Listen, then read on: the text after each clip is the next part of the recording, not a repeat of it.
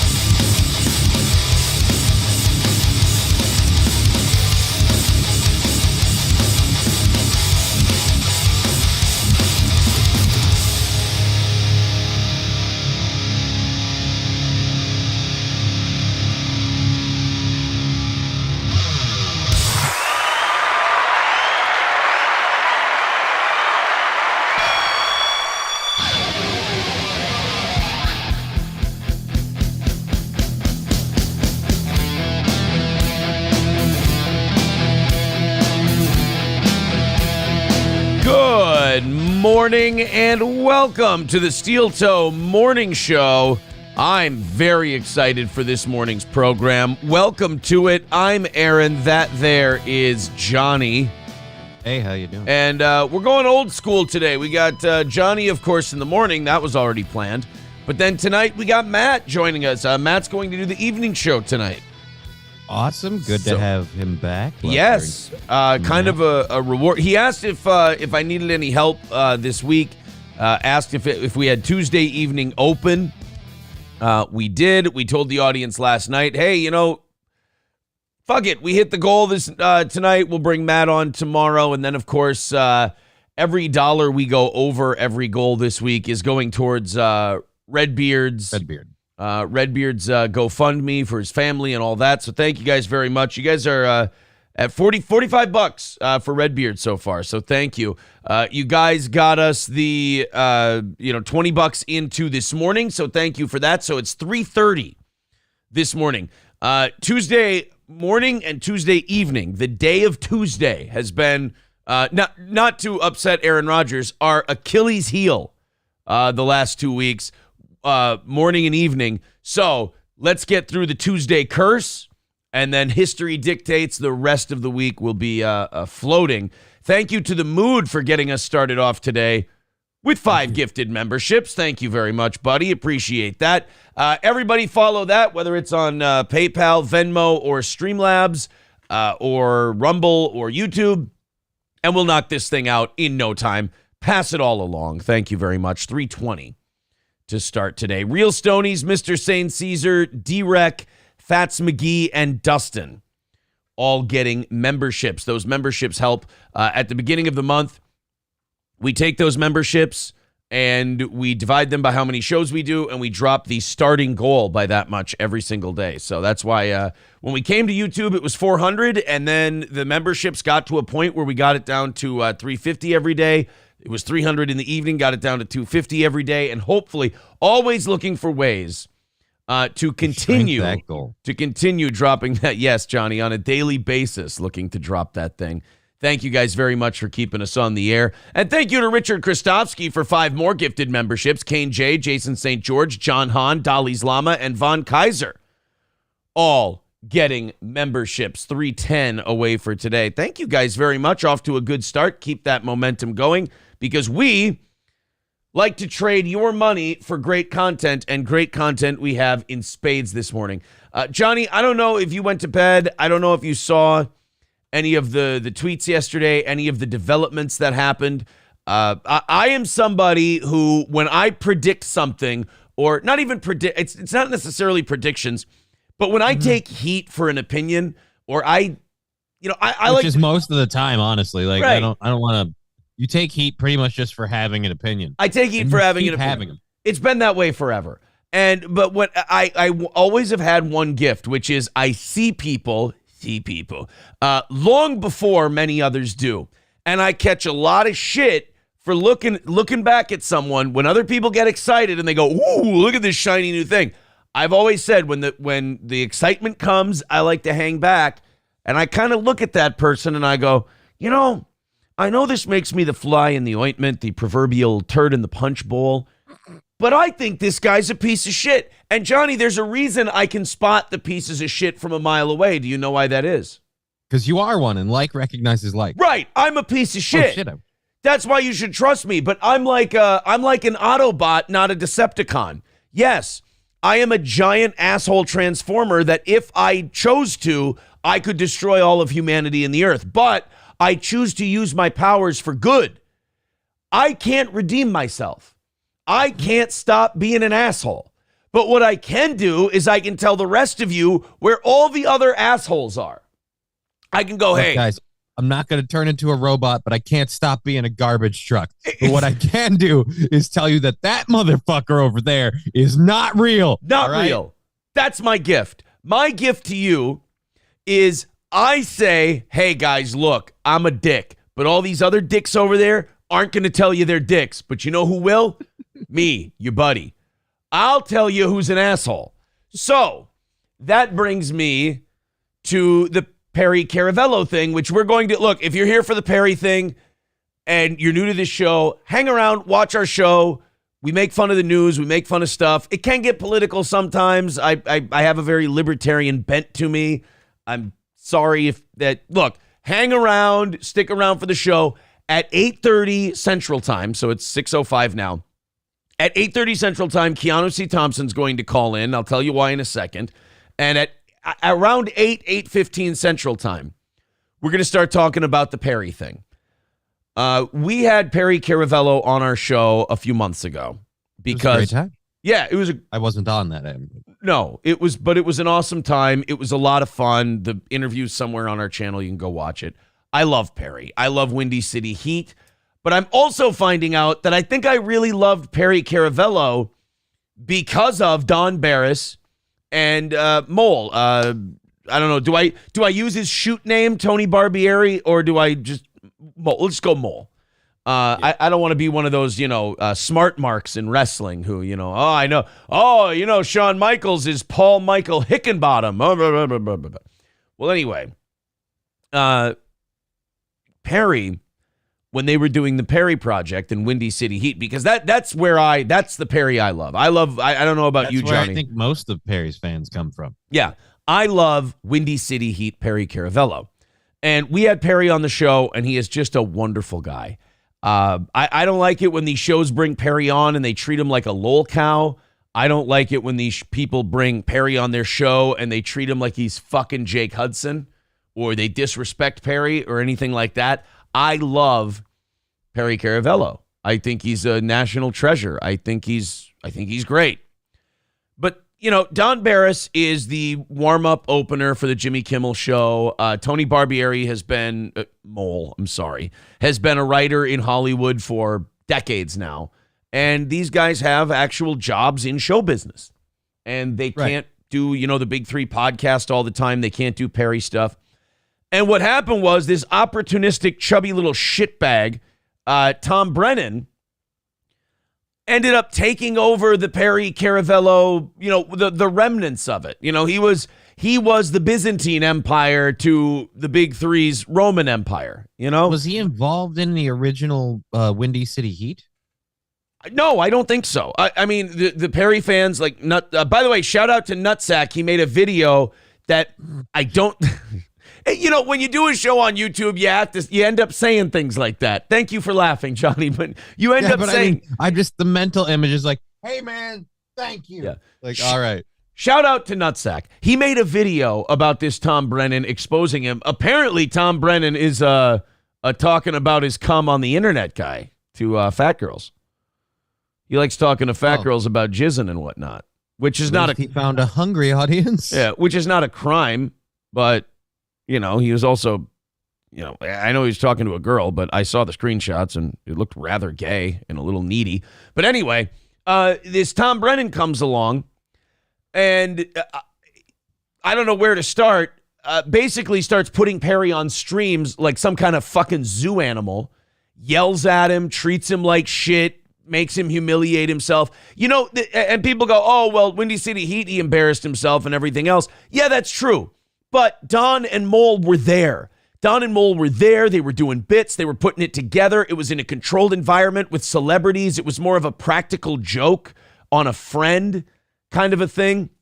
Whereas when Tom does it, it's like he's putting a polar bear on a unicycle with a funny hat on, but you realize the only reason the polar bear is staying on the unicycle is because the sadistic trainer nailed his feet to it. And by the way, he's doing all of it for profit. The other one, the whole Windy City Heat project, was just a gag on Perry. Yeah. That's the whole thing. Right. Like you had celebrities like Bobcat Goldthwait donating their time to be a director. Still one of my favorite parts of the whole thing. Where he doesn't him running around with the bullhorn thing. He has to constantly talk into it. He only talks through the bullhorn. It is just a subtly hilarious movie. Like obviously there's the overt parts. But like, yeah, you think William Refrigerator Perry got a huge paycheck for Windy City Heat? No. You think Dane Cook was rolling in it? No, I don't think any of them did it for money. I think they heard the idea and they went, fuck yeah, I'm down to do this. Exactly. I don't think Adam Carolla was walking through in a Spartan outfit going, oh man, I love getting paid scale. They just all love Don and Mole and they wanted to be part of the Perry thing. So this piece of shit, Tom Brennan, and I'll tell you why it's personal for me in a little bit if you're new to our show or anything like that. Tom comes in and he starts treating Perry like some kind of like a polar bear at the zoo. And I mean like the free zoo. I don't mean like the really cool zoo with the awesome observatory. I mean like everybody has the free zoo in their state where they live. Like ours is Como Zoo. And you go there and the animals look depressed and they look like they're on downers and their balls are hanging out. It's a terrible thing. Perry's the polar bear with the balls hanging out, just laying on the sidewalk. So Tom comes in and he just starts exploiting Perry for all of his money, everything else. And by the way, I want to say this. I want to go on record with this. It is my belief. I don't have proof of this. It is my belief, in my opinion, I think Tom is stealing money from Perry. I think money that the fans think most of it goes to Perry. I don't think it does.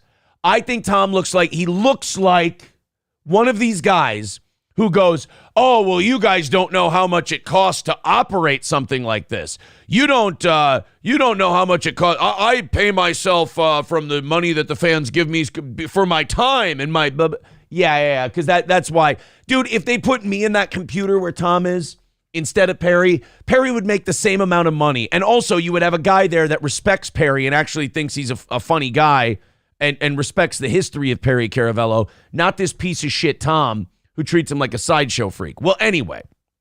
Oh, thank you. There you go. Cockdiff in the chat says Tom is Perry set up as a sideshow freak. Exactly. The reason I'm bringing this up is because friend of the show, Keanu C Thompson, who will join us at 8:30, and Chrissy Mayer and Lila Hart, who will be here Saturday, October 21st. Get your tickets at Eventbrite. Nice plug. They were at Perry's house because they were performing in L.A., and they were at Perry's home, and Tom organized a thing where a bunch of, I guess, fans of Perry were at his home. Now, in my opinion, this is something Mole and Don would never do. They would never put Perry in a position to be around in his home a bunch of fans just completely unprotected, nothing, and these fans are going to fuck with Perry, and Tom's going to egg him on and the whole thing. And Perry went after one of the guys in his apartment because the guy was fucking around in his apartment. Perry didn't like it. He went after the guy, and they kind of grabbed each other by the shirt collars.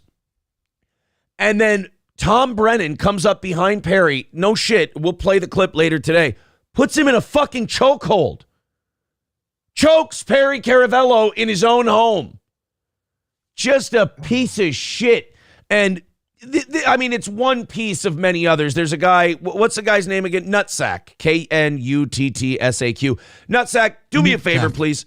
Put that video you made in our chat, whether you're on YouTube or Rumble, whichever platform that we're on that you're hanging out in right now. Put that link. I tweeted it out yesterday, but I want people to watch this. It is the newest in a litany of Tom Brennan being a piece of shit to Perry Caravello. Now, the reason I bring it up and the reason why I'm fascinated by this is not only because I'm a fan of Perry, but also because I called this months ago. I said it. Remember, Johnny, we made fun of Perry doing blackface on Kumia's show. We didn't even really make fun of it. We were talking about how it was funny. We were mostly just addressing that it happened. Right. That's a better way to put it. We were going, holy shit, this is fucking gold. This is hilarious. Perry has darkened his skin, which by today's standards is black. That's what they call blackface. He looked like he had just come out of a chimney sweep. And he was on Anthony's show, and given Anthony's history with racial comments and whatnot, that's very funny. So he goes on Anthony's show. The guy delivering Chick-fil-A to Perry is black. That's funny. He's kind of looking around as though to go, hey, is anybody going to say something? Do we not notice right? Let's call it the elephant in the room, I guess. Yes. We talk about that. We put a clip up because we love Perry. We thought it was funny. We didn't even make fun of Perry for it. We were just like, this is fucking great. This is hilarious. That piece of shit, Tom Brennan, turns on us and goes, Perry, that steel toe guy. It's almost like a cult leader telling a guy not to go to the movie theater. He's like, oh, that steel toe guy, he's bad, Perry. No, the steel toe guy is bad. You got to stay away from him. He's a bad guy. He's nasty, he's shitty, the blackface thing and blah, blah, blah, blah, blah. And then told Perry we said things we didn't.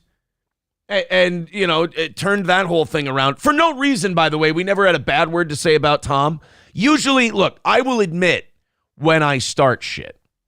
I did nothing to that fat hunk of goat shit, Tom Brennan. Did nothing.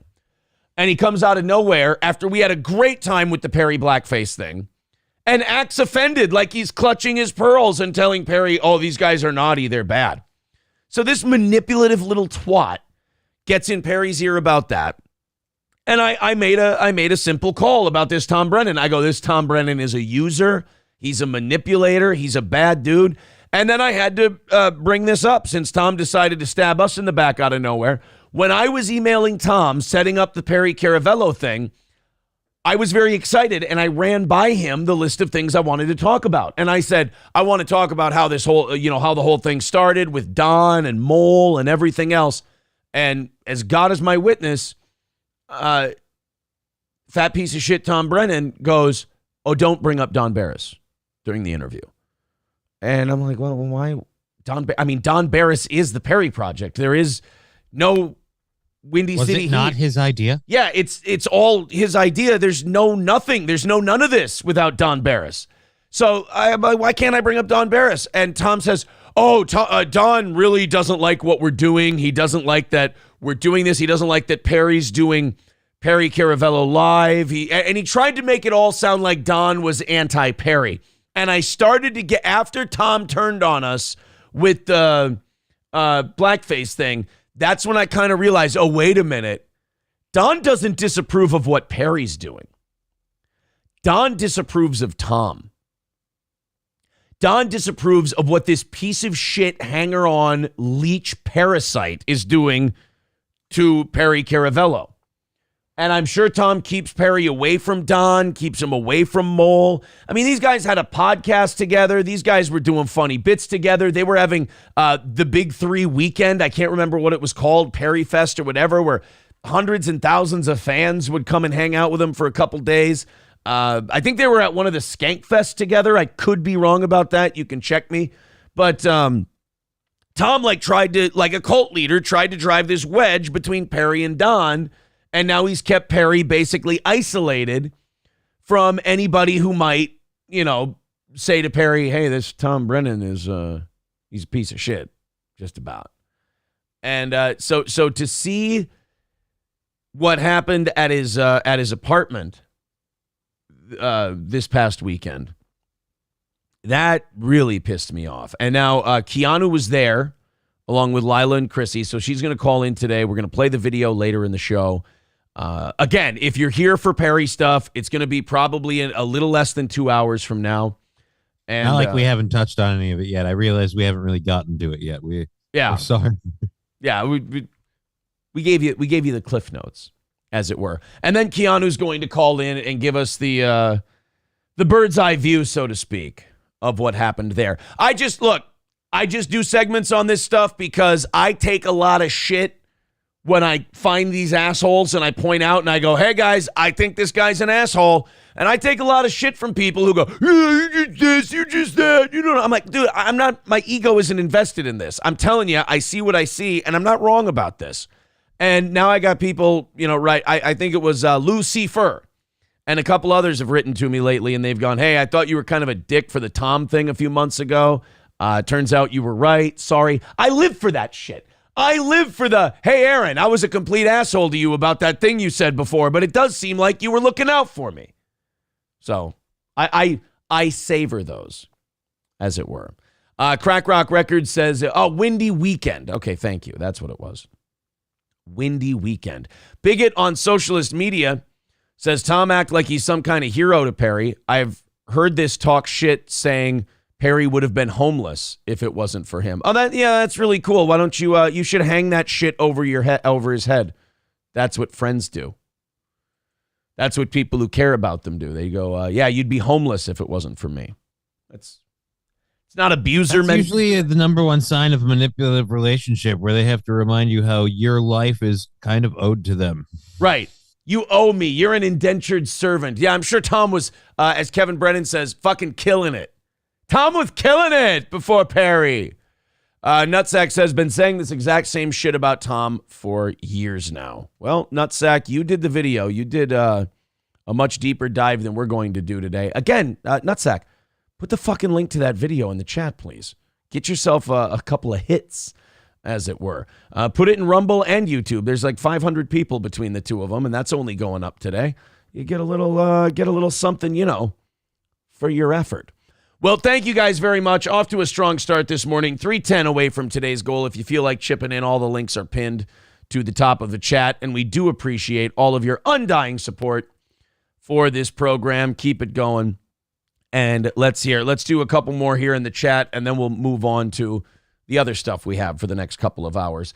Annoyed Wawa Supervisor says, Tom once had to be forcibly removed from our Destin location because we wouldn't let him, quote, run a tab for ZYN pouches and Arizona iced teas. He has since been banned universally. Give me tips becoming a member for 16 months. Says, Tom says that shit constantly on the show. Been watching PCL for a while. He uses that shit to get Perry to do shitty stunts. What an asshole. Yeah, man. It doesn't sound like the human equivalent to, prodding the bear or saying you won't get your treat unless you do your trick. Man. Right. He's the bear with his feet nailed to the unicycle pedals, Perry. And the guy with the hammer is Tom Brennan. So let's move on. Let's talk about some other stuff because, like I said, we got Keanu calling in a couple of hours here. We'll talk to her about it. She can give us kind of the full rundown. We'll play the video of the choke a little bit later. Thank you, James Turner, for becoming a member for his 16th month. What a bittersweet disaster / awesome start to the year the New York Jets had last night on the first week of Monday Night Football. So if I'm a Jets fan waking up this morning, I am the most confused person on earth. I don't know if I'm supposed to be really, really excited or really disappointed. Yeah, that we beat the Buffalo Bills, or if I'm supposed to be mortified that the franchise quarterback, one of the best quarterbacks in the league that we acquired in the offseason, is probably done for the rest of, if not a big chunk of the entire season. If you didn't watch Monday Night Football last night, Aaron Rodgers probably tore his Achilles last night. I don't know if it's been announced. I went to bed at 10-something, 11-something last night. All I knew was that the coach for the Jets said the x-rays came back negative, but as far as the kind of injury, it is ankle related. And he said, quote, it doesn't look good. So that would lead me to believe torn Achilles. Now we're gonna keep taking a look throughout the day and see if there's any updates. I'm sure the update will come. The official update will come while we're on the air today. Yeah, they're already saying 4 hours ago, Aaron Rodgers injures his left Achilles tendon in his first series for the Jets. Jets fear torn Achilles for the star quarterback. Okay. So, Now, I believe an Achilles is a year-ending thing. How long are you out? On it, you go to Google this morning, the number one thing when you said, how long are you out? And it'll say, with a torn Achilles, NFL. Yep. Because everybody wants to know. Oh, no. Hold on. Oh, not only do you miss 10 to 12 months for the average length of recovery, 30 to 40% of NFL players to suffer an Achilles tear never return to the professional level of competition. And that's like that's like 20-somethings tearing their Achilles. Aaron Rodgers is 39. So that is quintessentially the equivalent of buying a really cool car and then immediately wrapping it around a tree. Yes. It will never be okay again. Skeezy Skeezy says this would have never happened if he was vaccinated. Kotad said, dude, how long until Howard Stern says that? Yeah. This Aaron Rodgers, they've shown that if you get the COVID vaccine that you end up, your Achilles is stronger. Never tore my Achilles, but I'm boosted. You know what I mean? That is, oh man, that just sucks shit. That really sucks ass. Oh boy. As far as the Aaron Rodgers thing, someone send him a box of cheese and say something to rest your leg on. Wait a minute. People, Johnny, I have an announcement to make. I did not know that our locals was even up and running yet. I was going to work on that yesterday and the kids were here, so I never got time. Apparently 3 people have already, Third Person Podcast joined our locals for $30. Cool. I didn't know that our, God, I suck at this shit. I didn't know that our locals had launched. So it still very much sounds like a swingers thing to me. Yeah. I'm going to say it's setting off alarm bells I have where I'm like, hold on a minute. This, I know where this goes. I'll get us all signed up. I'll get us all logged into our locals here, and maybe we start promoting that today. I don't know. I wasn't quite ready yet, but people are throwing money at us over on locals, and I want to make sure they're getting bang for their buck. All right. Where's their April foot pics? I'm sure. All right. Steel Tail Morning Show. Supporters, blah, blah, blah, blah, blah. I have no, guys, I'm telling you, I have no fucking idea what I'm doing. Yeah, dude, that's like me trying to operate Discord. I have no idea what I'm doing with this. It's like, I wish I knew how to do this better. I should, but I don't. But it said someone gave us $30 on locals, and I want to thank that person. Oh, yeah. Okay, so we already have 3 followers on locals, because what I was going to do is every month I want to I want to knock that off. Everyone put their keys in a bowl. Well, yeah, you have them all put their keys in a bowl. I want to knock that off the goal. There you go. But nice. I didn't even know I had launched it yet. So there's that. Well, this guy signed up for $30, so I say we knock that off of today's goal. What do you say? All right. I mean, some people would call it failure to launch. This one's failure to notice you launched. Failure to notice we launched, yeah. So I'm going to, I guess today I got to set up a whole chat thing. I want to have a 24/7 chat going for the audience and everything else. Thank you guys very, very much. So, all right, 280 away from today's goal. Thank you very much. We're going to count that locals join today. Oh, boy. I'll launch the fucking thing, and I will figure this stuff out. Thank you guys for joining our locals that I didn't know was active and launched and ready to go. Oh, somebody sent me a link. Keith Olbermann already shitting on Aaron Rodgers over the vaccination thing. There's A-Raj getting hurt. That's where. That left foot. Yeah, yeah. Okay, I can see where that. That's pushing way too far in. Yeah. That's a pretty intense hyperextension. And you've got that guy's weight on the back. Are you really leaning into it? Oh, good. Keith Olbermann, another sudden Lisfranc due to failure to vaccinate. Oh, yeah, it was Aaron Rodgers not getting vaccinated. Yeah, I'm sure the vaccine would have really kept that dude off of him. Well, he couldn't have grabbed him then because he would have been shedding. Yeah, he didn't want hold of him. he didn't want any vaccine shedding going on. That would be terrible. People are already saying, well, hey, welcome to Minnesota next year, Aaron Rodgers. I don't think a guy who tears his Achilles at 39 is coming back the next year and is any good. I don't think that's going to happen. I think we might have seen the end of old Aaron Rodgers. Somebody writes, at least Rodgers' heart is good. I mean, yeah, he's got a torn Achilles, but he doesn't have any myocarditis. I mean, that's a win. It's all about how you look at these things. So if we can put his heart in Cousins' body, we could have a functional quarterback quintessentially. No, we would need a couple of offensive guards before we have that. It doesn't matter how good your quarterback is. If he's surrounded by big fat men who can't block for him, he's going to die at some point. MSO says we're cheating by using the locals revenue towards the goal today. Well, I have nothing ready on locals, and a guy just gave us $30 for it. I made it a $5 a month thing, but apparently you can give as much as you want. Thank you. 280 away from today's goal. Thank you guys very, very much. You're under 300 before 7 o'clock. Let's get under 200 by 8. I was. Har.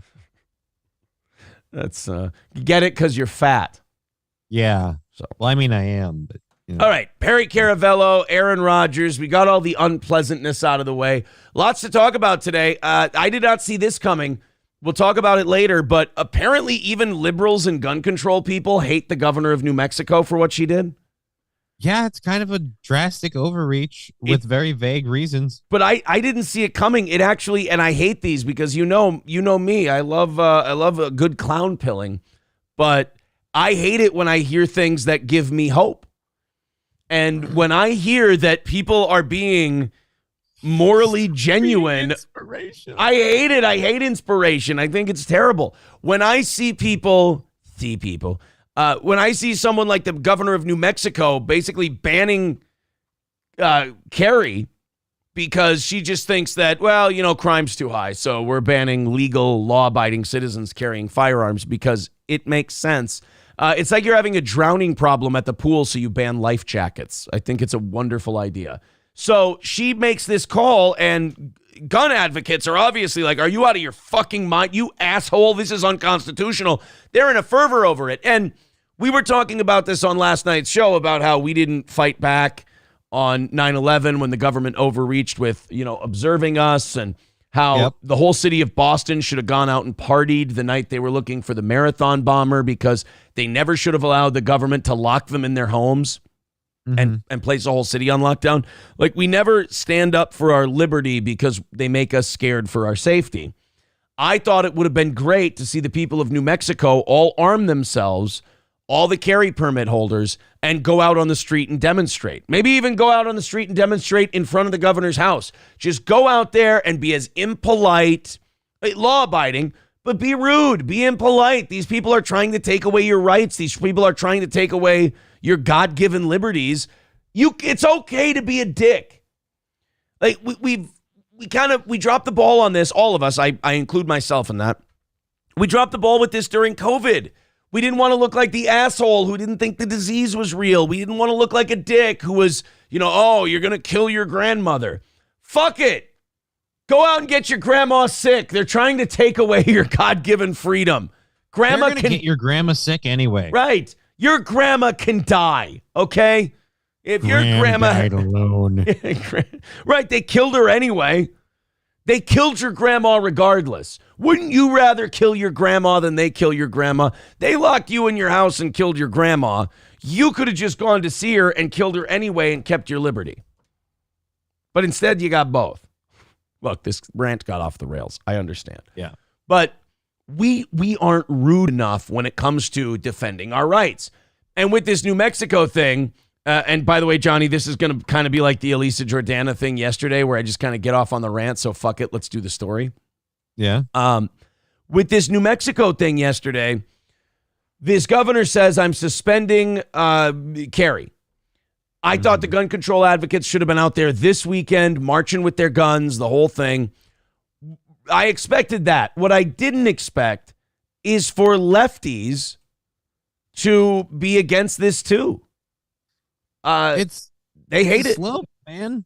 Like, just one, the vague thing of like, oh, I can suspend your rights, because like she was openly confronted when she announced it by people off camera, like news journalists and stuff, saying, hey, you're saying that these people are a problem and this gun violence is a problem, but those people aren't legally allowed to carry weapons. So how does this law affecting legal carry owners, how does that even affect the problem you're talking about?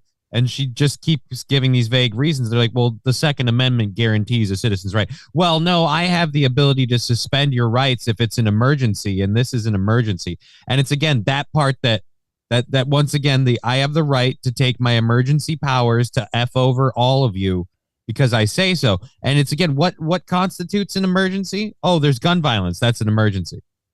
Yeah. Yeah. No, I'm sorry. It's also, yeah, it's very circular logic. And, you know, this woman does this, and you're right. All the media questions were like, hey, aren't you kind of a piece of shit for doing this? Isn't this remarkably unprecedented, like what you're doing here? And believe me, I just don't believe that people like this act alone anymore. I believe there's dark influences, not skin color. I believe there's influences with money that are whispering in her ear and saying, hey, just like Boston Marathon bombing, just like COVID, hey, try this and let's see what we can get them to do. And the elite and the wealthy use this as like a barometer to see how far they can push it. That's why I think it's the American people's responsibility, after all the COVID shit we went through, to not only resist stuff like this, but to be a dick about it. Like, well, we're the frog in the pot, man. That's the whole thing. Right. They know they can't get their shit, like, if they just turn it on full blast immediate. So they use these incidences and this stuff to kind of just turn up the heat just a little bit, 1 degree at a time. So we just sit there and slowly cook until next thing you know, dinner is served and we're done. Right. And I think instead of we shouldn't just hop out of the pot. We should hop out of the pot and then annoy the fuck out of them, like out of the chef. Yeah, and then like annoy them like the WB frog. You know, we should hop out of the pot, just go, hello my baby, hello my darling, hello my ragtime girl. And then when they go to their elite pals and go, look, it sings and dances, we just lie in the shoebox dead. And the elite go, what the fuck are you talking about? What's wrong with you, man? Yeah, and then as soon as the elite people leave, hello, my baby, hello, my darling, hello, my ragtime, just start going. And only sing that part. It'll drive them nuts. Drive them nuts. And by the way, I mean all this hypothetically. I don't want you to go to the New Mexico governor's mansion and start singing, hello, my baby, hello, my darling. I don't think that's going to accomplish what you think it's going to, other than maybe get you put on a psych hold, which would be kind of funny, I guess. Coltrane says, nothing Aaron loves more than being right and killing celebrities. I don't do either. Well, I do the first one, not the second one. Skeezy says the entire point of 2A is to eliminate tyrants that try to take your freedom. Go ahead and take the guns. Americans are cowards. See, now that's what I'm worried about. I don't worry about the politicians anymore these days. I worry about the people. I worry that they don't have the stomach for it. I mean... Yeah, I think a lot of us are just too happy and too complacent because, you know, there's a new season coming on Netflix. Oh, well, that's... I mean, it is important. Let's not downplay it. But also, you didn't have the balls... Like, this is the same country that when a guy, and look, like I've said, I'm not the biggest Trump guy in the world, but I'm not going to sit here and ignore reality. Life was better with him as president than it is now. But we couldn't acknowledge that. A good portion, half this country could not acknowledge that he did a good job and that the country was being run well because he was tweeting mean things. And he was saying mean things. That's what I mean. And he was on the wrong party. Yeah, you can blame the politicians only so long. You can blame Klaus Schwab and George Soros for only so long until eventually you have to look at the people and go, you understand that these guys do this stuff to you because you're an easy mark. And you do it. You lay back, you roll over, you show your belly, and you tuck your tail. At some point, that's got to stop. Like when gas goes up to $4 a gallon, what you got to do is you either have to boycott. You have to start voting for people that want to drill for oil here in the United States of America, get rid of these climate crazies and everybody else. But we don't do anything. You know, one of the great things about America, we bitch, bitch, bitch, bitch, bitch, and then we don't do a goddamn thing until it's absolutely the last second. America is an action movie. We bitch during the commercials, and then as soon as the game's back on, we sit down and eat some chips. Right. COVID should have taught us that, I think. Skeezy says even carry permits are unconstitutional, but hey, we would rather have safety than freedom. Yeah, that's a good point. I've always thought that too. That even making someone test to carry a firearm, which isn't a terrible idea, but technically it is constitutional or unconstitutional. I mean, people should be allowed to just keep and bear arms by the letter of the Constitution. Yeah, but there's like personally myself, I have a few issues with that. Number one, the main issue I have with that, you're gay. The letter of the Constitution about the ability to keep and bear arms actually isn't like, oh, everyone should be able to be armed all the time. Before that existed, they came from England where you weren't allowed, like if you were brought into the military or whatever to be an archer, you weren't allowed to keep your bow or your sword or your weapons. You weren't allowed to have that stuff. The king held on to it or whatever, the country, the government held on to it. And so if you, for whatever reason, just needed to defend yourself, you didn't have those things available to you traditionally. So that's where the right to keep and bear arms kind of came up. Like, hey, the citizens have the right to be armed at any point in time. But the reason why I do like the permit thing is because then how do you tell who is, like, how do you tell the person who's just constitutionally carrying and just a good person trying to defend themselves, following the letter of the law, whatever, and someone else who's, maybe not so like pure of heart, someone who maybe has their gun illegally and has some things they plan to do with it improperly. Yeah, you can't, because then I'm just carrying a weapon, I'm defending myself. Like I said, I understand the constitutional argument of carry and I agree with it, but also I kind of like that there's a test for you to be able to carry. So I like both. I absolutely believe people should be able to carry. Like, I mean, again, here's where I don't mind the government or having to do the testing. Like, even if you have to fill out with the government, well, the government knows what guns you have. Yeah, I'm sorry, buddy, but in this day and age, the government still has weapons that you aren't allowed to have. All right.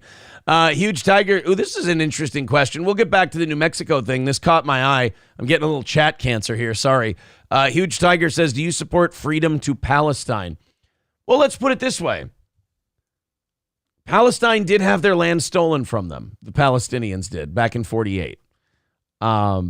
The Sykes-Picot Agreement said that a lot of these Arab countries would get their own independent nations if they helped the British in World War I and revolt against the Ottoman Empire. And guess what, Johnny? The Arabs did revolt against the Ottoman Empire, and guess what they didn't get?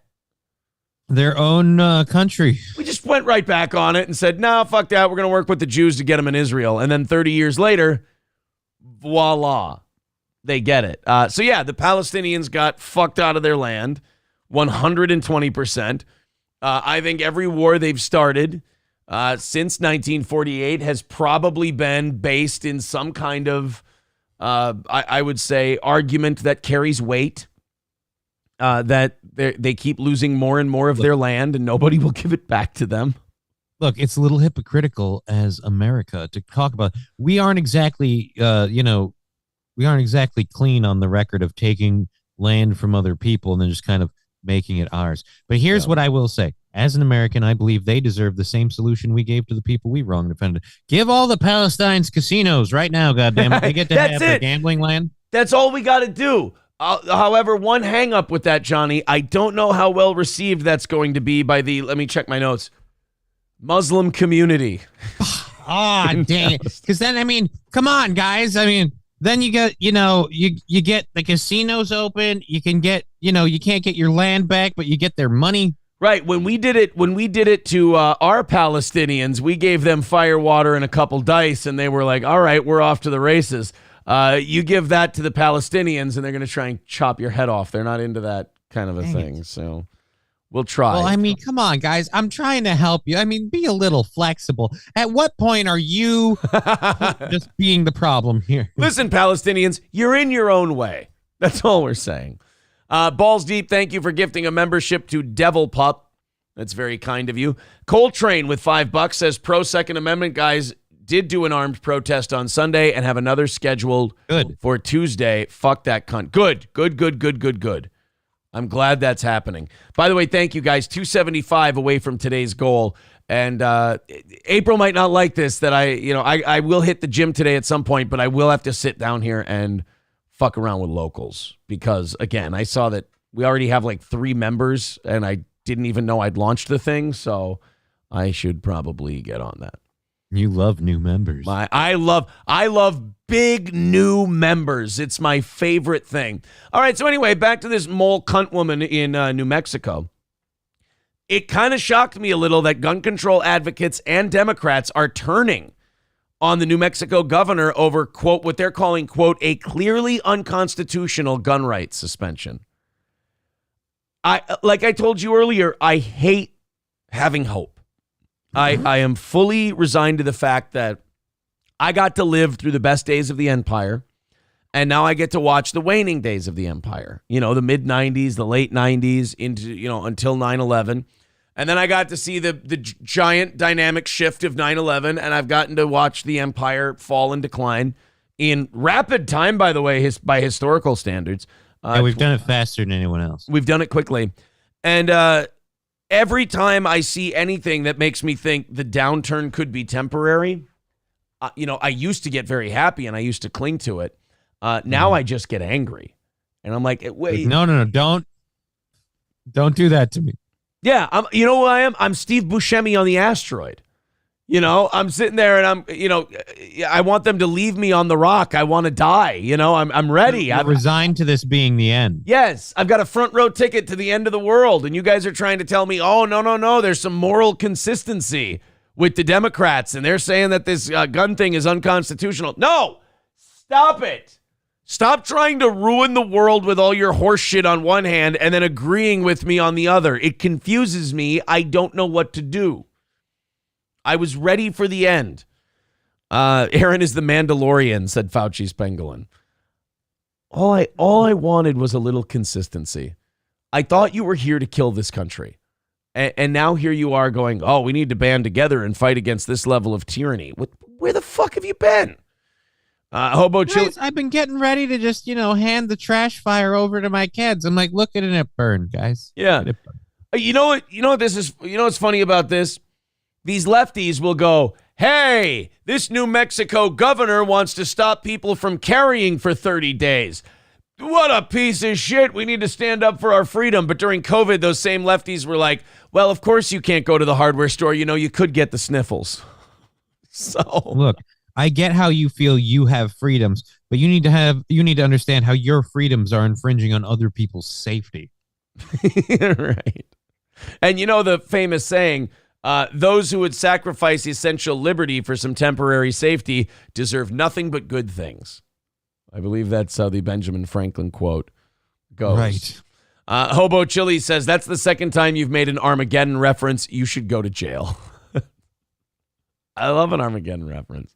What are you talking about? Hey, Hobo Chili recipe. Did Crazy Willie put you up to this? I'm afraid I don't know Crazy Willie, sir. I'm dead serious about this. Hobo says, I don't even think Aaron has a gun. He's got some pepper spray and a can-do attitude. I have a gun upstairs in my closet, right next to my ball gag. They're both in my closet. Mike Curb says, Aaron looks like he owns a boomstick. Oh, thank you. That's very nice. I think that's a compliment. Unless a boomstick is a... because the Imholt family is a bunch of retards I wouldn't trust with a potato gun. Hobo, now we're getting a lot of Armageddon references. Everybody pay for Armageddon references. We're going to get this 275. We're knocking out this goal early today. Not only are we winning and knocking this out, but we're going to raise a shit ton of money for Redbeard's family today. 275 away. Hobo Chili Recipe hates Armageddon references. So whatever you do, don't put money in PayPal, Streamlabs, Venmo, and Rumble with Armageddon references. Bane Koof with $5 over on Rumble says, disagree. Any regulation will lead to confiscation. Fun fact, Detroit stats of black on black, the felons tend to take each other out. Trash cleans itself. Yes, but as Denzel Washington said in Training Day, doesn't always happen that way. The little school kids, they're the ones that catch the stray bullets to the noodle. To protect the sheep, you have to catch the wolf. And it takes a wolf to catch a wolf. Yeah. Roots Calhoun says, stop it, you guys. I don't want to miss a thing. You guys are going to annoy the shit out of Hobo. Don't do this. Fauci's pangolin. I wanted this to be a giant fundraiser for the program, though. They know me all too well. They're just doing it for free, knowing that I'll read it. We were really hoping we could hit that goal. You know, we went, can you do, I promise on my daughter's life, I will hit 500 feet. You swear to me that you will hit that goal? I will do a half hour of overtime. Then let's shut this begging off. Hey, shit. Thank you, Hobo. We appreciate everything you do for this program. Yeah, so just like $5 at a time and a shitload of Armageddon references. That'll be great for this morning. No can rattling, no can rattling, no can rattling. Sorry, I just wanted to feel the power between my legs, you know? Hey, what are you doing with an offering plate on a podcast? Oh, anyway. Budapest, yes, that is still going to address you on the Rumble chat there. I can't say too much. Balls Deep says, trucking with the Walrus last night was off the rails. Yeah, did you see what Corey's doing now? No. The last I saw, he was doing like things with the Walrus where he'd like be walking usually before, like they're usually a Tuesday thing before he tries to get on the Kill Tony. Yeah. Well, now he's driving RVs for people. He's delivering RVs, which, you know, like trucking can be kind of a lucrative deal, especially if you got no kids, you're single like Corey is. Oh, yeah. It's kind of a nice deal. And you get to drive cool RVs all over the place. Well, now he live streams while he's driving. So like trucking with the Buzzard, you got trucking with the Walrus. Nice. I got to start watching this. This sounds interesting. That's kind of cool. Annoyed Wawa Supervisor says, well, it's Annoyed Wawa Supervisor with a good one. Well, our overtime budget is roughly $275. That allows us to stream about 30 minutes of the day. And I don't, pardon my French, but it's a big ass day. Thank you to Gray Duckling for $20 in a super chat. $255 away from today's goal. Thank you very much. Remember, Hobo Chili Recipe absolutely hates Armageddon references. So don't do that. I will give a donation through the system. Does next to nothing. You do it through PayPal or Venmo or Streamlabs. You're going to need someone to open your goals for the rest of your days. I will be Josh. I don't know how to work that one together. It's a bit too much. Well, if you don't hit the goal, what's your contingency plan? Contingency plan? Your contingency plan, your backup plan. I mean, you got to have a backup plan in case you hit the goal, don't you? No, we don't have a backup plan. Oh, Jesus. You guys are steel toe. You nearly bullied a woman out of the business, for God's sake. I mean, you're telling me that these two retards are that's your podcast last hope? Yeah, that's pretty much it. Oh, Jesus. You know, I've been donating to podcasts all my life. It's an art. I still don't have it all figured out. All they got to do is donate. All they got to do is donate. If I help you on this, I'm going to want to bring my own audience. You got it. I just don't trust anyone else to hit the goal. That's all. All right. As we're digging through the audience and we go, what is this, a $2 donation? Oh, what'd that cost you, 30%? Get that shit out of here. Stevie J says, and one more thing. Hobo doesn't want to be taxed by these Armageddon references. Ever. MN Concrete. Oh, shucks, lady, I'm just here to donate. So am I. Hobo Chili Recipe writes, you should all go to jail. Let's go to Hobo Chili Recipe with $5 over on Rumble. Says, you gold teeth, gold chain wearing, fried chicken and biscuit eating. I can't read that. Big thigh, fast running, high jumping, spear, you know what? 360 basketball dunking. I can't read that word. I can't read that word. I can't read that word. Thank you, Hobo. I have a feeling we've upset you with our Armageddon references. I didn't mean to. I didn't even want to close. We got to back it down or we're going to lose it. Come on, we're going to blow this goal, Johnny. This is our last goal. Oh, no.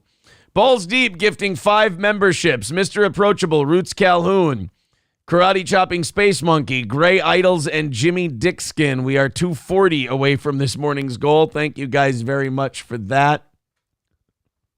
The goal's only at 240. Come get Papa Bear.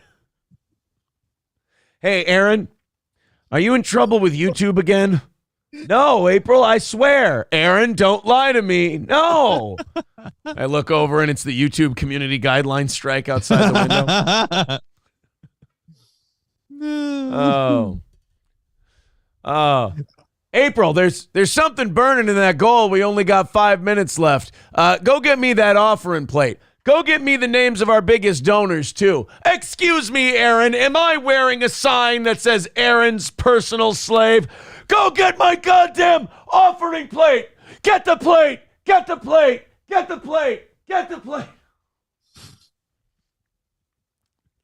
Oh, no. I'm literally just going through that entire movie in my head right now, just trying to find ways to squeeze quotes out. Hobo Chili says, wait a minute. Did Hobo Chili have a membership earlier and now he gave it back?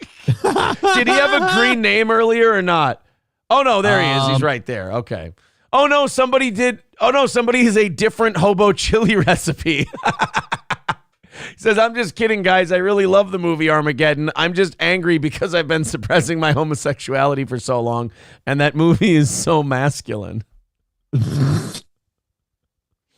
Tanner Johnson says, did you plan this Armageddon segment and why? I didn't. Hobo Chili Recipe has done this to us. We made a couple of, Aaron made like 2 Armageddon references. Hobo pointed out, was like, whoa, easy with the Armageddon references. And so we took it as a dare, and this is what it's become. Yeah, Hobo was very upset with us. And now there's a fake Hobo Chili Recipe and a real Hobo Chili Recipe arguing with each other in the chat.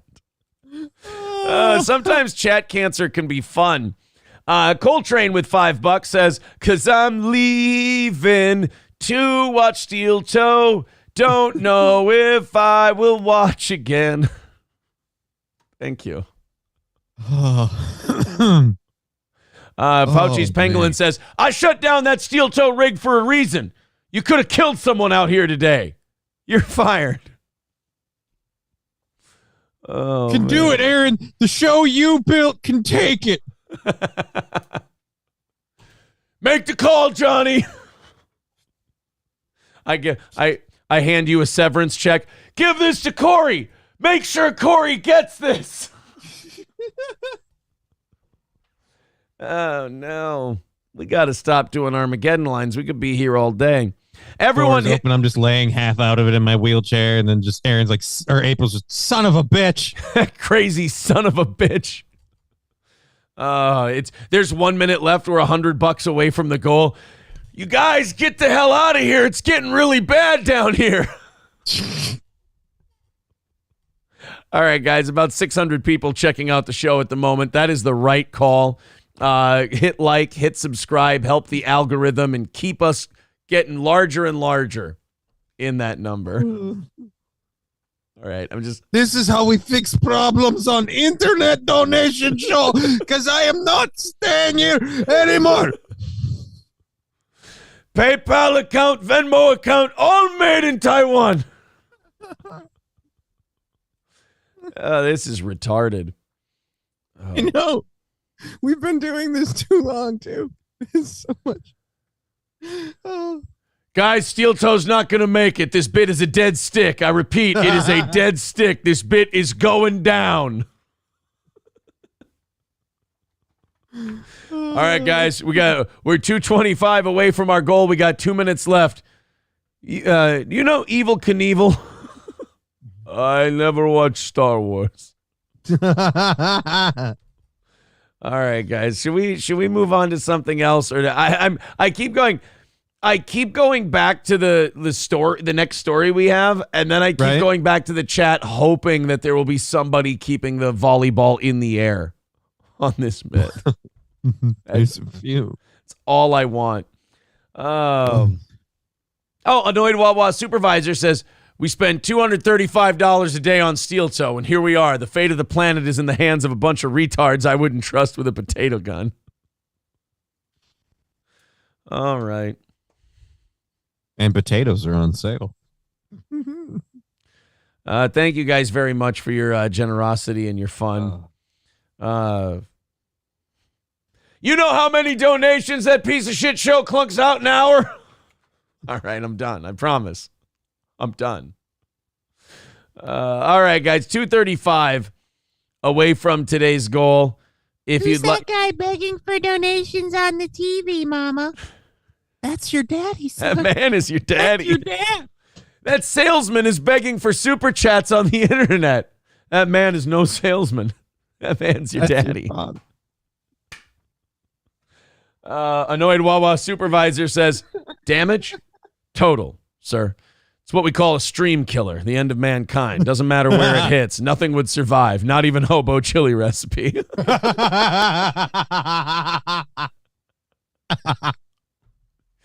All right, guys, we're only $235 away from today's goal. If we hit the goal, we go there. Somebody who's had a little less caffeine this morning, please. Hulk Mash It Baby. No goals. No goals. No goals. God. Hobo Chili writes, white flag, I surrender. Yeah, this isn't going anywhere. Front porch is gonna literally kill me from lack of air. The front porch conservative with $4.99 says, Aaron, I've got 5 words for you. Damn glad to give you a super chat, boy. That's 8 words. It's more like 8 words. Oh, man. Annoyed Wawa supervisor says, you know, it would normally take 18 subs to psychologically prepare pre-screened viable subjects for steel toe. We've seen evidence of a wide variety of territorial aggression. This killer bit is the size of Texas, says Stevie J.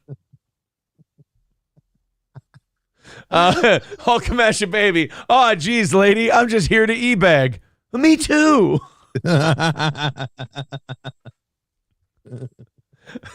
Fauci's pangolin. Wait, Aaron. On level with you, man to man. I love steel toe. Wrong answer, April.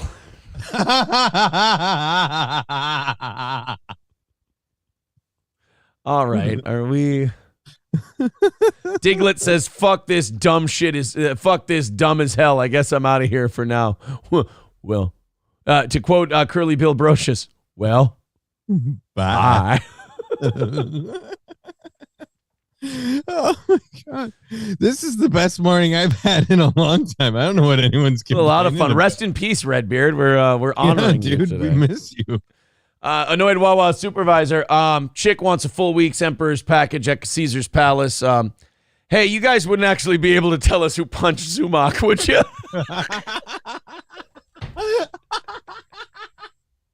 I didn't think so. Oh, that one was really funny.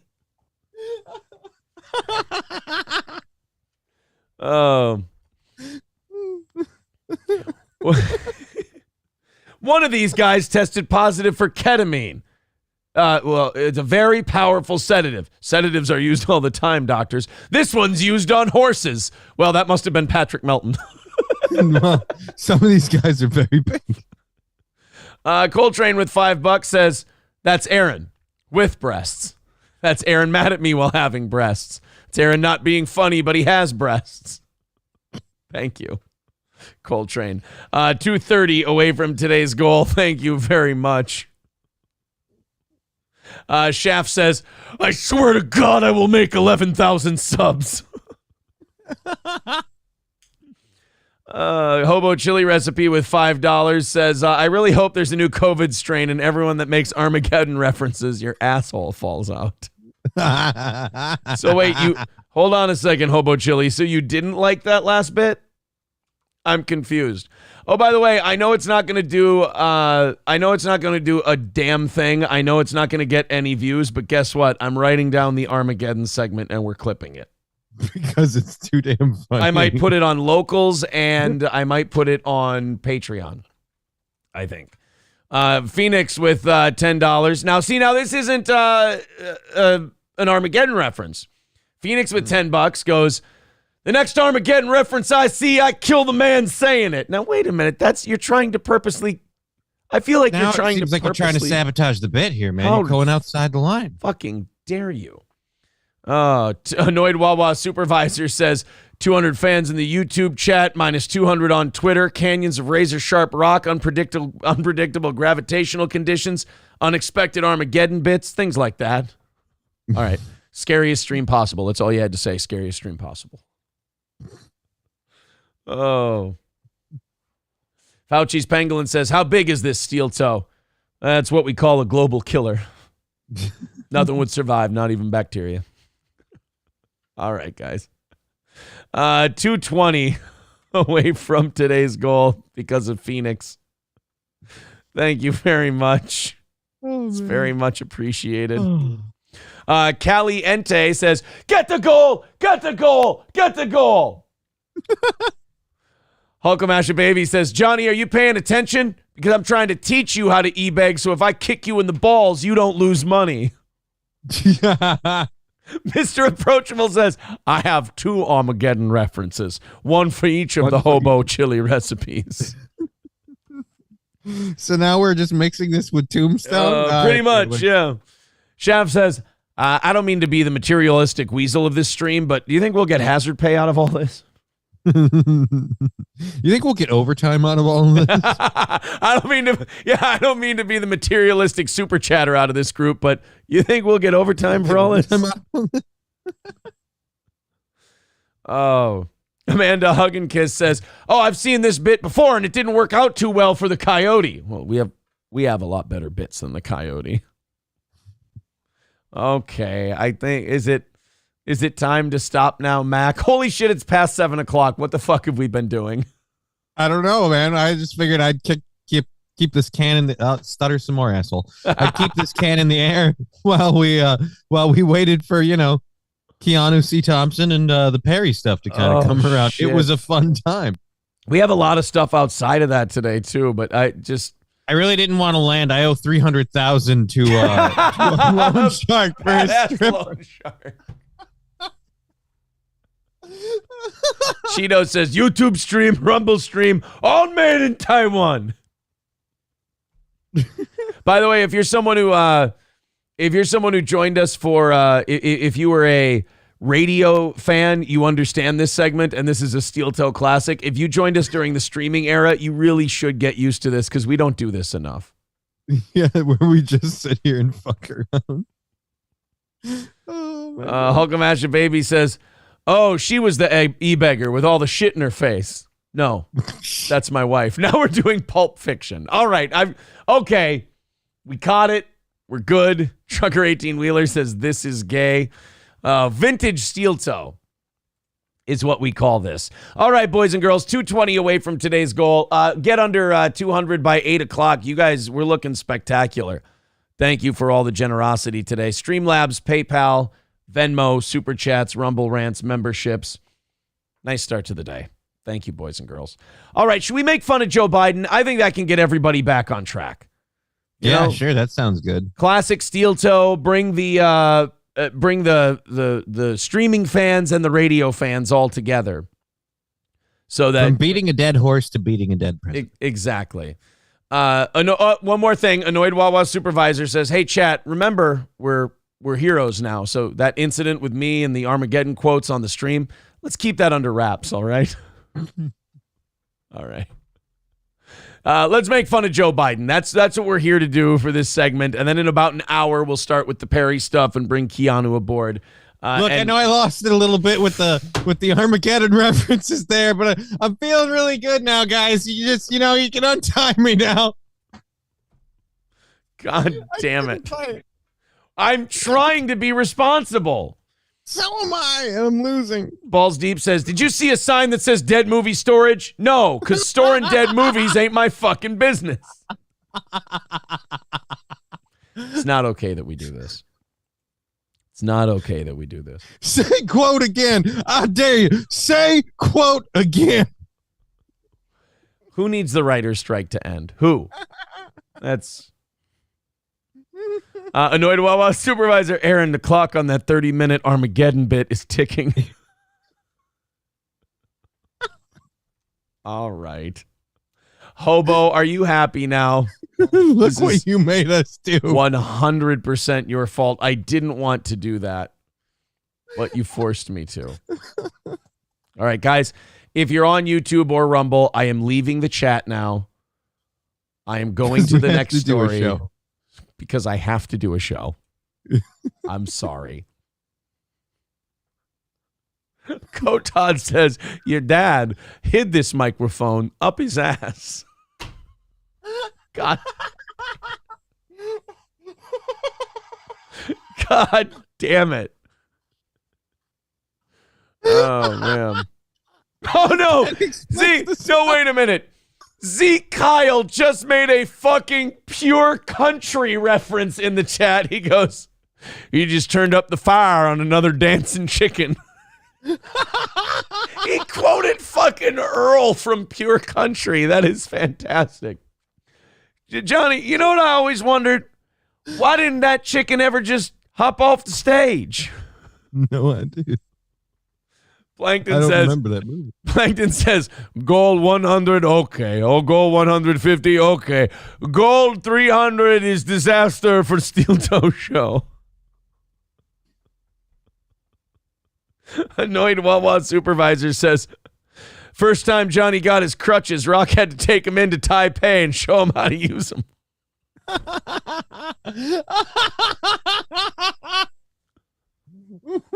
Granite City, I love doing bits until we make our own audience mad. Granite City writes, move on already.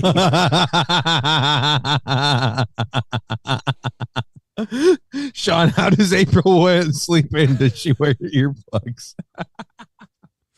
Hobo chili recipe with $2 says, listen, you fuckers, you screwheads. Here is a man who would not take it anymore. A man who stood up against the scum, the cunts, the dogs, the filth, the shit. Here is a man who stood up. Here is. Okay.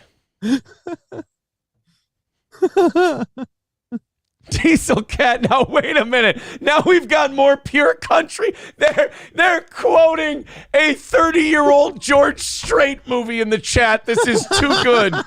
Diesel Cat goes, well, Aaron, you can't drink. You can't fight. Right. Can you beg?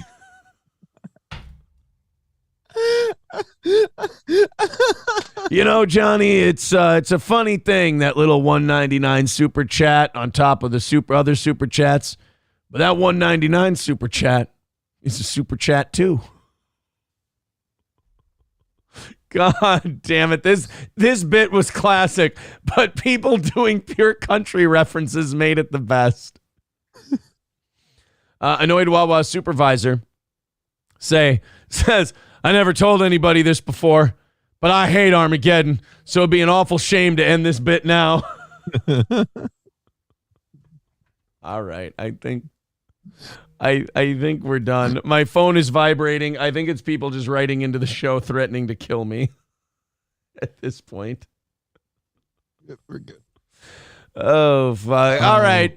We're going to make fun of Joe Biden next. I promise. Going to make fun of Joe Biden? Doorman, say it again. Say Armageddon again. I dare you. I double dare you, motherfucker. Say Armageddon one more time. $50 from our buddy Doorman. Thank you so much. It is, we're going gangbusters today. I don't care how many people have left us. 175 away from today's goal. Thank you very much. I'm just making sure that I'm all caught up here. I'm taking a moment to let my diaphragm rest. I've been laughing too much. It's as someone who has some pretty resilient lungs with a lot of practice. Hobo chili recipe just went Kingdom of Heaven on the bit. He's nuking it. He goes, what is Armageddon worth? Nothing. everything. Devil Pup says that $50 was to make you stop. Annoyed Wawa Supervisor says, sometimes the hairline grows too fast and the roots don't develop. Sometimes you have to chop off the top of that hair to let the roots catch up. That was fucking Grandma Ivy from Pure Country. Damn it. Jameson's Repair says this bit is like crawling through a pipe filled with the most foul stench just to come out clean on the other side. Kotod, I've abandoned my show. I kick your dead horse. All right. Oh. I think. Oh man. All right. I'm clicking on to the next story in 5, 4, 3, 2, 1. And off we go. Annoyed Wawa Supervisor says, just trying to feel like I was back in the 6 o'clock hour. Okay. All right. Off we go. It just keeps going, though. I know. Hobo Chili says, if anyone makes another Armageddon references, I will assemble the army. I put no stock in streaming. By streaming, I've seen lunatics of every sect be called the will of YouTube. A good broadcast is in right action. And what you do on your stream every day, you will be a good man. Or not. All right. I'm done.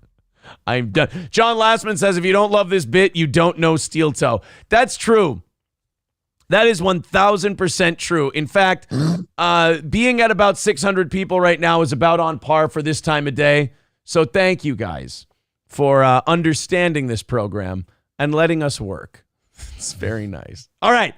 Making fun of Joe Biden. So they've been, and I want to let you guys know, every time I move on from one of these bits and I go into a story, I'm telling you right now, that I know that what you guys, I know some of you are like, move the fuck on. I can guarantee you whatever we're about to do, as excited about it as you are, is not going to be good as what we just did. That's why I always have trouble moving on. It's sad letting go because you know it's a beautiful thing. John Lastman says, Aaron, I think I saw the horse wiggle. All right. Off we go. So Joe Biden has been being treated increasingly like a baby on his trips. I don't know if you saw, we're going to watch it in a little bit here, but I don't know if you saw the Vietnam clip. No, I heard he rushed out or left. He was in the middle of talking about a thing and his people just rushed him off. They were like, get the fuck off stage, stop talking. And they get to talk to him the way you'd never talk to a president because he's not all there. He's just kind of mentally checked out. So he starts. But remember, CNN's having us believe off camera he's a yeller and a screamer. Oh boy, he's got a temper. Yeah, but they handle him like a fucking infant on camera. Right. So I mean, it's a real mixed message. Yeah, that's what we're supposed to believe. Yeah, we're supposed to believe that he saves all of his big energy stuff for when we're not around. You know, and he's just burnt out when it's time to talk to us. Sure, it's exactly how it is. Well, as far as the Joe Biden stuff goes. They cut him off in Vietnam. They did some other I have to read this $5 thing. Lab Glass with $5 says, take this gold to Truman. Make sure Truman gets this. 170 away from today's goal. We had walked away. I was done. I was about to play the thing. Matt Joe says, I've been drilling holes in the earth for 30 years, and I have never missed a death I aim for. And no, Matt Joe, that's just the quote from Armageddon. Rupert with 199 says, we need more Armageddon references. God wills it. Is this what you came to the Holy Stream for? Come on, then. All right, I'm sorry. You guys can keep watching this stream while your host eats and shits and fucks himself into an early grave. It's over, Aaron. I have the high ground morally. Johnny, it must be hard to stand outside the door while your host eats and shits and drinks and fucks. Now I'm Robert Baratheon. You heard it. This bit's too fat for the show. Go get the bit plate stretcher. Get the breastplate stretcher. The bit plate stretcher? How long until he figures it out? Oh, fuck my ass. Okay, so Joe Biden. Off we go. Trucker 18-Wheeler says, I don't think we're getting to the next story. I promise we will. I promise we'll get to it. All right, start the damn bit before I piss myself. It is known, Khaleesi. Oh, Steel Toe. Yes, God's thanks Steel Toe and his tits. All right. On we go, Joe Biden. You guys, some of you are excited. You're like, thank Christ he's moving on and he's getting to the next story. But again, I am promising you, this is not going to be as good as what we were just doing. Hulkamasha Baby with $4.99 says, are you not entertained? Is this not why you're here? And it's like they're not letting us quit either. I know, they're giving us money and they keep doing movie references. And I'm fucking here. Look, I would do this until 10 o'clock if I knew I wasn't going to lose people. Hey, I'm willing to get it to go to like, what is it, 8:15 when Keanu gets here? 8:15? Yeah, it's 8:30. Scarface says, with $5, says, just when Aaron thought he was out, they pulled him back in. Thank you, buddy. 160 away from this morning's goal. Thank you guys very much for your generosity. Things are cruising over here this morning. Joe Biden is the president of the United States, and we're treating him like he's an infant. We're yanking him off stages. We're telling him where to go. Mr. Approachable with $5 goes, do you feel in charge? And this gives you power over the chat?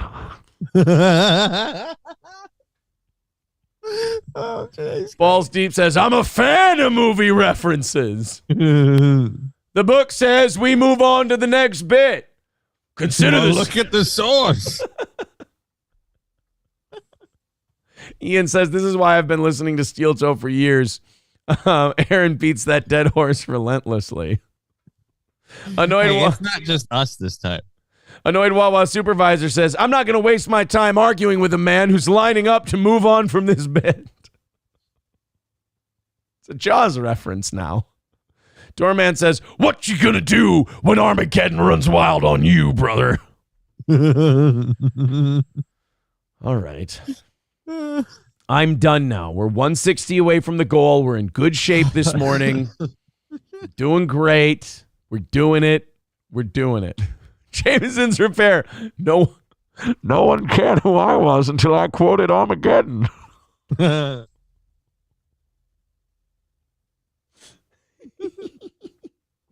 So fucking stupid.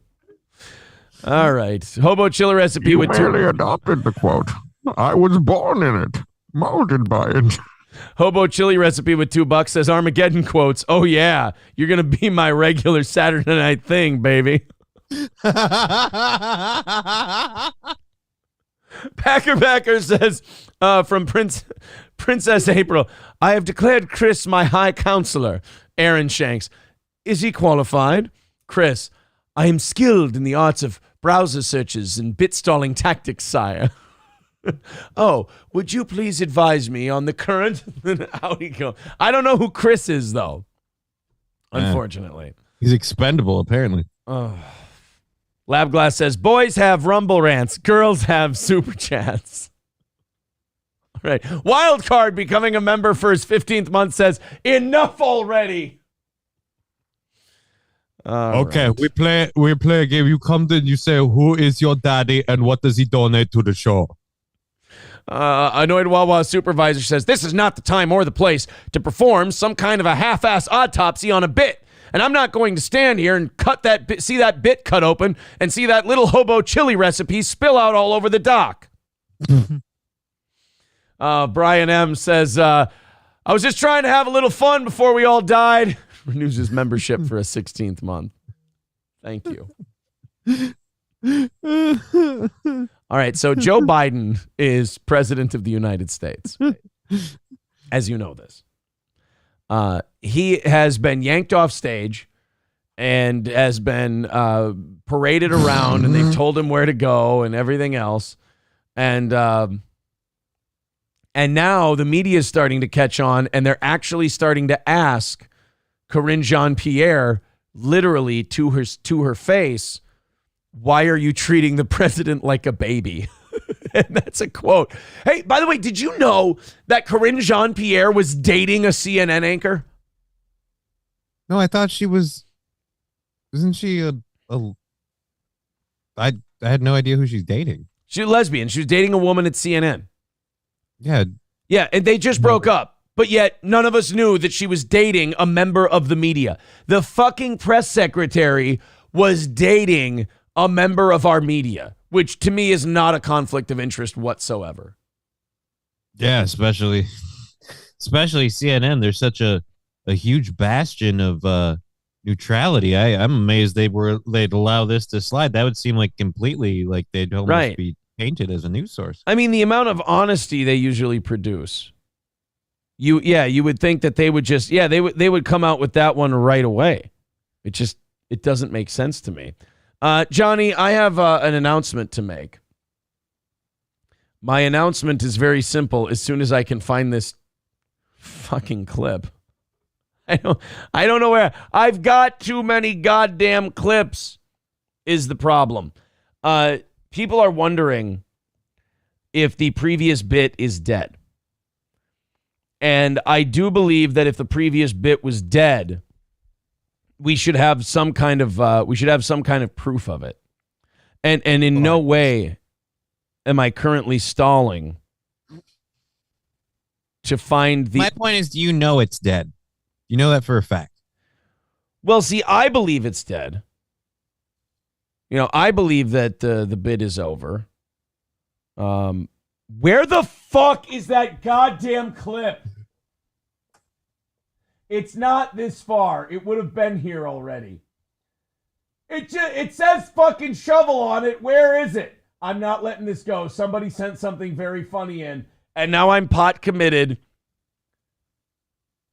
to playing the goddamn clip, but I don't know where the fuck it is. Oh, here we go. Hey, Johnny, you know how this bit is, I know this bit is dead? How do you know this bit is dead? Still got the shovel. There you go. Worth it. Mr. Approachable with $5 says, can you move on from this bit? It would be extremely painful. Your big show. For you. Oh, you're a big show. For you. All right, there we go. 155 away from knocking it out today. Off we go. Okay. So Joe Biden, I've set this fucking thing up 19 fucking times today. Joe Biden was yanked off the stage in Vietnam. Let's play that clip. He's literally in the middle of a speech, and they go, you know what? Let's get this dipshit off the stage. He's embarrassing us, which is kind of odd. Like, you think that's an easy job for the Secret Service to just pull him off the stage, but how do you decide when he's too embarrassing for the country? And it is also, you got to realize, too, just pulling him off the stage is embarrassing in and of itself. Right. I mean, just handling, again, this is our world leader we're handling this way. Think of how many times you see this with any other world leader, Putin, anyone in the EU, China. How many times have we seen Xi Jinping sitting there talking and someone just walks up and goes, no, let's just wheel you off stage, sir. We don't want you. I have a question for the audience real quick. I just got a YouTube notification, and I have to know. Do you guys want to do this Joe Biden bit, or do you want to fuck around with that Alabama tradio that likes us and just call in with selling Armageddon quotes and selling from quotes from movies? I'm for the second one, but calling in. But it's been a while since we've messed with those guys. How are they doing? Are they live right now? Yeah, they're live right now. Hey, Ryobi, could you call in like a minute and a half? I'm going to hook this up to the board. Sorry, buddy. I'm fucking terrible at my job. So I want I you know. guys in the chat to let us know, do you guys want to fuck around with that Georgia or Alabama Tradio, or do you guys just want to do the Biden clip here? It's your guys' call. Let us know in the Rumble chat and the YouTube chat, and we'll go ahead and do that. All right, Ryobi, go ahead and call in. I'm all hooked up and ready to go. They're saying Tradio. SC Motorsports says, I feel we're invested in Biden. Sean says, can we do both? We'll do the Biden. Yeah, we'll do the Biden thing after Tradio. I promise. But if you guys called in to like sell movie stuff, like using movie quotes, I think that would be awesome. I have several drill bits for sale. Let's see. Tradio, Biden, both, Biden.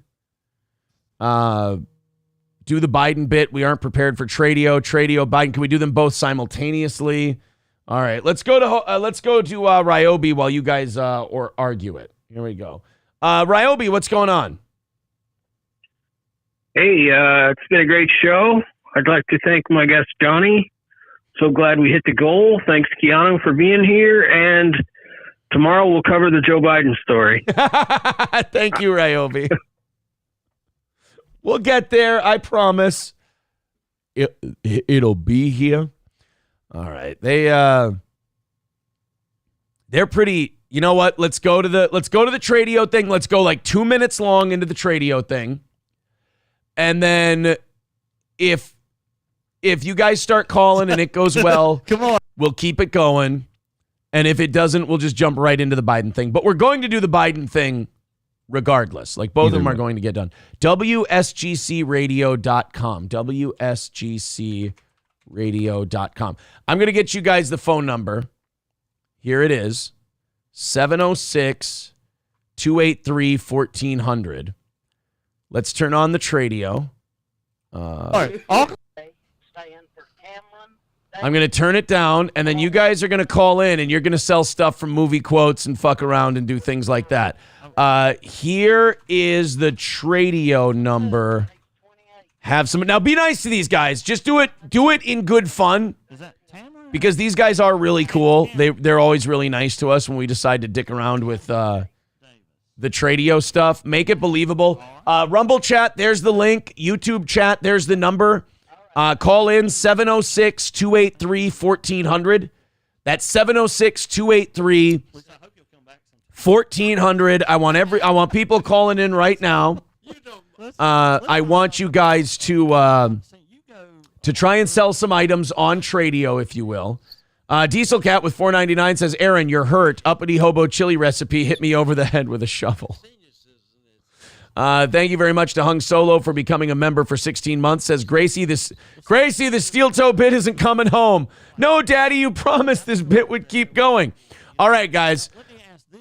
People are saying they're going to sell Armageddon movie props. That would be funny. Let's take a listen. Is there a way that I can get in on that? Yes, There you go. There actually is. You have to be 60. We're watching the Tradio, guys. 706-283-1400. Oh, right. The links are the number is in the chat. Talk later. 706-283-1400. Call into WSGC Radio, and let's do some Tradio with these guys. I love them. Have activities 2 days a week. We do exercise.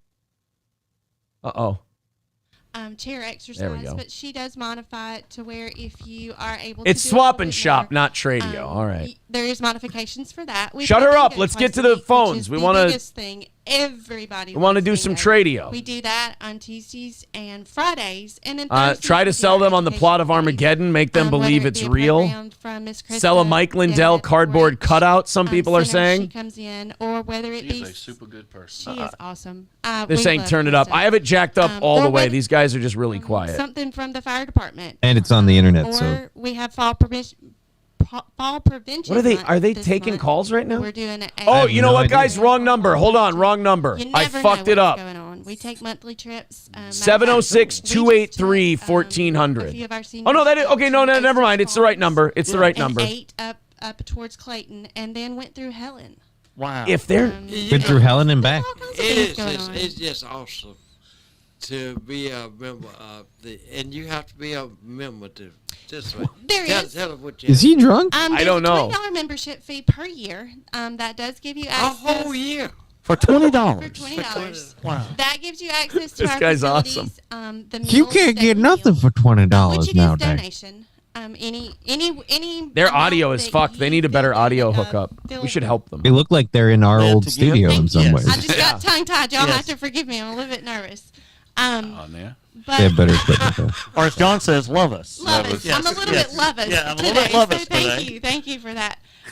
But anything you feel led to donate. All right, so are they- You ask for a minimum of $1. Why aren't we doing the swap and shop? We have I have no idea. It's called Swap Shop. All right. Well, we're going to check in a minute or two. Let's do this Biden thing. You guys call in to Tradio. We'll do both at the same time. This is Joe Biden in Vietnam, and this is them yanking him off the stage because I guess he's old and embarrassing himself. We talked about at the conference overall. We talked about stability. We talked about making sure that the third world, the southern hemisphere had access to change it. No, you said it right the first time. You said I mean, there's just not a lot of first world. I mean, Australia has. I mean, Australia and what? I mean, Sydney has Sydney's a. That's about it. All right, though. so yeah, you're right. Third world. Yeah, Never mind. He was right the you first said time. Southern Hemisphere, third world. I say tomato, tomato. You got it. Had access. It wasn't confrontational at all. He came up to me and said, Thank you, everybody. This ends the press conference. Thanks, everyone. Thank you. He was in the middle of answering someone's question, and somebody had to come. Nobody ever did that to Bush or Obama or Trump or Clinton. They never, in the middle of the president's answer, went, "All right, guys, we're done. Thank you." And I think, he went along with it as soon as he realized his handlers. All right, thank you. Just saying thank you. This is the same way we handled Mitch McConnell, and aren't a bunch of us screaming he shouldn't be in politics anymore. it is one of those things where you're just like, oh, so he just goes along with it and he's fine with it. Well, he's making his money. Yeah, which means that they've yelled at him about this before in private, and that he's like taking orders and be like, okay, yeah. When you guys tell me to shut up, when you say it's over, I'll stop. Like our president that's the perfect way to describe it. He's being treated like a baby. Oh no, and now they're playing old man nap music too. Are you bringing U.S. strategic interests above the rights here in Vietnam? You're supposed to leave. I've raised it with every person I've met with. Oh my God, they cut his mic. Mr. President, are you worried about your son being indicted, Mr. President? Ooh, did you hear that? Somebody yelled out, "Are you worried about your son being indicted?" Yeah. Now I see. Again, why. that's the other part of this that pisses me off more. Is like, all right, so Grandpa McGurk here is just fucking Grandpa McGurk. Yeah, I have no idea. That just seemed like racist against Irish people. I don't know. Well, I mean, hold on, Irish people.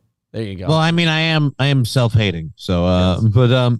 No, the part is though, like the guy we get on stage is, we have to handle him like a baby. But then off stage, that guy is also selling our economy down the river to just prop up Ukraine and help out China. Just kind of weird. He can't talk to the press for too long because he might say something retarded, stupid, terrible, and bad for the country. But we should be letting him make all the decisions behind the scenes and setting the agenda, which, by the way, leads me to believe, and I don't think this is an edgy take at all, this guy ain't pulling the strings behind the scenes. This guy is in meetings nodding. He's like the old man who's like CEO emeritus of a company, but really the board makes all the decisions and he just nods. Yeah, I'm wondering how much he set up for all those deals and how much he just profited from. Like, right. There might be more. It's not it is not a what was it? Standalone. It's not a snake. It's a conglomerate. Yes. So are they doing swap shop yet? So even the little walking club or meals, like we were talking about, if you want to donate, all right, that goes to helping with for meals. So they're still not doing. Well, then why are you live streaming if we're not doing swap and shop yet? Son of a bitch. Karate Chopping Space Monkey becoming a member for his 4th month. Thank you very, very much. This shows he has no control. Obama is pulling the strings, says Hobo. TVA Dan says it's disturbing how many times he said, I'm just following orders. Whose orders? The New World Order? No, guys, stop. I've heard this time and time again since Biden's been president. Scott Hall and Kevin Nash. First of all, Scott Hall is dead. All right, so that's insensitive. Kevin Nash has nothing to do with the Biden administration. And certainly Hulk Hogan is too busy to have anything to do with the Biden administration. I don't know. I think this whole Hulk Hogan talking about how he can't move and he's all old and infirm and thing. I think it's all work, man, to cover up that him and and Nash have been behind the scenes really running this whole administration. No, I don't think that the New World Order is running this. I mean, maybe Eric Bischoff, but certainly not Nash and Hogan. I mean, I don't think so. Let's see. Let's check on our Tradio guy. Then I've got a clip of Peter Doocy asking Corinne Jean-Pierre to her face, why do you guys treat Joe Biden like a baby? It's fantastic. 2 separate gardens. We did beds, individual beds that the seniors could plant whatever they wanted to. Hey, swap shop. The audience wants tomatoes. Swap shop. Like a community garden. It was like a community garden. We don't want to hear about a community garden or any of this shit. God, this reminds me of being back in Litchfield. All right, we'll check back in with these guys maybe at the top of the hour. Maybe they'll be doing the we're growing tomatoes. I got some nice fruit. I love my fruit. S2H becoming a member for his 16th month says the military is running the show right now. Well, let's see what Peter Doocy thinks of all this and see how Corinne Jean-Pierre spins it. I mean, after all, that is her job. Let's check it out. Corinne, President Biden is the oldest president in U.S. history. Why does White House staff treat him like a baby? I mean, I feel like Peter Doocy just answered his question with the setup, but... Right. Okay, I'm here. Especially for most of us, but at least here. Yeah. I mean, I'm here for this answer. I'm excited for it. No one treats the President of the United States, the Commander-in-Chief, like a baby. So there's this book that says... That's ridiculous. When staff That's a ridiculous back claim. What sounded like a call for regime change in Russia, the president... quote, rather than owning his failure, he fumed to friends about how he was treated like a toddler. Was John Kennedy ever babied like that? So look, I'll say this. It's surprising to me that I will give Joe Biden this. He remembers who John Kennedy is. He remembers who John Kennedy is, and he's so aware of how he's being treated after the fact. Right. He's got that kind of old man thing where he knows he's being handled. He knows he's being coddled and babied, and he doesn't like it. So he lashes out in anger, like that old man anger. You know, the former owner of our radio station, Herb, used to have that. When Gary would I thought you were going to say Gary. No, when Gary would like poo-poo Herb's concerns, because Herb was like 80 years old and he didn't know what the fuck he was doing anymore. And he was just bad for the station. And, it happens. It's like when you have to take the keys away from elderly people. And Gary would be dismissive of him and he'd be like, okay, whatever, Herb. And sometimes he'd just step too far, even for Herb's, old brain. Mm-hmm. And Herb, like kind of the angry old man, would come out and he'd be like, God damn it, Gary, no, I'm still in charge of this place and I'll fire your ass. And he'd come out. Like old people, when they feel they're being manipulated or babied, when it kind of dawns on them, they got to remind you who's in charge. Yeah, they get really resentful and bitchy about it, which, I understand. You're being treated like an infant and you've now just noticed it. There's going to be always a range of books that are about every administration, as you know, that's going to have a variety of claims. That is not unusual. Okay, yeah, but what's interesting is, Corinne, is that your side, when it was a book that would say things like Trump let hookers pee on a bed in Russia, you guys were really giddy to run with that and go, see, he's a Russian asset, he's a Russian plant, he's this and that. And then when that turns out to be true, not true, you guys just move on to the next shit show. Meanwhile, we have a laptop from the president's son that proves that the two of them were in remarkably corrupt business deals with foreign nationals that clearly, if you look at our foreign policy, has influenced our foreign policy and what we do with American taxpayer dollars. And you guys won't comment on that. You just go, oh, well, there were books about Trump and now there's books about Biden. So one hand washes the other. How could it be any different? Right. Well, no, here's the difference. You guys made up your Russia thing. We just took your Ukraine thing came right from the horse's mouth. It wasn't from a book. The guy had it. It was documented. It's proven. It's not even a he said, she said. There's paperwork and a paper trail of the whole thing. Trump's thing, you guys made up out of whole cloth, and it turned out to be total bullshit. So you can't just say, oh, yeah, it happens to every administration. No, it's way different with yours. Yeah, and also, by the way, we're apparently indicting Trump for everything he's ever done. Right. How much time have we put in on investigating and prosecuting the Biden family? I mean, we're kind of slowly getting there now, apparently. But Hardly. Just with Hunter, I guess. Yeah, but like Hunter, maybe like a couple of gun charges and tax charges, which he's never going to serve time for. But yeah, you're right. Yet with Trump, we're trying to pick every state where he made a phone call where he asked an impertinent question about the election. And we're going, charge him there, charge him there, charge him. If we don't get him in New York, we'll get him in federal court. If we don't get him in federal court, we'll get him in Florida. If we don't get him in Florida, we'll get him in Georgia.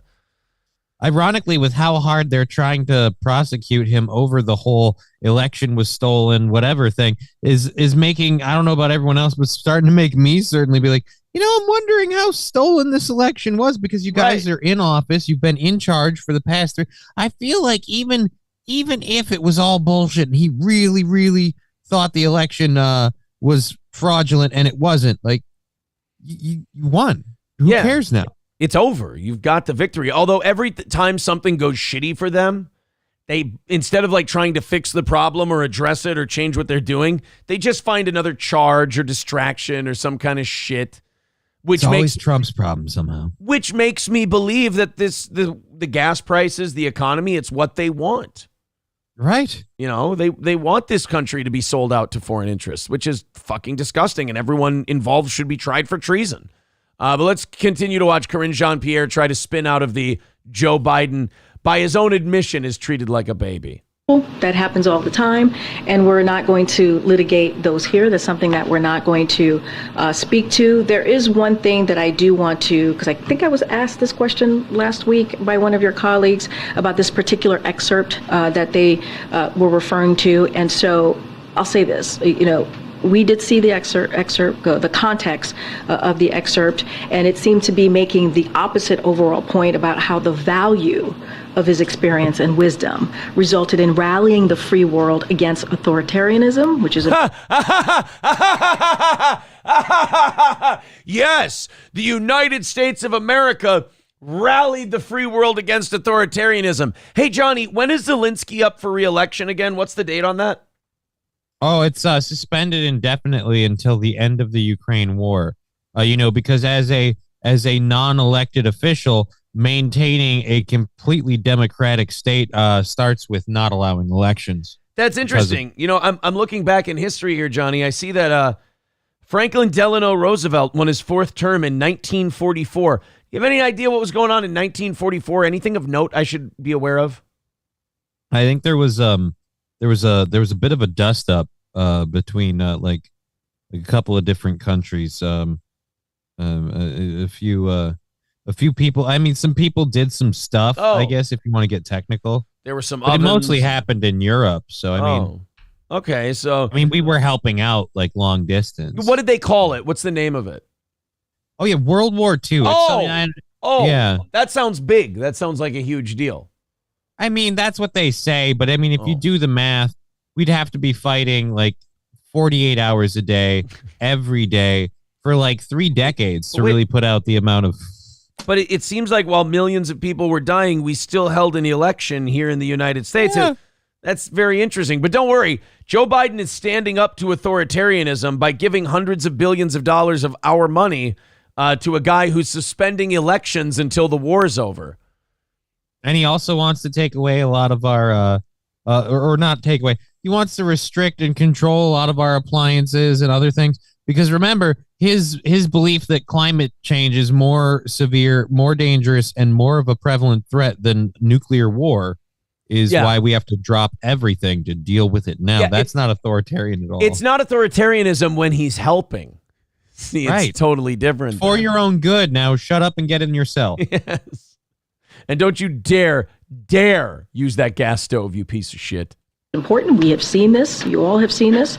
And passage of the most historic agenda in recent history in his hand. I'll give him that. You guys have had an historic agenda. Yeah. The same way that guy on that Delta flight had a historic bout of diarrhea. You guys were both very historic. See, the point I'm trying to make, Johnny, is it's all shit. What you do with your half of the country? I'm only burning my half.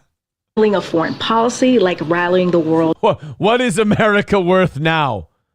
Nothing. Everything. Around Ukraine. Hey, we passed our agenda. What did it cost you? Everything. As you just heard from our national security advisor, who laid out in really good questions that your colleagues asked about how the president is moving forward, about Ukraine, about kind of leading into these conversations that he's going to be having. Wow. Okay. So that was a lot of blah, blah, blah, blah, blah, just to prove that the president is not, quote, being treated like a baby. Didn't really explain how he isn't. It didn't invoke confidence in me, I'll tell you that much. Thank you very much to Freedom's Lunch for becoming a steel toe bro. Appreciate that, buddy. Thank you very much for your contribution to the program. Only 150. We're in striking distance already before 8 o'clock. Thank you, guys. 150 away from today's goal. Let's hammer out the rest. And if we go over, everything we go over today goes, half of everything we go over all week, in fact, goes to Redbeard's GoFundMe. The listener who passed away, left behind a 15-year-old son. We're going to give his family the VIP back that he so generously donated to this show. And also half of everything you guys go over to this week will go in there on Friday. So I think so far you've raised about $50 for old Redbeard. I do have $50 written down here, but I am going to go through at the end of the week and just make sure that it's every dime that we said it would be. I'm not going to take my little jottings that I made during the show and go, oh yeah, that's definitely what it was. It could be more than that.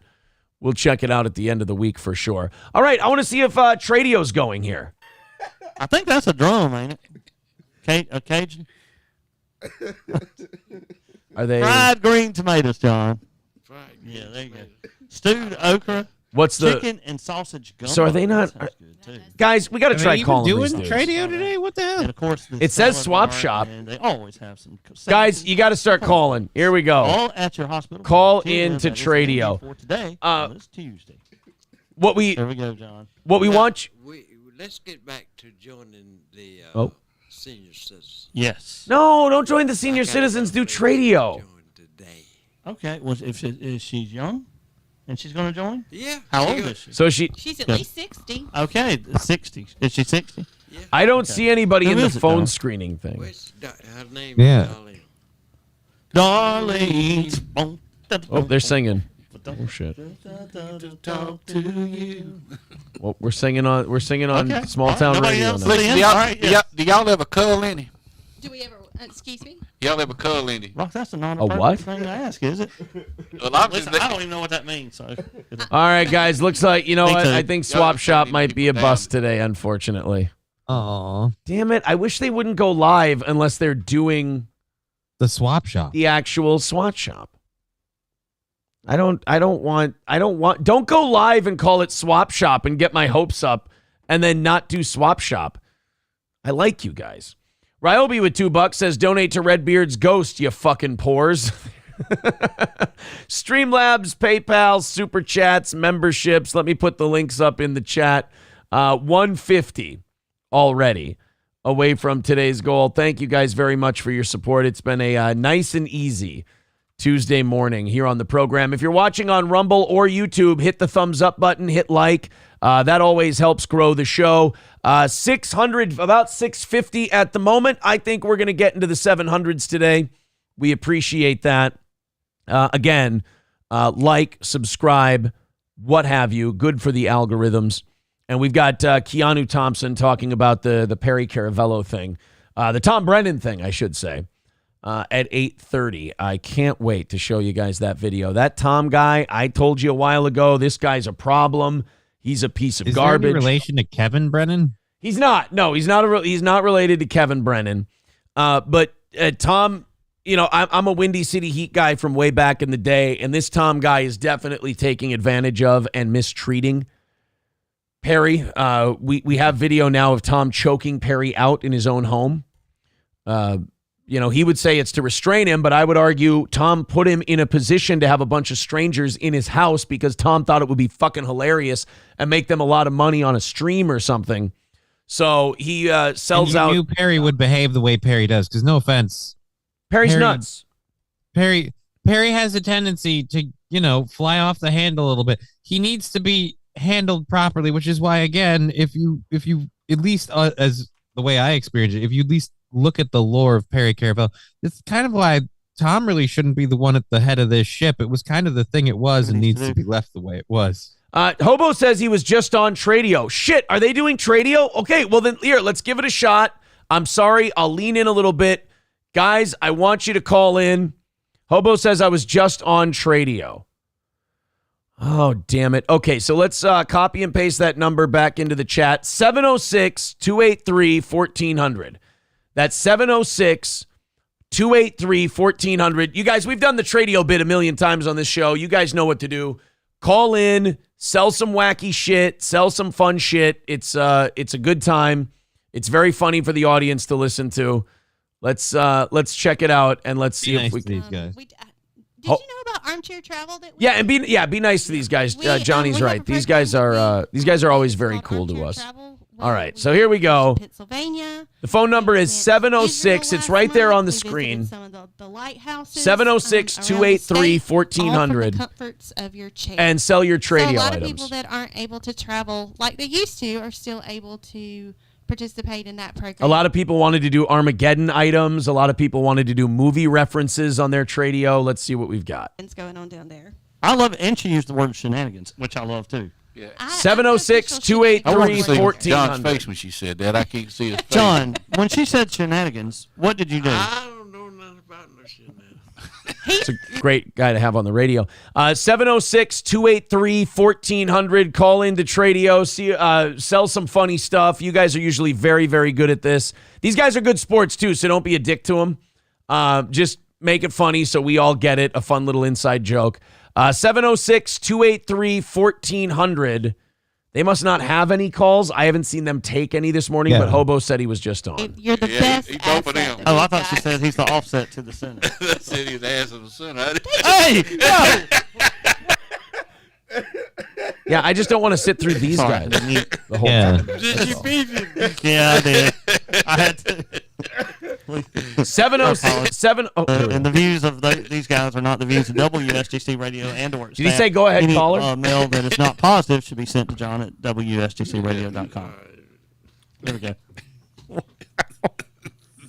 Oh my God. Is Lisa still with us or did she go? She's still. Oh, okay, good. Well, look, no, the senior center, that is awesome. Oh, I thought they were going to the phones. 706-283-1400. Should we see if we can find Hobo's call? Yeah, we see if we can go back and find Hobo's thing. All right. If you're interested in. Oh, here the phones. I hear the phone ringing in this one. We have some type of educational program. We do. Yeah. We have a program that the Lighthouse travel a little bit. Yeah. I'm the official shenanigans. I wanted to see John's face when she. He's the to king. his of defense and I haven't. Thank you for listening in. What? Up on you. That's because I. What? I haven't Stan, he hung up on you. That's because I. Oh wait, hold Did on. he just flip over? What's he about to reach? He hung up on you. Hold on. Worried about Aaron. Oh God, Oh, here we go. Okay. About Aaron Rodgers. Right off the. I've got the plane, sir. That's. Hold on. But I'm from New York. Jesus, Hobo. How you possibly? I was interested in. We don't. Did y'all let John in? We did. Oh, Yeah, we did. All right, here we go. Here's some Hobo's call. restrictions. You do? Oh yes. 706-283-1400 for a Tradio. He checked off every box. Swap and shop. You are on the air. Yes, hi. I was interested in selling some movie memorabilia. I have some beautiful items from the movie Armageddon. Is there of value in possibly the wife beater of. What did he just say? Is this a joke? Is this a joke? No, sir. No, sir. I'm sorry. I'm from New York. You're from where are you listening from? I'm actually in Florida on vacation, but I'm from New York. So you're in Florida on vacation, but you're from New York? Yes. How did you get from New York to Florida? An airplane, you hillbilly. I like these guys. I took a plane, sir. That's just very common sense. I mean, forgive me, but I'm interested in selling some sports memorabilia. Oh, I've got the Jets on my mind. Now, do they still? Wait a minute. Did you see the Jets last night? Well, what about Aaron Rodgers? Right off the bat. I'm very worried about Aaron. Oh God, he hurt himself so badly. I think it's an Achilles heel. Yes, injury. that's very correct. Scary. That is right. Achilles heel. Where did they even come up with that at? He hung up on you. All right, let's go. Awesome sponsors. Right quick to our sponsors. Did anybody call while we were doing? At 11 Action Christian Outreach Center over on Francis Dean Drive. That's not one of ours. But I took it on because Lisa was just sitting there. Who did the red velvet cake? McClary, their anniversary yesterday. 24 years. These guys are not the views of WSGC Radio and/or. All right, so now we're all caught up. Can't afford not to go to Hometown Butcher to get that. All right, guys, go ahead and call in 706-283-1400. I want to hear some steel toe calls on here, or we're gonna abandon ship. Hobo, that was very funny. Swap and Chop. The Jerky Boys. Are on the air. Here we go. Good morning. Good morning. Good morning. This is Rob. What you calling that for your phone? I want to put the number in the chat here. 706. Yeah, it sounds really bad. 706-283-1400 is the Tradio number. The number is in the chat. It is hard to. It is hard to hear. I got to add one more. That'll make 1,001. And want to say happy birthday to Dan Glaze.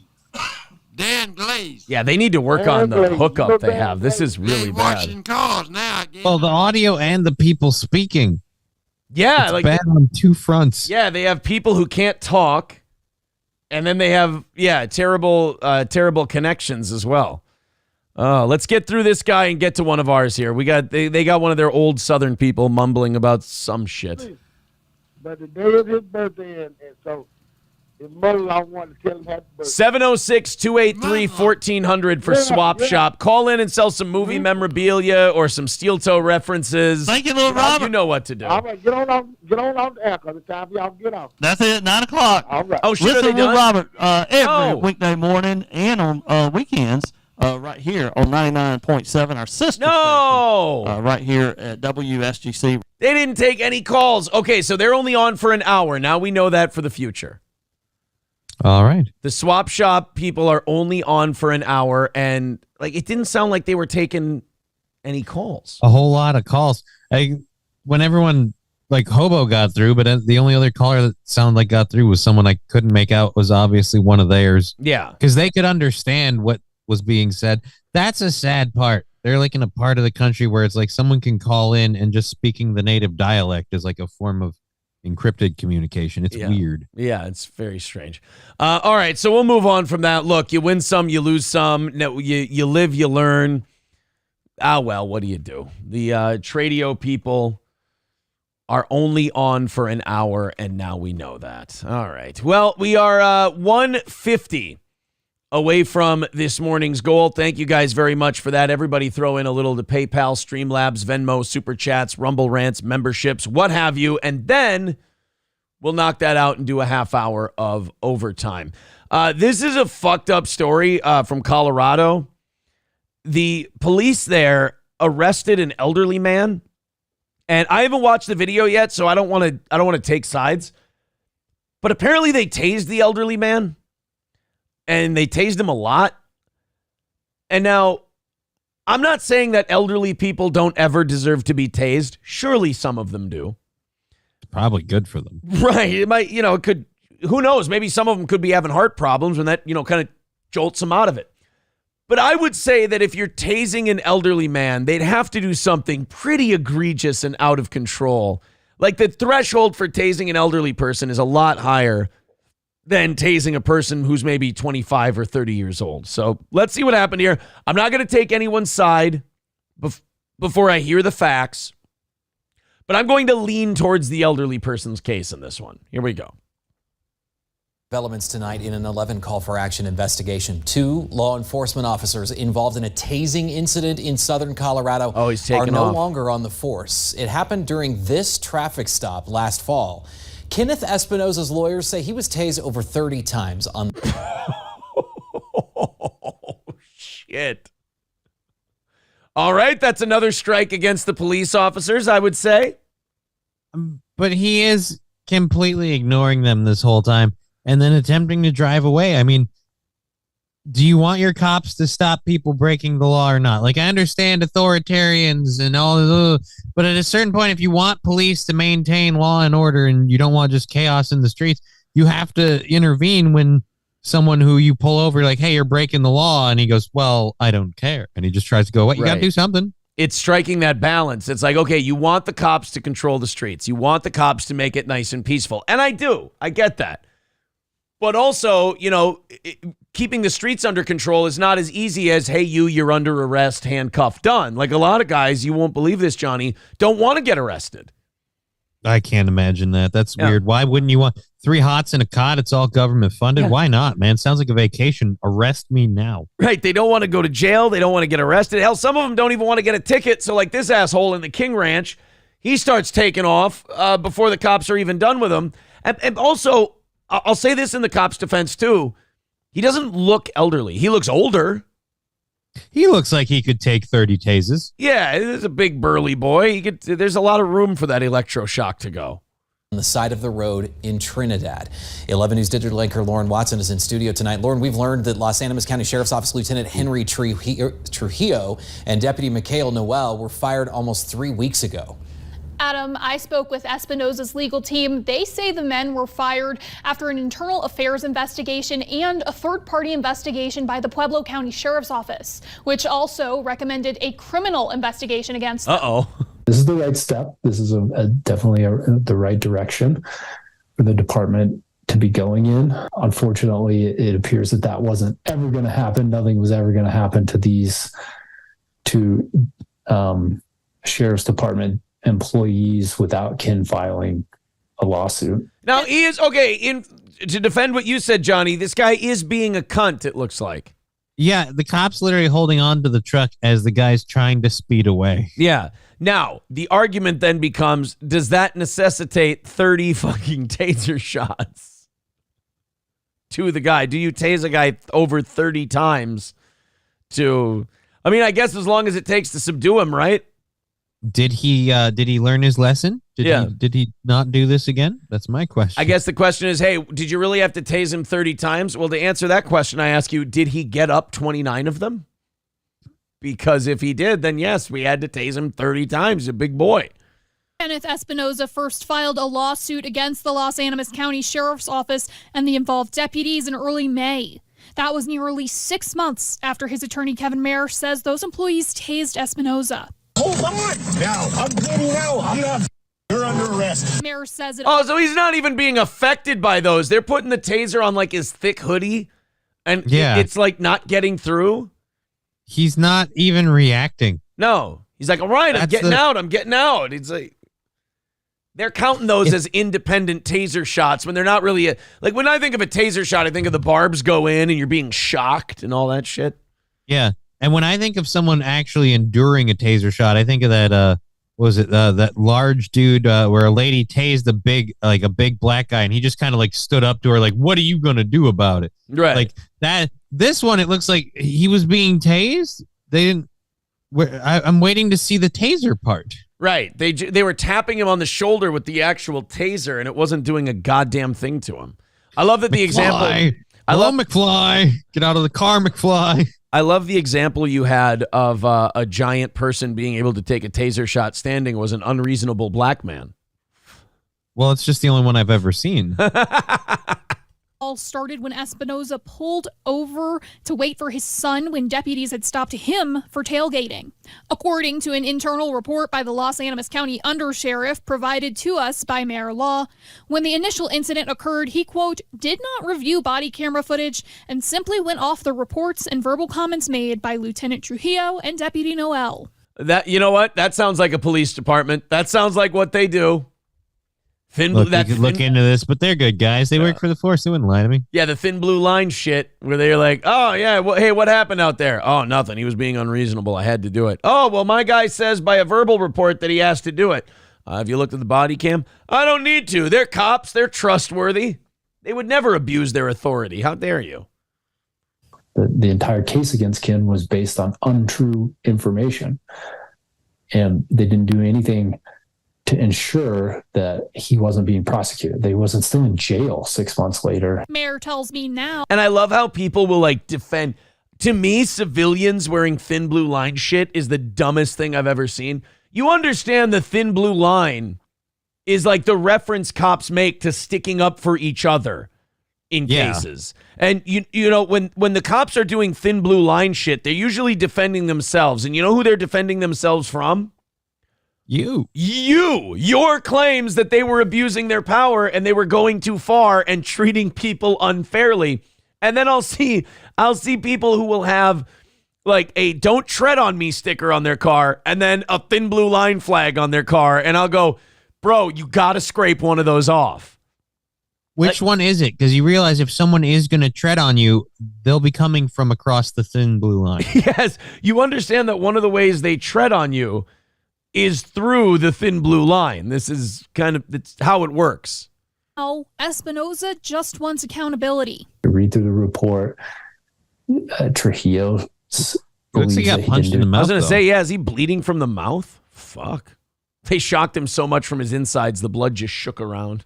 He just has really, really bad gingivitis. Yeah. Wrong that there were no policy violations. Noel has a similar outlook. The report from the Pueblo County Sheriff's Office, also provided to 11 News by Mayor Law, says, quote, it is inherent the Los Animas County Sheriff's Office consider the referral of a criminal investigation into the former deputy's actions. Wow. When we reached out to the Los Animas County Sheriff's Office for comment, they said, quote, Deputy Mikhail Noel and Lieutenant Henry Trujillo were terminated from employment on August 25th, 2023. Due to pending litigation, no further information will be released. Trujillo was placed on administrative leave back in July following a separate incident. Surveillance video shows Trujillo allegedly fighting with a teen on side of the road in Trinidad. Full findings and reports can be found on our website. The guy we just fired, we also... So you know what that tells me? They never looked at any of his body cams ever. And then because of this story, because of the legal situations with this, they had to go and rewatch all of his body cam footage. And they're like, yeah, it also turns out he beat the living shit out of a teenager on the side of the road. Why do I keep picturing Farva for this guy? Like, just... Yeah. It's very Farva-esque. The bus full of kids incident again. Yes. They've got, we took a look at all of his body cam footage. Here's one. He punched a 12-year-old in the mouth. He punted a baby into the back seat of a car. And he ass-fingered an elderly woman. This guy, I tell you what, we should have been looking into him earlier. Turns out he's kind of an asshole. Oh, who would have thought? For $5, I'll call the guy a squirrel fucker. 150. Away from today's goal. If you guys want to contribute to the show, we are getting very, very close. We are within what we call striking distance, and we've got like 2 hours to knock that 150 out. So thank you very much. Streamlabs, PayPal, Venmo, the links are right there in the chat, in both chats, Rumble and YouTube. If you'd like to contribute to the program, that is how we stay alive. We do appreciate it. We're doing very well today. Super chats, memberships, and Rumble rants also count. Everybody hit like on Rumble. Everybody hit like on YouTube in the mid 600s this morning. Thank you guys very much for that. Let's please the algorithm gods. And, to support our show, just go ahead and hit the little thumbs up button.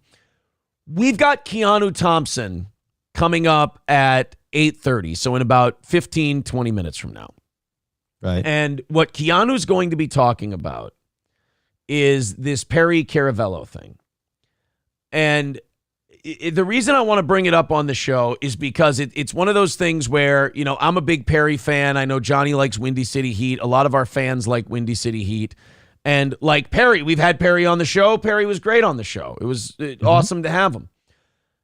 But I got a weird vibe from his quote-unquote manager, I would say zoo handler, Tom Brennan. And I eased me out. The first time I ignored it. I usually don't ignore my impulses on people, but I really wanted Perry on the show. So I was like, you know what? We've got Perry booked. You know, this Tom guy did a few kooky things that raised some red flags for me. Really, Ashton? Wow, you are fucking dying today. Yeah. He bet you $20 to French kiss April. Yeah, it should have been a bit of a red flag. And so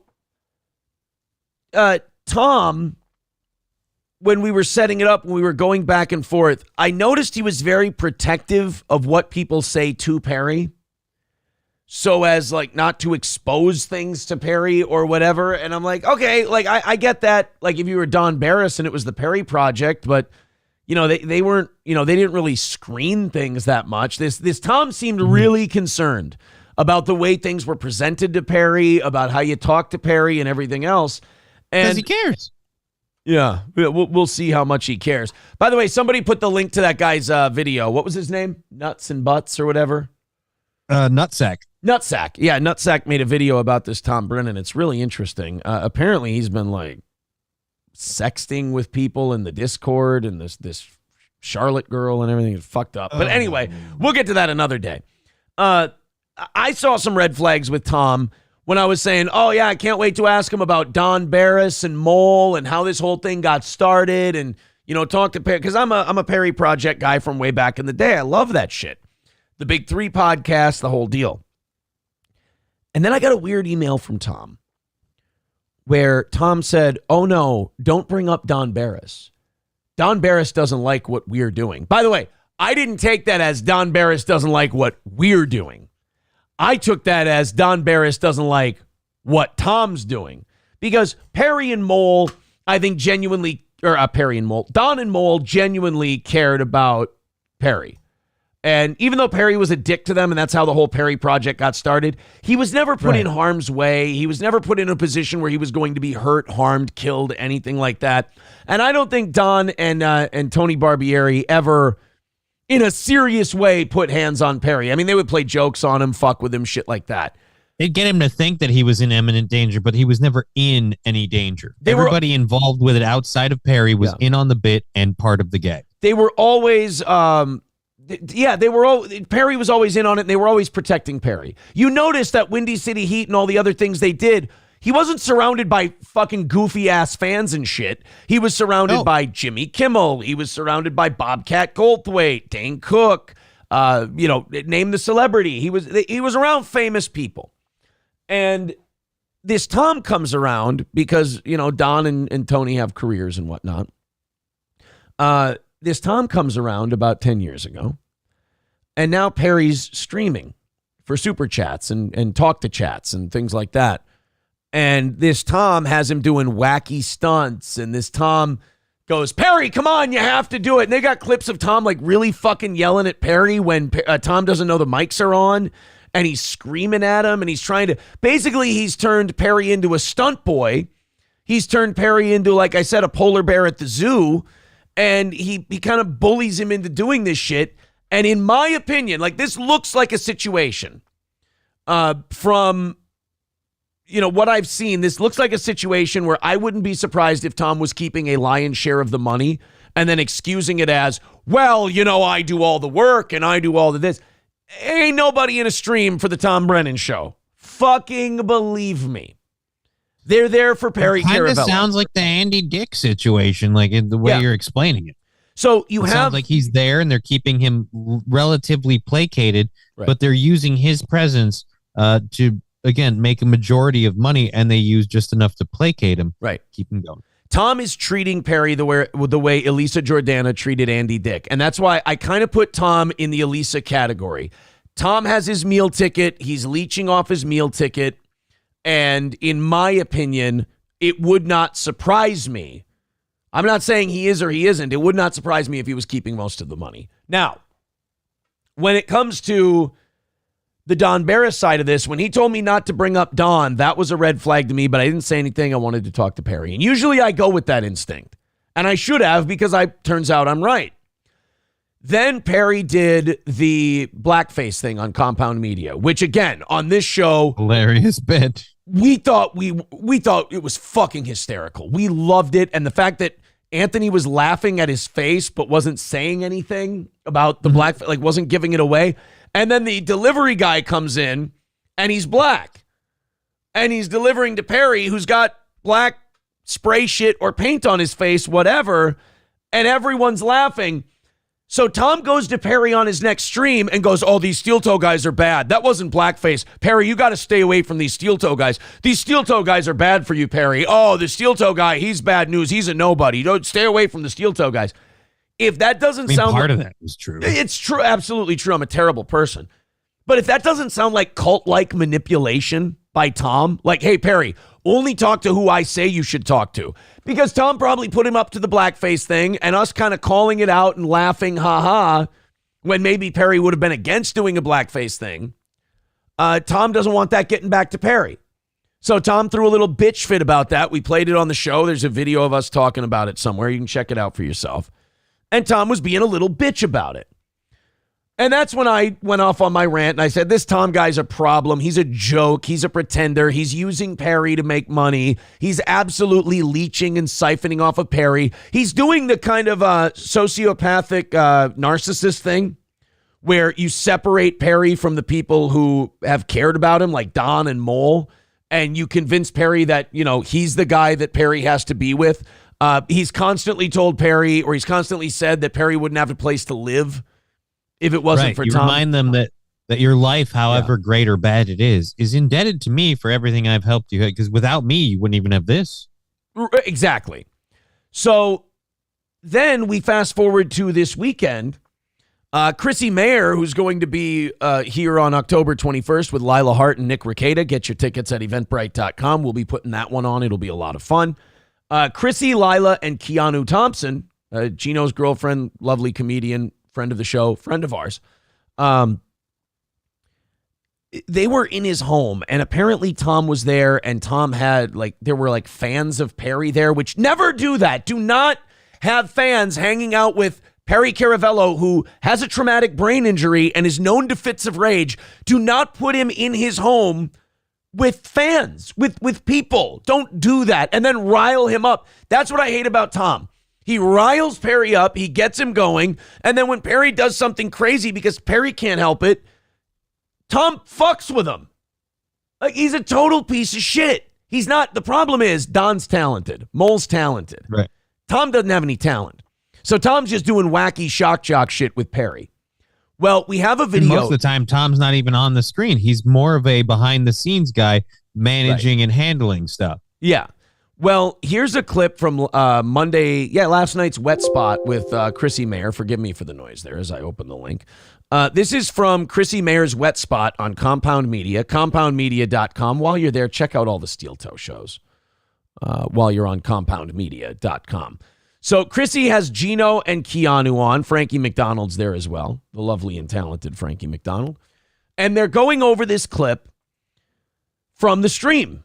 Or from Lila. No, this is from Lila Hart's phone. Lila Hart recorded this. And it's actually watch Lila Hart in this. She is fucking funny because all of this chaos is going on around her. And she's kind of just sitting there smiling, staying still. So as if she stays still, none of the chaos will see her. Well, Perry gets mad at one of the people in his home. And Perry goes after one of the people in his home. And what Tom does to restrain Perry really pisses me the fuck off because it reeks of the guy who wants to be like the bully, the jock guy, showing everybody how fucking cool he is and what he can do to control this guy because everyone's a fan of Perry. But Tom wants everyone to know that, hey, I'm the genius behind Perry Caravello and let me show you that I control my little zoo animal here. So they rile Perry up. They get him going. Perry reacts. And then Tom does this. Let's check it out. Gino Bisconti will have the commentary on this as well. Stop it, Perry! Now watch. This is Perry's house, by the way. This is Perry's house. So that's Tom right there. That fat chunk of shit right there is Tom Brennan. And as Lila's filming, you see, it's not like a big knockdown, drag-out fight. No. It looks like they're having an argument and their voices escalate. But I mean, it's not like even punches trade place. They just literally grab each other and then kind of move to a corner. So it's definitely escalating to something, but it's not even really a fight so much as just a very, very physical argument. Some guy's fucking with Perry, and Perry's had it. So here's what Tom That is his house, by the way. Right. Here's what Tom does. Now, if I'm Tom, if I'm managing Perry, I'm telling that guy to cut the shit. Yeah. I'm telling that guy, hey, quit fucking with Perry in his own house. All right? We're having fun. We're doing a little streaming thing. We're filming, whatever. Cut the fucking shit. Knock it off. Don't rile him up. Instead, here's what Tom does. By the way, this is Perry's house. Not the guy in the blue t-shirt. Not the guy in the blue t-shirt. The guy in the hat. The guy in the blue t-shirt does not live in this house. The guy in the blue I'm getting my purse. He puts Perry in a fucking chokehold, gets him down to his knees, and goes, knock it off. As if he's his fucking father. As if he controls Perry. Like, again, this whole thing is going on, and it looks like Rich from Review Tech is just sitting right there.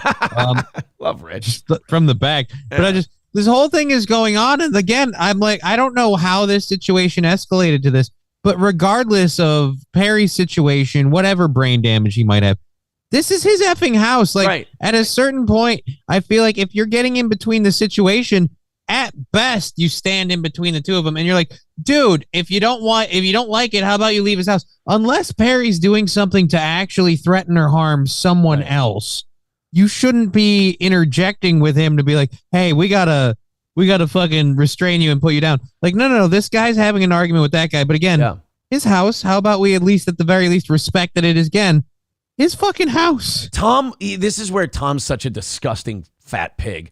He wants to be cool in front of all these internet people. He wants to be cool in front of all these internet fans. And he's going to choke Perry in front of everyone because Perry's the cool guy. Perry's the star. But if I'm Tom and I can choke Perry to his knees, instead of kicking the asshole who's riling him up out of his house, if I'm Tom and I can choke this guy to his knees, then how cool do I look to the internet? I hope you don't look cool at all. Weaker target. Yeah. I hope the fans of Perry rise up against this guy and say, you gotta fucking go. And I hope one of Perry's fans that actually likes him, that appreciates Windy City Heat, that was a fan of his from the beginning, takes over the streaming thing, because I got news for you. It ain't hard. I mean, you could have anybody. He could work for... Are you auditioning for the role, Aaron? I'm too busy. I wish. I would absolutely love to do it, but I just don't have the time. Just don't have the time. And I love Perry too much. I don't want to get in business with Perry, because if you get in business with people, you got to, I don't want to... I'd like to have Perry as a friend, and I'd like to have him back on the show once this Tom asshole is gone. I only work with people who aren't my friends. But hey... Well, like Alex Stein could run Perry's thing, whoever. I don't know. Frank Pellegrino could run it. Frank's a good guy. But this Tom thing choking him is fucking horseshit. Although Lila Hart smiling the entire time is hilarious. She almost looks like a cutout.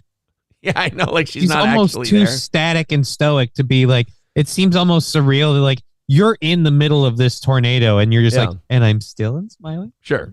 Perry's house. Not the guy in the blue t-shirt. Not the guy in the blue t-shirt. The guy in the hat. The guy in the blue t-shirt does not live in this house. Right. The guy in the blue I'm getting my purse and is running fucking Perry's account. The guy in the blue t-shirt, Tom, just put Perry in a headlock. We don't know that for sure, but I know for sure. Once again, watch a man that's like, you're blowing my money-making thing, and puts a man in his apartment in a headlock. Yeah. Wow, that entertainment center really does not have much left. It's a little too much weight on it. We might have to clear that up a little bit. You might have to clear that off. I mean, Mad Joe says, I say it's a work. No, Perry, see, that's the thing. Like, Perry can't do a work like that. Because Perry, like, again, Perry's got a traumatic brain injury. So those reactions are quasi involuntary. Right. That's what made Mole and Don so fucking brilliant. Was that they were at the same time, while they made it look like they were fucking with Perry while taking care of Perry. While making sure, notice in Windy City Heat, he's always in a controlled environment. They don't take him fucking out in public. They don't bring strangers around him. And I'm sure Tom riled these people like, oh yeah, fuck with Perry, get him to go off, get him to go nuts, and so on and so forth. I'm sure that happened. And then these guys fuck with Perry, and then you get the reaction that you get out of Perry because, like you said, it's semi-involuntary. And then Tom fucking chokes him in his own house. I don't know. Even without the issues, again, I'm like, dude, that's his house. The guy he's having an issue with, if they're having an issue, the first thing you do is you separate the two and you be like, all right, dude, how about you bounce? All right. Right. Unless your scuffle started because you're getting in the way of Perry doing something not good with someone else at the party, you have no reason here, whatever. If you two are the problem, it is his house. How about you go? I mean, just time to leave. And now I guess some guy made like a 9-minute video kind of showing the abuses of Tom, and I guess he's going to make another one. Keep that shit going. I'll promote it all day long. I'll have you on the show. This Tom guy's a problem. I love Perry Caravello. I think he's awesome. I think he's fantastic. I think this Tom guy is a leech. I think he's a Barnum and Bailey's carnival barking, dishonest piece of shit. I don't like what he's doing with Perry, and you don't choke a man in his own house when somebody's fucking with him. Not at all. Axed Inc. with $4.99 says, I did a ton of the artwork for a Perry Caravello live and made many of the emojis, never offered a penny, and had to spend my own money to contribute. Well, thank you for the $4.99, sir. I appreciate that. That's very nice of you. Justin Smith says, Tom always tries to make the show about him. All the Patreon money goes to Tom, too. That's known. That's why he pushes the Patreon so much for everything. That's not true. I don't want to believe that because that's that's like a slumlord scumbag shithead move. Especially to do like it is known. Like you're just doing this out in the open. I would issue this challenge to Tom Brennan. Give Perry control of the accounts that have the money. You can control the YouTube page because you have to go live for the stream and everything, but make the payment system whatever payment account Perry has. And Perry should be paying you. And Perry can pay you as an employee of his.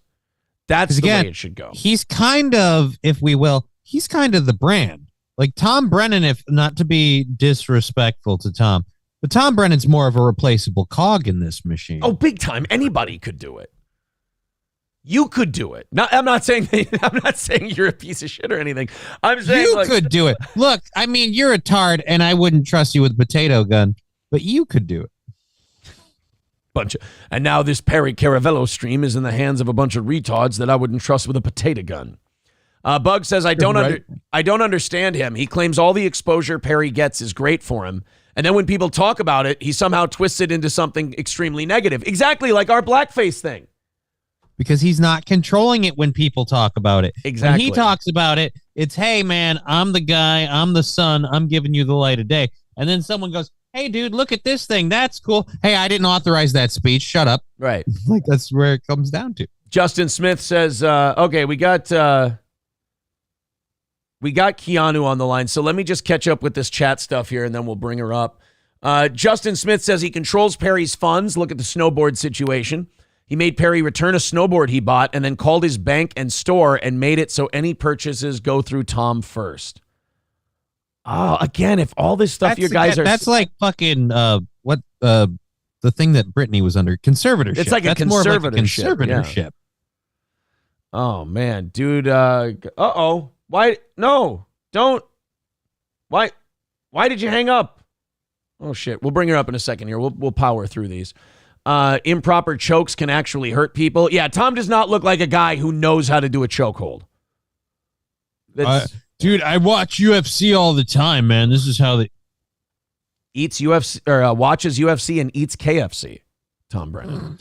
Pinboard says Tom B and the whole crew push Perry into rage all the time. Right. They're actually calling him Cumby now. I love that. I learned that yesterday on Twitter because he was talking about on Discord with this girl about coming and sex and fucking and all. It's really gross because they're fat. Fat people talking about sex is disgusting.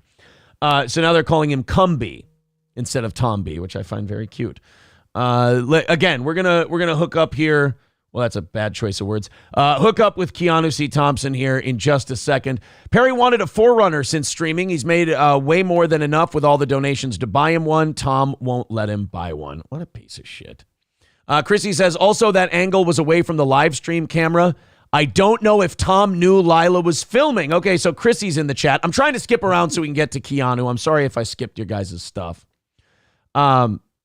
Okay, so he didn't. There's been some other clips that people have posted where Tom didn't know the mics were on and he's fucking screaming at Perry. Like really shitty stuff. It seems like he's kind of a douche canoe from the looks of it. Yeah, sounds a little cult like he's leader-y. controlling this thing just a bit hard. Yeah. Give me tips with $5. Says Perry asked everyone to leave repeatedly and they wouldn't. They had to take that stream down because Perry lost it and said the F word on YouTube. Yeah, if the guy says get out of my house, you get the fuck out of his house. All right, let's bring Keanu on because we've kept her waiting too long. The lovely and talented Keanu C Thompson, who's going to her first Minnesota Vikings game in about a week and a half. Hello, Keanu. How are you? Hello, this is not you. Oh. Hello, you guys. Gino's here too. Excuse my party voice because I was in LA get some for a water. week. And there was a Gino's lot here. of talking. Yeah, Gino, get off. Gino, knock it off. Get off the phone. Put Keanu on. Gino, knock it off. Wow. Oh no. You just brought up something. I didn't know what their camera setup was like. I was aware of Perry. They definitely did not know Lila was filming, and I wasn't sure if they had cameras everywhere, like multi-camera angles. But she filmed like that a lot, and they had no idea that she caught that on camera. That Tom guy is the doughy frat boy guy is like a really sinister character and something amiss, like we're realizing is really going on. So, yeah. And this kind of like, oddly enough, you girls are the reason that everyone's kind of starting to dig in a little harder on all this Perry stuff. Right, and it seems like, I don't know, it's not the only thing I can compare it to. If Perry has a brain injury from a car accident, and they are just triggering him and messing with him, like to make him have these outbursts, it's like a person with dementia. It's like elder abuse. That's the only thing I can compare it to. Right. Would you do that to somebody who can't? He can't control it. He can't control himself. The first thing, Tom. The moment we got out of the car, and I don't know why he has it why he's aware of me or has it out for me, but he apparently has some sort of thing about Gino, like he doesn't like Gino. I've never really watched Perry. I don't know the whole, all of these cast of circus characters that kind of leech off of him either. So, the moment we get out of the car, he comes and gets us. He's got a little zapper too. He's like, I might have to subdue him with a chokehold, and I have this also zap thing, so just don't be afraid of the noise. Which, what the hell is that? Right, so he had a shocker, his own little personal shock collar for Perry, like they use for dogs. It's like a stick with a little electric charge at the end of it. Okay. He's like, don't pull it out. Yeah, it's like that, and I don't know if it's like a play one or a fake one, but now it was bizarre. Keanu, that's very serious business because anyone will tell you that is what Kevin Nash used to break Goldberg's streak. I mean, very serious business. Is that real? That's how Kevin Nash did. Well, no, I mean, it's pro wrestling, but Scott Hall tased Goldberg, and then Kevin Nash gave him the jackknife powerbomb, and then all of a sudden the streak is over at 164-0. Is he talking wrestling again? I left the room. I got scared. I felt like I was free falling. I wasn't sure who or what that was. So Keanu, he uses a cattle prod on Perry. That's a weird sentence to use. He uses a cattle prod on Perry. Did he come off as like the guy, because this is how the choking thing came off to me, like the guy in high school who has a friend that he hangs around with that he knows is nerdier than him, and then he like picks on him to impress the other kids? Well, yes, but even worse because it's like the guy in high school is messing with someone with dementia. I mean, it's more sinister than that. He said I may have to shock him to calm him down, or I may have to put him in a chokehold to subdue him. And if you look at the video, he was already calming down. Yeah. The fight, he grabbed the guy, but he had gotten off of him. Nothing else was happening. And then he just went ahead and he could have, cut off his, really harmed him. Yeah. It was so weird. And I didn't know if they wanted that on camera. The other thing is we didn't know that all of those circus freaks aren't always there. It's right. Perry in the house by himself. They flew down because we were going to be there. Okay. So he's got all these people in his house. We don't know what's going on. So Tom organized all this. These were like fans of Perry that were fucking with him and getting him all riled up. And then Tom just gets up and chokes him out again, not knowing that you guys are filming this, which, by the way, Lila watching the whole thing and smiling uncomfortably is one of the funniest parts of that. It's the only funny part of that video. She's so good. I wasn't sure. Even I was like, wait, should she be filming this? And then I'm so glad she did, because the more that we're thinking about it and looking back on it, the only thing that we were trying to do was just calm Perry down, whereas they're trying to rile him up and make something really bad happen. Right. The other thing that the chubby frat boy said when we got out of the car was, he knows Chrissy. He knows he knows they don't smoke. For some reason, I think he knew I smoked. Yeah. And again, he doesn't like Gino for some reason, and we don't know why. Well, okay, I guess I could see. Gino's shouting. But I didn't know he was aware of me or anything. He goes, this is the first thing after the taser moment, and after I might have to choke him out. He said, and it'll be really cute, a really funny bit. If anybody smokes, I would just ask that you light up a cigarette in the house, which I would never do. Right.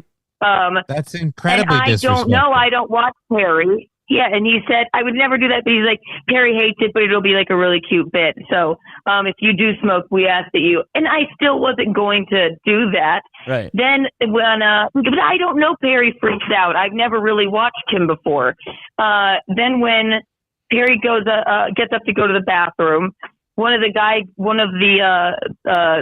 call him Tony Hawk or something. Yeah. He's like, smoke a cigarette, Keanu, smoke a cigarette. And I was like, I don't know if that's a good idea. So then he starts smoking and gives me one, and I start and I don't even smoke Marlboro Reds, and I don't really want to smoke in this man's house. And then Chrissy goes, put that out. And I'm like, you're right? This is weird. Yeah. Then Perry comes out of the bathroom and charges at Tony for smoking, because he's triggered by it. Right. Violently charges at him. So what if I didn't know the wiser? I'm a $1.15, and I had no idea that he was gonna, he could become triggered and crazy because he can't help it because he's got brain damage. Yeah. The smoking is what set it off. That's interesting. It's also interesting to hear that you weigh 115 now. You're getting fat. Shut up! I always have. You're gaining weight. I thought you were around 95, and now it's 115. That's just rude. Mersh from the Bad Luck Boys with $5 says, Keanu, your boyfriend has a brain injury from alcohol. What's your point? That's true, but I don't. I try and de-escalate him, not escalate him. He's more of a Gino's more of a docile tard. More than anything else. Thank you. Wait a minute. So now, so this Tom guy. So even before this choking thing, you kind of, and you don't know anything about Perry or anything else going into this. This guy struck you. This guy struck you as a problem, kind of right away. Oh, I can sniff like a sinister, disingenuous person a mile away, and that was an outburst that I think Lila has the smoking outburst on camera too. That was one of many. I'm not sure the one that you guys watched was the smoking outburst, but it's putting food in his face and doing all this stuff like. It's like really serious, and we didn't know that they're not always there doing that. Normally, they're just messing with him from afar, right, on the internet. Yeah, like and if their movie was just like that as well, like in the 90s, not their movie, but however they were just messing with Perry. Or a documentary, that's more of a controlled environment. Right. A house with like Lila is a teeny tiny little person. I mean, she could have been crushed. Somebody could have gotten seriously hurt. It's not a controlled environment. You can't really do that.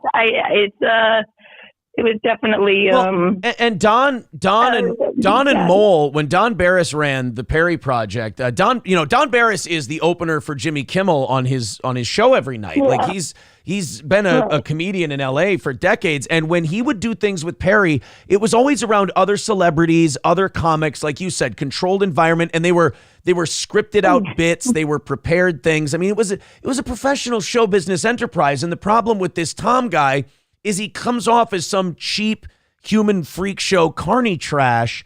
And I just, it's different. Like, we're not sitting here, like you and I aren't sitting here like clutching our pearls being like, oh, the poor abuse of this man and they shouldn't do anything with Perry. No. You can make Perry very funny, but you don't have to engage in basically riling up and abusing a guy with a brain injury.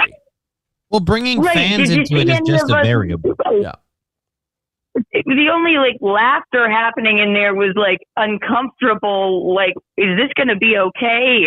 Laughter. Like, you can make Perry funny. I love Perry. Yeah. Obviously, I think he's a very sweet man. It's not his fault. I just don't know if it just seems really not. It seems really wrong to me. Not like, we're not collecting our pearls saying, oh my God, it can be funny. It can be a funny bit. And believe me, I get the bit, but this might just be a little too far. Well, and then I worry because Tom does seem to have the trappings of a really shitty cult leader where like he keeps, Perry, kind of hidden from all this stuff. So I'm worried Perry's never going to read any of this. Perry's never going to see any of this stuff, what people are saying, trying to get a hold of him, so on and so forth. And he really does need to dump this bum because anybody can do. I mean, you stream, we all stream. I mean, anybody can run this for Perry that actually gives a shit. Right, exactly. And we don't think Perry, Chrissy and I and Frank was thinking like, we don't think Perry runs his own Twitter. We don't know what he really has control over. And if these grifter circus freaks are making money off of Perry, that's no bueno, right? Right. Yeah. I mean, it sounds like you and I. It sounds like you, me, and Johnny and Gino right now are kind of running the free Perry from his conservatorship movement. That's what it is. It's like free Perry. Let him like be himself and be funny, and fans can mess with him, send him fish fillet or whatever. But we need to be choke holding him, and fucking with him, like flying into his house and all just like loading in, and he doesn't know how to get people out. Like, it's weird. Yeah, like let's no more bringing fans over to his home where he lives and where he sleeps. No more cattle prodding him for fuck's sake, and no more choking Perry. Right. I think that's pretty, mild request. Seems like a simple list. Well, did I forget anything to talk? She's got to ask Gino, her abuser, if she did okay. Otherwise, he'll hit her and not let her eat. That's how Stop Stockholm blinking. syndrome. Stop blinking, Keanu. It's a phone call. Anyway. Hey, Gino, would you like some attention during this call? I'm offering. Look at me. No, I did want to add one thing, and you nailed it when we were listening. It's like the beauty of that video, and I shouldn't even say beauty, is, Tom didn't know he was being filmed. No. It's like one of those age-old, he was in a safe space, and by that I mean not where there's no cameras, and he was just used to the cameras that they use on their fucking circus monkey, the poor innocent Perry Caravello, and he put the guy in a fucking chokehold for every reason you just underscored. You're fucking with my money. You're my little circus animal. He's a fucking meathead bully. And the whole reason a lot of this started is when they got done, after they did that show, which again, if something doesn't change, and you're welcome, Tom, for us pointing out that you're fucking out of control. Yeah. If something doesn't change, someone is going to get hurt. And it's probably not going to be Perry. It's going to be fucking someone in the collateral damage of this fucking circus that Tom doesn't know how to run. And my point was, like, after when you are doing a guest spot on a show, which is what Perry did, okay? And I've had it with all these fucking people that a caller just said a couple minutes ago, I think it's a work. I've had it with the type of pro wrestling comedy that's becoming prevalent with idiots like this, where, and they all love saying, well, it's like Andy Kaufman. Nobody's like Andy Kaufman. There's one Andy Kaufman, and stop doing this horse shit where they're like, is it a work? Yeah. Stop it. That's not comedy. And when someone's nice enough to put you on a show, the way I put it was, when we all did the Content House in Orlando, there were 300 people there, and I said, this is a home game. And I went up and I killed. And I'm not saying I'm fucking Carlin. I'm saying I went up in front of a home crowd and it was falling out of the boat and hitting water. Yeah. So when Keanu and Lila and Chrissy are doing a show at a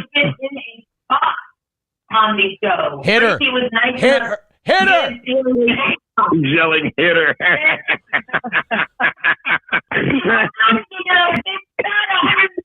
She's got me in a chokehold. This 115-pound gorilla's got me in a chokehold, guys.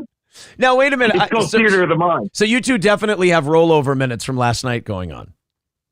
Hey, I used to do a joke. Hey, where are you at? I'm on Boost Mobile. I'm in jail. Where do you think I'm at? Listen. So when you're doing a home game like that, everyone's there to see you. Yeah. And I hope I'm not thinking out of school. Like, Chrissy's like, gee, fucking maybe 5 or 6 people like came to see Perry, that weren't already there. So no matter what Keanu and Chrissy, and they're funny. I'm sorry if I'm simping, as the kids say, but they're fucking funny, these three. It's a great show. And when a guy, Tom, gets off stage and some fucking troll gets a clip and he thinks it's going to upset me because the guy goes, yeah, and the girl that was hosting, whoever she was, it was outside. I actually heard crickets. That is the definition of an ungrateful FAGGOT meathead. Yeah. It's the definition of a fucking guy who's just out of fucking touch and he's trying to fucking make things look good because I get it. You're a little circus pet, and I'm sorry, I don't mean that in a fucking derogatory way to Perry, but he's like, I'll bring him anywhere and make more money. And then you're like, why isn't anyone laughing? Because you're a fucking goon, Tom. You're a fucking goon, Tom Brennan. Oh, well, now I'm going to beat you up, or Cattle Project. Whatever you got to do, because that's what comedy has become. You fucking bully. Bullies are bullies are bullies. And fucking Perry's going to get hurt if someone else doesn't. And thank God Lila fucking had to film every fucking second of that tour with her selfie stick. Or as she calls it, a pole vault.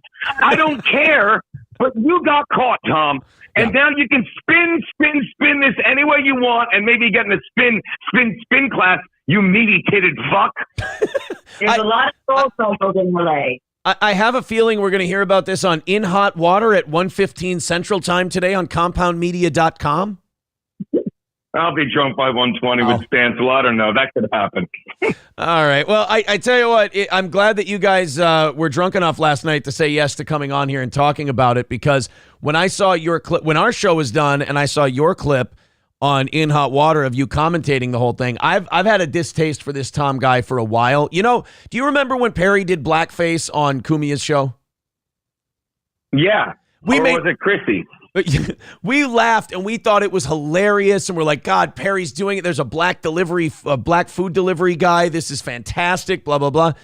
Tom got pissy for us saying that, and told Perry, oh, you can't trust this steel toe guy. You got to stay away from him. He's a bad guy, Perry. This guy, oh, just racism and this and that. And I'm like, oh, fucking Tom's a worm who doesn't want anyone cluing Perry into that he's being fucked with. They didn't let Perry know that this was kind of a blackface thing, and they didn't want people to let, smarten Perry up to the gig.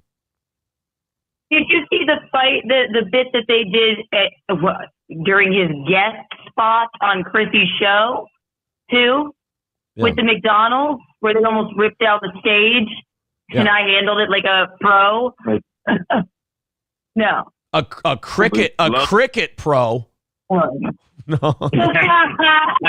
Hey, that's the mobile phone we're on, cricket. They could have heard him there. They could have. Chrissy hadn't even gotten on stage yet. They started fucking with him 30 seconds before I'm supposed to. Light Perry. He's like, well, we're gonna give him a delivery first, and then when a fight breaks out, you can be the referee. Okay, bye. Then I went, okay, but what the fuck? You don't do that. It's so disrespectful to Chrissy too. No. Yeah. And you said it. I'm sorry. You said it about Tom. That's what an abuser in an abusive relationship does. You're not allowed to have any other friends. Right. You're not allowed to like anyone else. You're not allowed to think the blackface is funny. I'm sorry. Yeah. I'm sorry. Gino, this is, you'll like this. I've been told in the chat here, the reason he doesn't like you when he's never met you or anything else, apparently Tom Brennan is like a giant, like one of these obsessive, weird, unfunny Red Bar nerds. Like he's a huge Red Bar mark. God. Like you can like Red Bar and think it's funny, but there's some levels of fandom to that show where you're like an unironically unfunny, like cringe lord kind of guy. And they're saying in the chat that he's like one of those cringe type Red Bar fans. So could you imagine so blindly following? And I say this all the time. Red Bar is king, people. Say what you want, but he started the troll show and look what he got out of it. All these troll shows are doing Red Bar now. Yep. That's what they do. It's doing a work, blah, blah, blah. And I say it all the time. It's like, it's the guy that failed at comedy and he's telling people who how to do comedy. And these dumb people, it's almost like, what would you call a stupid person that would listen? Oh, yeah, a meathead. So, yeah, that would explain a lot about him. But, I'm sorry, I think you guys know me, your fans know me. I never gave a fuck one way or the other about these guys. But when I see someone choking someone in their own home, and you saw it in that clip, what gets me is what I keep saying, he didn't think he was on camera. Right. We caught Tom, the meathead, in the wild. And you said it. He's the jock that's like, hey, calm down, be cool, get out of my house. And when Perry screamed everyone out of my house, he wasn't talking to the three girls. He was talking to those two. Yeah. Dude, if you saw the whole clip, he even goes on stage like, they can stay. We don't want to. We were traumatized. Right. We tried to stay there any longer than we had to. Yeah. Well, I tell you what, guy, thank you very much for talking to us about this. And this guy, I really like Perry, and I'm a really big Windy City Heat fan and all that. So I want to see this guy out of the picture. Like this guy's a huge problem, and I want to see Perry get hooked up with somebody who can keep his streaming thing going, because I do think Perry's entertaining, but somebody who will actually give a shit about the guy. He doesn't need them. No, he doesn't need someone who's going to choke him. You don't either, baby, but this is a choice you made. Yeah. All 115 pounds came out at me. Jesus Christ. You two fat asses. I tell you what, we're going to see you in a week and a half for that Vikings game. Very excited, but be sure to tune in. Keanu, are you doing a show this Wednesday on YouTube? Yes. Keanu Cast, live at 7 this Wednesday, YouTube. Yes, Keanu Cast on Keanu's YouTube channel. And then, of course, Gino Bisconti on In Hot Water on compoundmedia.com. Get your membership today. And while you're there, just watch all the Steel Toe episodes, too. That's Compound Media. Right. Yes, compoundmedia.com, 1:15 Central Time, 2:15 Eastern. Gino will be there with Jim Stansel today. Guys, thank you very much for calling, and we'll see you soon. Later. There you go. Well, Johnny, I hope that guy's out of there pretty quick. Like, I didn't know until Keanu mentioned it on the show that, the cattle prod thing, I didn't know about that. I didn't know about that either. I've never seen it. And the fact that he's, bragging to them, he's like, oh, yeah, might have to settle him down with this here cattle prod. This is someone who's literally hanging out with the special ed kid because his mom's really rich, so he likes siphoning the money off of the special ed kid, but then he brags everyone else, look, it's a little bit of a rabid animal, but don't worry, if he gets loose, I got it. Like, just no, dude. He's a person, you dick. They're saying that there's a subreddit for Tom. It's r/Tom Brennan PCL. And there's a Kiwi Farms thread, Perry Caravello. And I guess they've got a lot of the Tom hot mic stuff and a lot of the Tom not being filmed stuff. Good. Fuck this asshole. Fuck this guy and down with this Tom. And free Perry. Some people were saying free Perry in the chat. Other people were saying pre-Ferry in the chat. Either one works for me. But you got to get Perry out of there. That abusive relationship that he's in. TVA Dan says, Red Bar is hilarious. I don't understand the failed comedian spin. There's more ways to make people laugh on stage than doing stand-up. No, they're saying that because he really wanted to be a stand-up and he didn't make it at stand-up comedy. There's also, you don't have to defend Red Bar. Like, he ended up doing whatever it is he's doing. He tried to do stand-up. He wasn't good at it. He wasn't funny in that medium. You're right. There's more than one way to be funny. But also, he embezzled, I don't even manage a club or something. I don't even know if this is allegedly. I know that he had to leave his club because there were allegations from his partners that he was embezzling money from the club. And he did get kicked out of his own club by the guys running it. So it's kind of historically been a giant piece of shit. And I think his parents bankrolled that whole Red Bar radio thing until he could finally get the couple thousand people subscribing he does now. Although I know that took a hit when he got sick and it hasn't bounced back. And now poor Red Bar, his fucking bit got watered down in the last year by everybody trying to be the new Red Bar. Now I'm sure his fandom is shrunk because they spread all that shit out over 9,000 different channels. Sucks. Yeah, but doesn't he have more people to go at now? Because he can go at the impersonators, the pretenders. You can just more lol cows to milk. That's true. Yeah, there is some of that. Not a bad. You know what? Not a bad idea, honestly. So let Tom Brennan know if he wants to try that tough guy cattle prod shit on someone. Try it to me, because that's fucking horseshit what he's doing to Perry. And look, we make jokes and everything, but that actually does upset me because Tom took someone else's hard work. Don Barris and Mole's hard work, hijacked it, and now is using it to get himself off for freaks on the internet. Like, congratulations, Tom, you bag of shit. And apparently keeping a lot of the money. Justin Smith says, Cumby announced the other day that they are going to censor all the clips they don't like from the show now. Well, that makes sense. Yeah.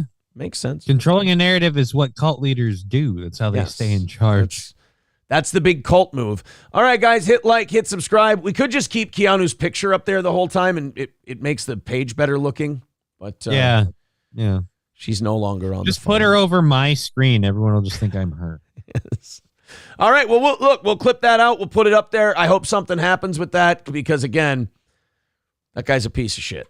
Giant. And by that, I mean Gino Bisconti. Giant piece of shit. 135 away from today's goal. If you want to chip in, please do. If you're enjoying what we do today, we give you a half hour of overtime. When we get that down to 0, we go an extra half hour later. And also half of anything we go over today goes to Redbeard, a fan of ours who passed away on Friday. We're going to be throwing $250 at him on Friday, but then to add to that, anything amount we go over the goal, half of it goes towards the next day, half of it goes to Redbeard. And we'll be chipping into that GoFundMe on Friday. If you guys want to throw Redbeard's GoFundMe up in the chat, please do. I encourage that. Zul McCool says, Gino is a feeder. He wants Keanu big so no guys look at her. Well, he's failing horribly. How long does it take, man? Right. What is he feeding her? Hamster pellets? I don't get it. Cumby is a complete loser with no actual accomplishments in life other than ruining a famous 30-year-old comedy project. Yeah, again, Tom told me point blank, and if the Reddit, I don't like releasing emails, but I think this is extenuating circumstances because we're dealing with an abusive guy. I feel like I'm preventing a crime or something. He did tell me, Don Barris, don't mention Don to Perry. You know, as if to say, like, don't mention Don to Perry. I'm trying to protect Perry from any Don references because Don doesn't like what Tom's doing to Perry. Yeah, I can't imagine that. Yeah, because Don's show business and Tom's not. Like, Don Barris is show business. Like, he understands how far to take things, what's professional and what's fucking dangerous and horseshit. And then how to properly do a bit and not just bring randos into it. Exactly. Kevin D says people stopped watching Red Bar when he stopped showing the live feed for free. I didn't know that he stopped showing the live feed for free. Ooh, that's very interesting. People are saying that Gino is actually feeding Keanu Red Cross rations. If you want to fatten her up, Gene, you got to go with MREs. They're high in all kinds of fats and calories and all kinds of things. You'll have her up to 117.5 in no time. Bigot on Socialist Media says, enjoyed that segment. Tom is more of a piece of shit than I thought. Me too, Johnny. I don't know. A lot of the things Keanu brought up, I didn't know happened. So yeah, no, it just seems like the more we learn, the more I'm like, why is Tom allowed to be involved in this? It's almost like he's treating Perry like Perry needs a PCA, a personal care assistant. But then at the same rate, he's also an incredibly abusive person that shouldn't be, a personal care assistant. Right. It cuts both ways. We have a lot of stuff still to do today. We're not even through the 6 o'clock hour things. And we're going to get through that and much more. Hopefully we're doing overtime today. We got about an hour left. We got about 50 minutes left until we rattle this here offering plate and e-beg our way to that 135 goal unless we knock it out early. I don't know if you guys heard about this, but Joe Biden apparently gave away $6 billion to Iran in exchange for some prisoners that we had there. By giving away $6 billion, I mean he unfroze the accounts of people we deemed dangerous enough to freeze their accounts. And now he's unfreezing them for these bad people to get access to their $6 billion in a prisoner swap deal. Oh, and by the way, the Merchant of Death, remember the guy we traded for the Brittany Griner? Right. Apparently he's back to work. But hey, at least we got our star forward. I don't know what position she. Hey, we got a Pastor Prime basketball player back. I'll have you know, sir. She's a black lesbian. That makes her a unicorn. We had to save her.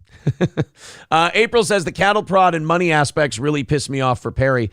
Plus, Aaron and I had good rapport with Perry, and now Perry hates us because Tom told him to.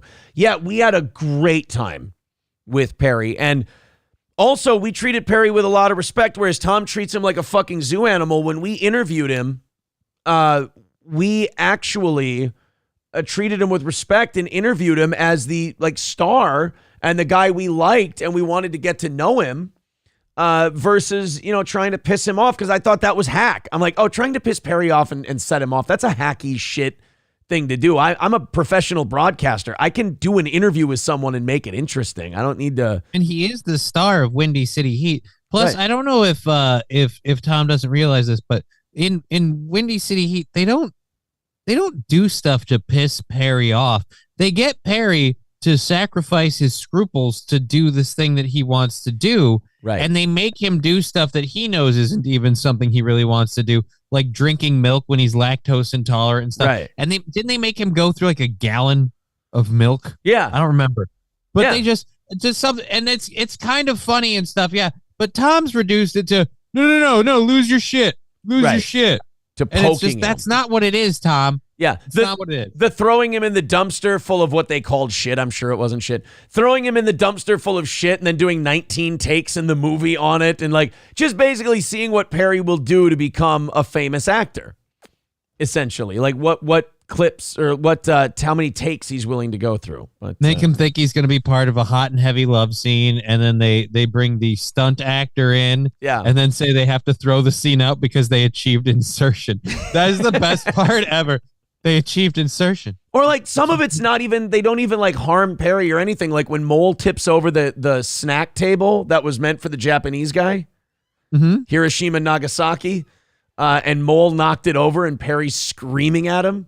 That shit is funny. You don't have to rile the guy up and fucking abuse him, for God's sake. All right, let's move on to some new things. Hey, great news, Johnny. I've got some awesome news for everyone. What's that? There's a new COVID-19 vaccine. Oh, hooray. It's just been approved. The booster. Can this one not be taxpayer funded? Just saying. Just.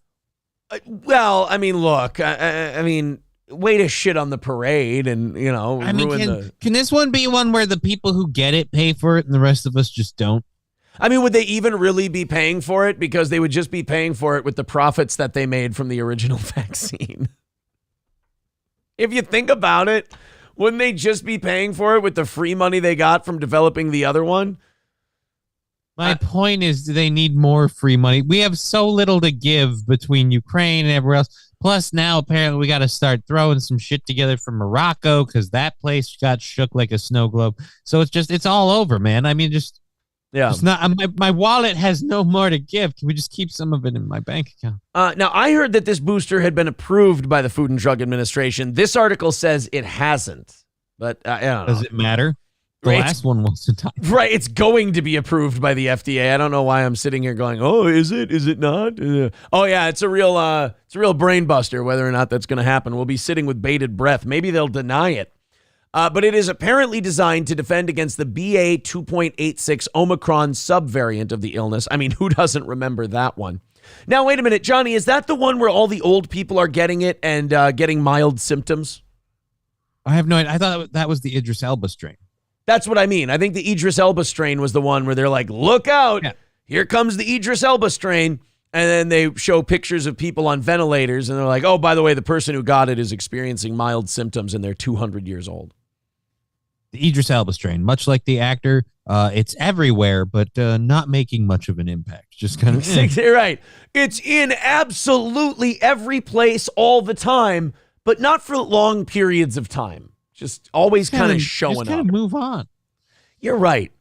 Idris Elba kind of decided to have the career where he's in everything and starring in nothing. Yeah.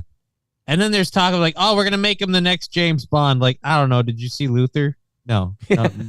That's most of us. Idris Elba's career is very, I always mispronounce his name, but Mahershala Ali.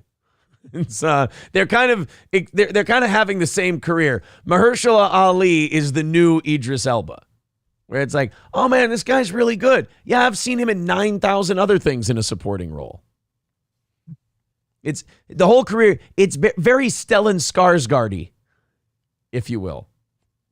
Now, go ahead. Leader. Yeah.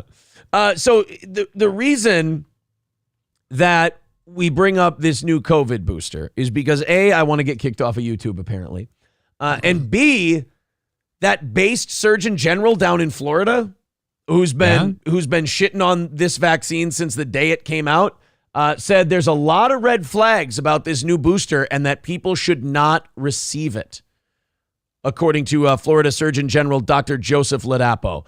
Ladapo said that there's a new vaccine that's coming around the corner, a new mRNA COVID-19 vaccine, and there's essentially no evidence for it, he says. This is his speech. Let's listen to the the Surgeon General in Florida. And, it's amazing to me, even 3 years in, it still floors me the level of spin they engage in.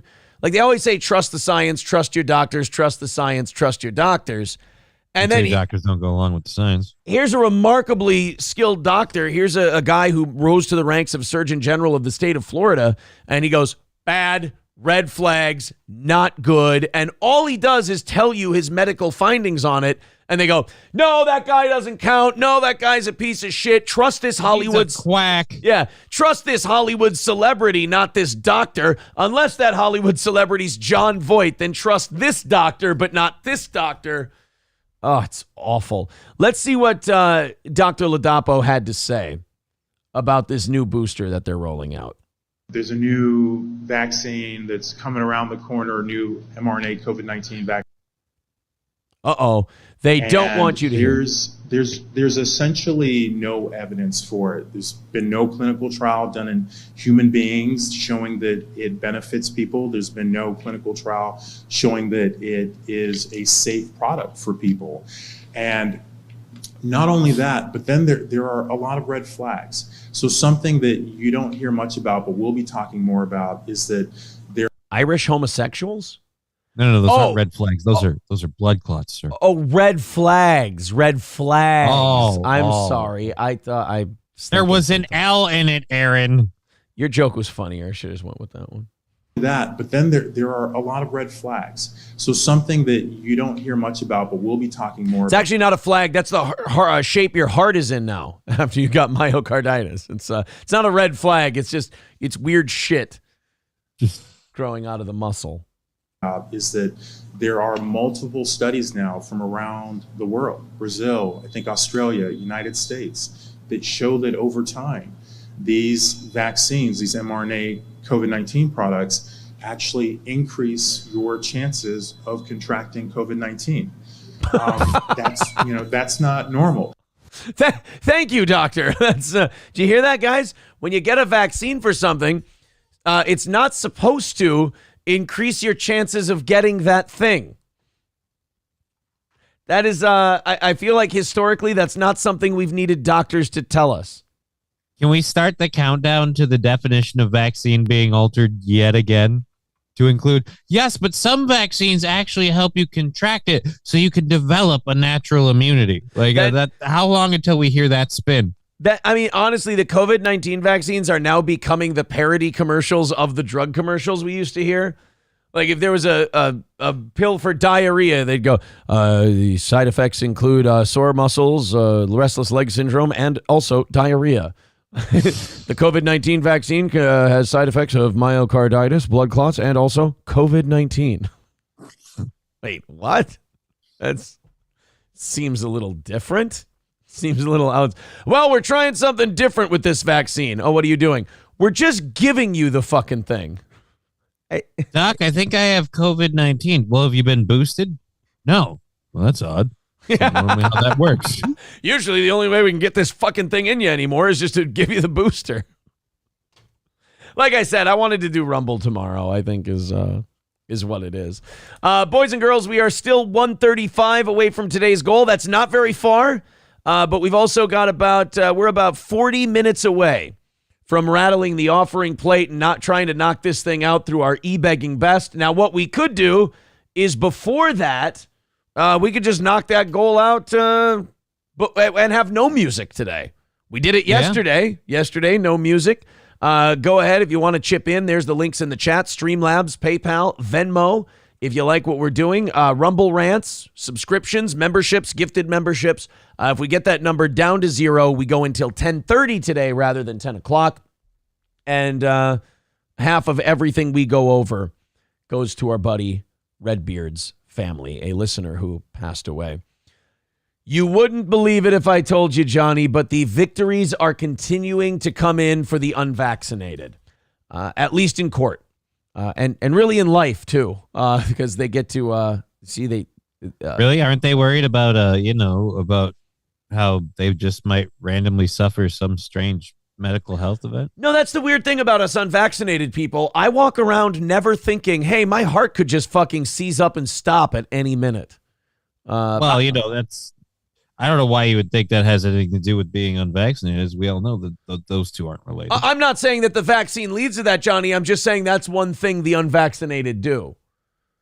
We don't walk around very ballsy of you, sir. Yeah, the us unvaccinated don't walk around thinking my heart could stop at any moment. So that's not. I'm not saying that getting vaccinated causes you to do that. I'm just stating a fact. And Rock says, "Yo, cuh, what's the Cash App?"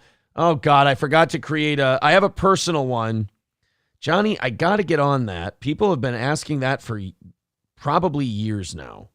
At this point.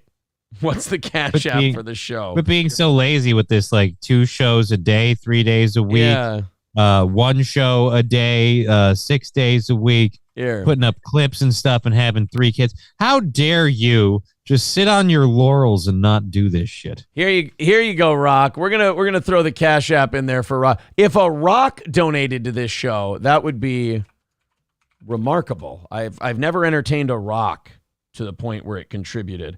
Okay, let's, so there it is, $ Aaron Imholt on the Cash App end of things.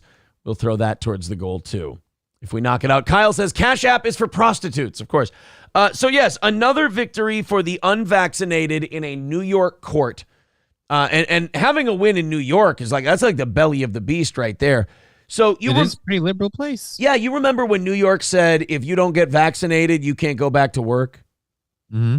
Well, these lawsuits, or those rulings rather, are getting shot down in lawsuits across the country. This is at least the 5th one I've heard of. 10 New York City educators who were fired for refusing to take the COVID-19 vaccine will be reinstated with back pay, a judge ruled Wednesday. From October 2021 to February 2023, all New York City Department of Education employees were mandated to take the vaccine, prompting thousands of educators to lose their jobs. I will say this, Johnny, it is encouraging to hear that it was thousands. Yeah. It's nice to hear that thousands of people went, yeah, no, fuck that. I'm not. And no offense, man, fucking Captain Hindsight's over here. Like, look, it seems like the people who didn't do that were kind of right in the long run. So how about we just, it's really hard to be like, yeah, you guys lost your jobs. That really wasn't right. You were putting people's lives. Oh, wait, no, never mind. They weren't. Facts came out. Turns out everything we did didn't mean to make a difference. They should have been fine. Yeah, exactly. So now the court has overturned that, and they're getting back pay for it. Now, the only thing that kind of sucks about this is there are innocent people who have to get hurt in this. You know, there's teachers who got jobs and they didn't do anything wrong. They didn't trash unvaccinated people. They didn't, chuck an unvaccinated person out the window or anything like that. They made a personal choice. Right. They made a personal choice. They got vaccinated. They got a job. And now, because that person gets their job back by court order, that person who replaced them now has to lose their job. Yep. And that sucks ass. But they shouldn't blame the court if you lost your job. You shouldn't blame the unvaccinated person if you lost your job. You should blame the goddamn government for mandating it in the first place. They're the one who ended up, leaving you high and dry on this deal. In February, some of those educators filed a lawsuit against the Department of Education after they were denied religious exemptions from the mandate. The lawsuit, DeCapwa versus New York City of New York, sought relief for 16 plaintiffs who lost their job due to the mandate. The lawsuit was sponsored in part by Democratic presidential candidate Robert F. Kennedy Jr.'s nonprofit, Children's Health Defense. Is this motherfucker trying to become, is he trying to follow his dad and uncle? He does not like vaccines and I think government mandated medical stuff. So yeah. I know he doesn't like that, but he's poking a lot of bears. I mean, I like him, don't get me wrong. But, he's poking a lot of people with his I don't think he's shit. in a position to actually do anything. That's the way I'm looking at it. Basically, he's being way too vocal. He's being way too, this isn't cool, that isn't cool, I'm against this, I'm against that. And I feel like the only reason he's allowed to continue saying and doing this stuff is because of, his dad. But at the end of the day, I feel like if he could actually do something, somebody else would get another car ride in Texas. If you're smelling what I'm selling, I think one of the reasons he's safe is because, again, let him speak. What's he gonna do? Here's the things that this is what Robert F. Kennedy Jr. has to be wary of. If anyone says, let's go for a car ride, or if anyone says, oh no, I know a shortcut through the kitchen. Those are the two things you got to stay away from if you're Robert F. Kennedy Jr. Thank you very much to Carl for the $5 over on Cash App. Thank you. See, you throw that Cash App out there. People want to throw you a couple of bucks over on Cash App. 125 away from today's goal. Thank you guys very much for your support. Only 125 away, and we still got over a half hour before we even rattle the offering plate. Rupert with $4.99 says, you may not have entertained a rock, but we've bombed one. Hey, happy 9/12, everyone. Perfect. Yay. Hobo Chili Recipe says, make Robert F. Kennedy Jr. the Attorney General. Yeah, I mean, what could go wrong? Why not? I would love to make anyone the Attorney General if they would just do something about, the whole corruption thing that we keep seeing. Thank you. Rock with $1 says, I forgot to give my message. All right, thank you, Rock. I appreciate that. 125 away. Yeah, I mean, it would be ballsy if they offered it to him. It would be even ballsier if he accepted. He did stuff? Yeah, that'd be amazing. Well, his dad was Attorney General. Right. Yeah, so I'm just saying, taking dads. In general, most times people don't actually do anything. taking dad's old job and being like, I'm going to fight against injustice. And you're like, oh, dude, you start the clock. start the clock on old RFK Jr. Well, good for those people. Good for them getting all their jobs back and getting paid for it and everything else. I mean, it's only right. Again, it just bums me out so much that we got to that point where people even let the government tell them this shit, like, do this, do that, or you can't work, you can't make money, you can't feed your family, so on and so forth. And it's just like... Yeah, and I'm sure they'll never let that happen again. I'm sure as this year we're in currently progresses and 2024 starts and moves on, I'm sure we won't see that happen where everybody just lines up and goes, hey, how about we lock you in your homes because this, that, or the other thing's dangerous. Climate change is happening, and the only way we can stop it is if you stay home and cast a mail-in ballot. If they get mail-in ballots this next year, it's just too much. And then they can withhold a laptop that is clearly election misinformation, or election meddling. But if you say, hey, doing this mail-in ballot thing for the first time, and all the all the information we have on what's been going on with this last election, you can't even say, yeah, I think this might have been rigged, or I think this might have been cheated, or I think this might have been, fucky. Nope, can't say that. But you can suppress laptops and everything else. How is it not a joke to people? Like, I watch people get mad and scream and yell, and I just kind of look at them, I go, how is this not a joke to you? Why is this a project still worth saving? Like, why not just sit back, play some instruments, tell some jokes, make fun of some people, and hope that we outlive the Reaper on this one, or hope that we don't outlive the Reaper on this one. Like, when they go to give America the final touch of death, I hope I've lived a long life and died, and my kids have lived a long life and died. My grandkids, look, I already understand that it's going to be hard enough for my kids to get to 80 without the whole thing falling apart. So I'm just hoping they get out of it okay. Grandkids, you're on your own. See, that's where I'm like, I'm worried that things are going downhill so fast that my daughter get out of it okay. Like, dude, you're like, how are things going to be when you're an adult?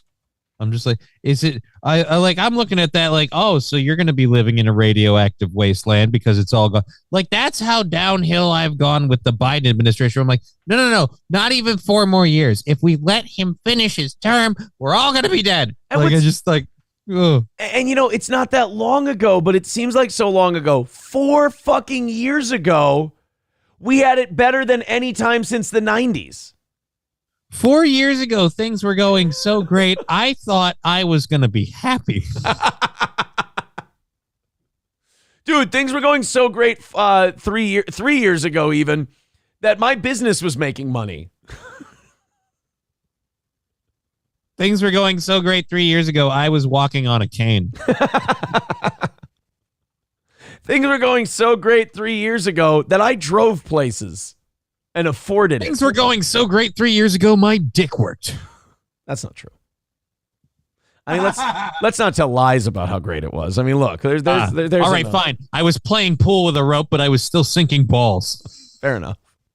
What's his nuts with $10 says can't let MSO win today. That's the spirit. And then says here are some free play points too. Oh, thank you guys. I appreciate you guys converting your Google Play points and throwing them to our show. 115 away from today's goal. We are getting very, very close, you guys. And again, still a half hour away from rattling the offering plate. So thank you very much. There's all the Streamlab, PayPal, and Venmo information in the chat. Thanks again. Friendo says, I'm not gay. Quit sending me nudes, Aaron. Oh, no, Johnny. They're back at it. Veldrain says, what's your contingency plan? Contingency plan? In case more COVID lockdowns and mail-in ballots don't work. This is it. Oh, Jesus. Come on. You're the Biden administration. You put a man in the White House fraudulently, for God's sake. You're telling me that this 80-year-old man is your only hope? Yeah, that's it. Oh, Jesus. You should have a room of people backing you up and a room of people backing them up. You ought to have people trying to fraudulently rig the election, thinking shit up, and people backing them up. Oh, they show them how the 2024 election's going to go, and he looks at it. He goes, I think you'll recognize the rigging. Yep, I should recognize it. It's my design. Let me guess. You stole a key to the patent office? Yeah, something like that. Something like that, or is it that? Cocktiff says there is no way the Republicans will win. The Democrats already have 125 million votes counted. I think it was Sir K or someone else sent me a link, and I think it was on Twitter about like some group or something did some research, and they found that there were more people registered somewhere than they had more people voted that actually had registered or whatever it is. I'm sorry, guys. I'm looking around. I'm trying to find it. It's in here somewhere. I don't mean to brag. Something's hinky. Is this with our last election or with the one coming up? Like, hey, we've already found some people that have apparently voted. Oh, here it is. It's Sean Raz. This is from Leading Report. I don't know if this is legit news or not, but it does say breaking. Former Wisconsin Supreme Court Justice Michael Gableman testified that his investigation found that there were far more people registered to vote than were eligible. 4.5 million eligible voters, but 7 million on the rolls. Now, if I search that name, Michael Gableman election, I don't see that in any news. Well, I'm sure CNN would put that front page. One thing they definitely want to put out there is that this whole thing is hinky. Yeah, I don't see this. I've only seen that one tweet about it. So, wait, hold on. Up front, Gableman testifies in Eastman trial. Trump attorney John Eastman called a former Wisconsin Supreme Court justice as his first witness as he defends his law license on state bar claims of ethical and legal violations. So anybody who questioned the election in Wisconsin, they're taking away his fucking ability to practice law. Michael Gableman testified in the California State Bar Court Thursday about a legislative audit he led of the 2020 Wisconsin election systems. The investigative report was presented to the Wisconsin State Assembly on March 1st of last year about reported irregularities, including drop boxes and absentee ballots, concluding the legislature could decertify elections. Again, this is nowhere to be found in mainstream news. The report was panned by State Attorney General Josh Kaul. Hey, guess what party Josh Kaul belongs to, Johnny? Oh, I guess he's a card-carrying Republican, So close. He's a Democrat. You missed it. Weird. They're not that different anymore. They called the report a train wreck, and Governor Tony Evers. Hey, Johnny, would you like to guess what party he belongs to? I guess he's got a big fat D. Giant D. As a circus that has never been a serious or functioning effort, it has lacked public accountability and transparency, and it has been a colossal waste of taxpayer dollars. Wait, are you talking about his report or the election? I'm confused now because... Oh, I thought he was talking about the administration. I was like, well, no shit. Eastman maintains the 2020... God, this, I shouldn't be surprised by this anymore, but this news is nowhere. I had to go to BloombergLaw.com, news.bloomberglaw.com to find this. Eastman maintains the 2020 election contained errors that cost Trump the election. The former Chapman University law dean, that's kind of a big deal, was indicted in Georgia on racketeering charges in the plan to declare Donald Trump as winner of the presidential election. So all these guys are getting charged in Georgia for trying to look into irregularities. That's what they're being charged with. This is a coup. This is a fucking coup to punish people legally for asking questions about... They're trying to throw people in prison for asking questions about our elections, which should be one of your number one responsibilities as an American citizen. Again, didn't we have a system of checks and balances? It seems weird how we're literally holding people guilty for checking to make sure the system is balanced. All they want to do is check, yeah, and they're... Oh, wow. Now, the State Bar of California has charged Eastman with violating 11 ethical and statutory obligations in his role post-election that culminated in the January 6th raid in the U.S. Capitol. But wait a minute, he wasn't there. The conservative legal... They're just tying everybody to January 6th now. Yeah. Didn't they do that with a bunch of the Proud Boys people too, where they just tied them to that and they weren't actually there? Yeah, Enrique Tarrio wasn't even there, and he got 22 years. They got years. The conservative legal scholar could lose his license to practice law if the charges are sustained. Now, scheduled to testify Friday, blah, blah, blah. Okay, so that's all they said about this Gableman.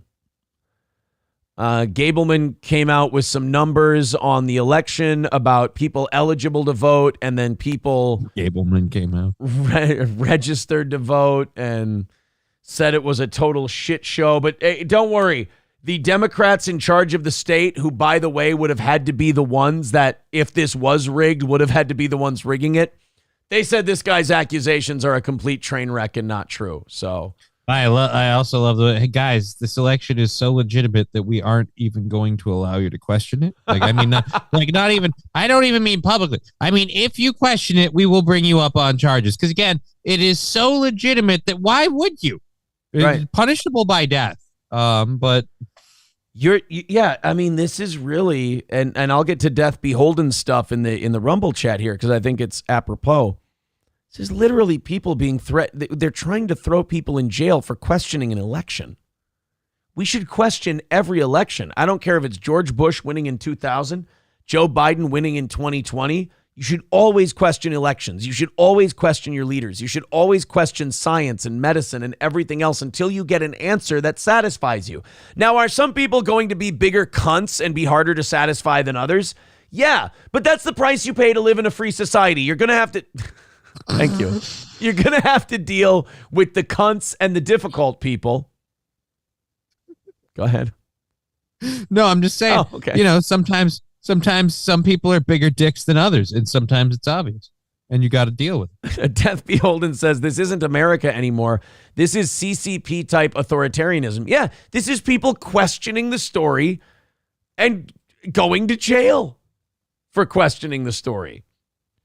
Chevrolet JB says, I hope they get a real judge, but I think the verdict is already in. Yeah. It's remarkable that they're, you know, what they're doing and how they're treating people. I got to the open. Go ahead. They're doing it in the open to our faces. The part that I find remarkable is always like, you know, this was normally the shit that I grew up believing. Well, they couldn't do that right in front of you. You'd get upset. But if you divide half the country and get them to think that those people are all Nazis, like, I'll be very honest with you. If they did this to Joe Biden, if Trump won the election and Joe Biden was like, I'm questioning the shit out of this, or like Hillary Clinton, remember, she was questioning the election and the legitimacy of it after 2016. Yeah, because she won the popular vote and she wanted to argue the legitimacy of the Electoral College. She should be allowed to do that. If they would, no, I think we should follow Trump's original advice and the Biden administration's current memorandum. Lock her up, man. She questioned the election. Now that was for different shit, but still, like, for questioning the election, if they would have tried to throw her in jail, I'd be like, fuck no, she gets to question the election. That's what you get to do when you lose because you're a loser. You have no power. Aaron, I just want the murderers out of the White House. We got the homicide out of the White House. All right, manslaughter. But when it comes to, like, losing an election, you're already the loser. The least that you should be allowed to do is question the legitimacy of it and say, they fucked me. Didn't do it. Candidate fucked me. You should be allowed to do that. Sir, you lost the race. What do you have to say? That motherfucker is doping. That's not how this works. He's allowed to do that. First of all, he's 80 years old. We have to. There's nothing we can do. All right, guys, I got to open up these 7 o'clock hour stories. Also, we're like 110 or something away from today's goal. So if you feel like chipping in, please do. We're a little over 15 minutes away from rattling the offering plate, and we're very, very close. You guys have done a great job of supporting this show today. We really do appreciate it. Looking for a half hour of overtime, and it lies in the Rumble Rants, the Super Chats, the PayPal, Streamlabs, and Venmo. Thank you very much for supporting this program. Let's push it all right up to the edge of the table and knock this thing out. Quickly, Stoney's Bar in downtown Rockville. Our friends at Stoney's have a great selection of beer and wine and liquor and great events going on throughout the week. Thursday, you've got bike night. Saturday, go watch college football. And there's live music. It's a party at Stoney's. And that's thing number one about Stoney's. That's number one. is it's a party at Stoney's Bar. Go to the patio. Visit Stoney's Garage, the outdoor-indoor bar where they have acoustic acts playing during the day. It's really awesome, man. Go check out Stoney's. It is a fun place to go. The best dive in central Minnesota is Stoney's Bar in downtown Rockville. Midland Armory in downtown Foley, midlandarmory.com. Check out our pals at Midland Armory and grab yourself a new firearm. You don't even have to tell your partner. They don't care. Just go ahead and do it. That's Midland Armory in downtown Foley. Use the promo code SteelToe when you order, and you'll get a nice discount off whatever you get, whether it's knives, optics, parts and gear, suppressors. They've got stuff they can ship right to their door, right to your door. They've got stuff they can ship to an FFL dealer near you. Midland Armory in downtown Foley. You can also call them or email them from the website and ask them any questions you have about what you're looking for, and they can find it for you. Derek and Tracy are the absolute best at Midland Armory in downtown Foley. All Care Towing, 320-253-5203 for All Care Towing of St. Cloud. If you go in the ditch and you're here in central Minnesota, you need a lift, you need someone to get your car out, get it moving again, nobody's faster than All Care Towing. And they've got trucks and wreckers for any size vehicle. So call them when you're in trouble, 320-253-5203 for All Care Towing of St. Cloud. And finally, Steel Toe Coffee is available. April's Magic Bean, the medium and dark roast, all of it very, very good. Get your order in today at crescentmountcoffee.myshopify.com. That's what the bags look like, what you're seeing on the screen there. That's what the bags look like. They're really nice, and God, these smell good. They even taste good, and I hate coffee. So that's a remarkable accomplishment. That's Steel Toe Coffee, April's Magic Bean, and Steel Toe Morning Show whole bean or ground coffee at crescentmountcoffee.myshopify.com. Not only is it the best coffee you're going to drink, it also helps support your favorite program. So go check it out at crescentmountcoffee.myshopify.com. Thanks a million. It is really good coffee. Very, very good. JoJo says, just got back from getting more coffee. Well, I hope it was Steel Toe coffee. Toastmaster says, you love spreading election misinformation, don't you? Election misinformation? All I'm saying is the loser should be able to say that the other guy cheated. That's what you do. Well, no, dude, no one's saying you can't say the other guy cheated. We're just saying you can say the other guy cheated so long as you're willing to do it behind bars. Yeah. I mean, you can scream that they cheated all you want. Just make sure that you're in jail when you do it. That's all. Or dead. One of the two. What is it? Michael Malice says they want you dead, but they'll settle for your silence. Right. Yeah. I'll be quiet. You'll be dead. There we go. Snuck a Star Wars reference in today. Hey, what's going on with the Big Ten and all the sex firings? The last I have no idea. It's apparently we can't stop. One scandal has turned into like multiple now. Yeah, you got like at Northwestern, I guess the players were shoving broomsticks up each other's assholes again. It happens all the time in football. Dude, it's called JV. Grow up. Every time, like one of these coaches gets fired and they're like, yeah, there was sexual impropriety with the players. It's always the same thing. Saw to me, saw to you. Like it's just saw to everybody in the room. Saw to everybody in who's a rookie. Every rookie butthole gets broken in. So now so that was the Northwestern coach where there was, bed knobs and broomsticks, if you will. Now the Michigan State football coach. Sounds like he's on his way out. It sounds like they're leaning towards firing him over sexual harassment allegations.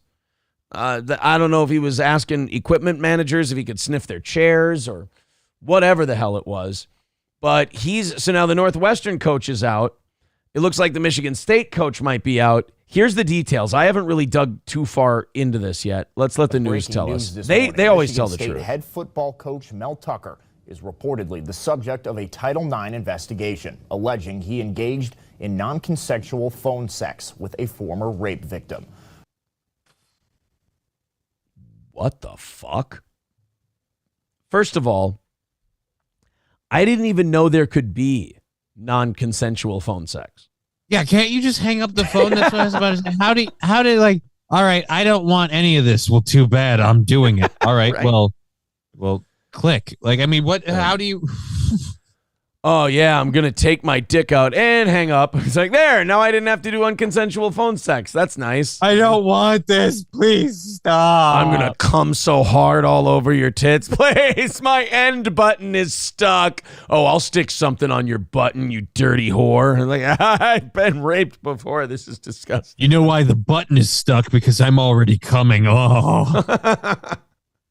And then also, so now, okay, that's, on your end, you should be hanging up the phone. But then on his end, like, bro, can we give her a break? Like, of all the people you pick to just start talking about your cock on the phone, you pick a victim? I mean, she's been through enough. Clearly, it won't be her first rodeo, I guess. Maybe. I like an experienced woman, and this one's been through. Well, I mean, yeah. I mean, in this case, it's like, look, you got to ease women like that. You got to ease into the consent. You got to, finesse it a little more. Not this guy. He just jumps right in there. According to USA Today, Tucker was on a phone call in April of last year with Brenda Tracy. The two had been working together to fight against sexual violence on.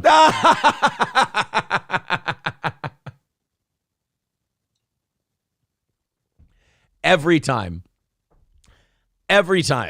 The two of them had been working to combat sexual violence. See, that's what he was doing. He started the phone sex. He's like, all right, now you have to stop me. And then we'll count this as a let's win. be honest. We're here fighting sexual violence because you're into the rough shit too, right? Like, I know what you want. No, please stop. Yeah, that's what they all say. Oh, I get it. We're role playing. Here with Brenda Tracy. The two had been working together to fight against sexual violence on campus. She alleges during the call he engaged in non-consensual sexual acts. Tracy is a survivor and an activist against sexual violence. The report. I'm having problems with the I get unsolicited phone sex, but non-consent, like, you're not consenting is the hanging up part. That's what makes it not consenting. All right, and I take out my dick. I don't like this, but go on. What? I'm willing to let this breathe a little while. Let's see where it goes. What do you do after you take your dick out? That's an aggressive move. I hope you've got something else planned. No foreplay? Report comes just over a day after survivors of disgraced sports doctor Larry Nassar filed a lawsuit against the university for their refusal to release documents related to his case. Oh, so the Larry Nassar, the guy who was diddling all the kiddie gymnasts, he was like, well, if I'm going down, everybody's going down. And he requested a shitload of documents. And in these documents, apparently the football coach is a bag of shit too. Which means that the university took this report and put it under wraps. So, because the school really, really cares about the students and everything else. It's all about education and the well-being. No, we're not motivated by the fact that he puts butts in the seats and the football team kind of pumps up money. Yeah. We just kind of buried this one. It came out because a pedophile had to make us do it. The investigation done by an outside Title IX attorney is reportedly complete. A formal hearing is reportedly scheduled for Michigan State's bye week, October 5th. Oh, wouldn't you know it? God, they're fucking crooked in support of the football team till the bitter end. Like, this guy's going to be fired on that day. He's currently suspended indefinitely, but they're still going to wait till the bye week because we don't want to upset the football team. We got to let them go to practice, so we're going to do it during the bye week. Oh, fuck you guys so hard. And 6th. He's whacking off on the phone to a rape victim. Let's cut him loose. Unless he wins Look, I'm not trying to say anything about the victim here, but again, how did you not hang up the phone? Non-consensual. I feel like the moment it goes where you don't want it, end button. Like, just hang up the phone. Of course, this is a developing story. News 10 has reached out to Michigan State for more details. We will let you know when we hear back. That guy's probably never been accused of anything sexual. That is, that poor guy, he looks like the kind of guy they leave him there on Sunday nights to do the news nobody watches, and they make him turn on his own cameras and run his own boards and then sit behind the desk real quick. And I give you life imitating art, ladies and gentlemen, Dilbert. Oh, but he has such wacky anecdotes about office life. Yeah, but I heard he's secretly racist, so that guy. But lately it's been not so silent or not so secret. Just kind of says it. I don't. That was funny, the Scott Adams thing, where he's like, yeah, I probably wouldn't want to live around black people. All right, well, I guess we just came out and said that. There you go. There's something about saying it so nonchalantly that makes people go, what? It wasn't that offensive. He can keep his jobs, right? Like, well, no. I think his whole argument was that he wasn't racist, but now since everyone's hating on white people, he's gone to the place of not trusting black people just because that's where we're at or something. I had some weird roundabout. It's not racist. I have a reason to not like them. Like, okay, sure. I've heard that before. Friendo says, word on the street is the donations today are going toward Aaron purchasing the complete box set of Queer as Folk on Blu-ray. How dare you? I would never watch anything on Blu-ray. It's all digital. I mean, I don't even like Queer as Folk. Is what I meant to say. Damn it. Give me another chance. Do it again. Do it. I can get it this time. Guys, there's plenty of stuff still on Blu-ray. We've got about 5 minutes left until we rattle the offering plate and try to knock out the rest of this morning's goal. You guys have been doing a wonderful job. We do appreciate it. We are only 1:15 away.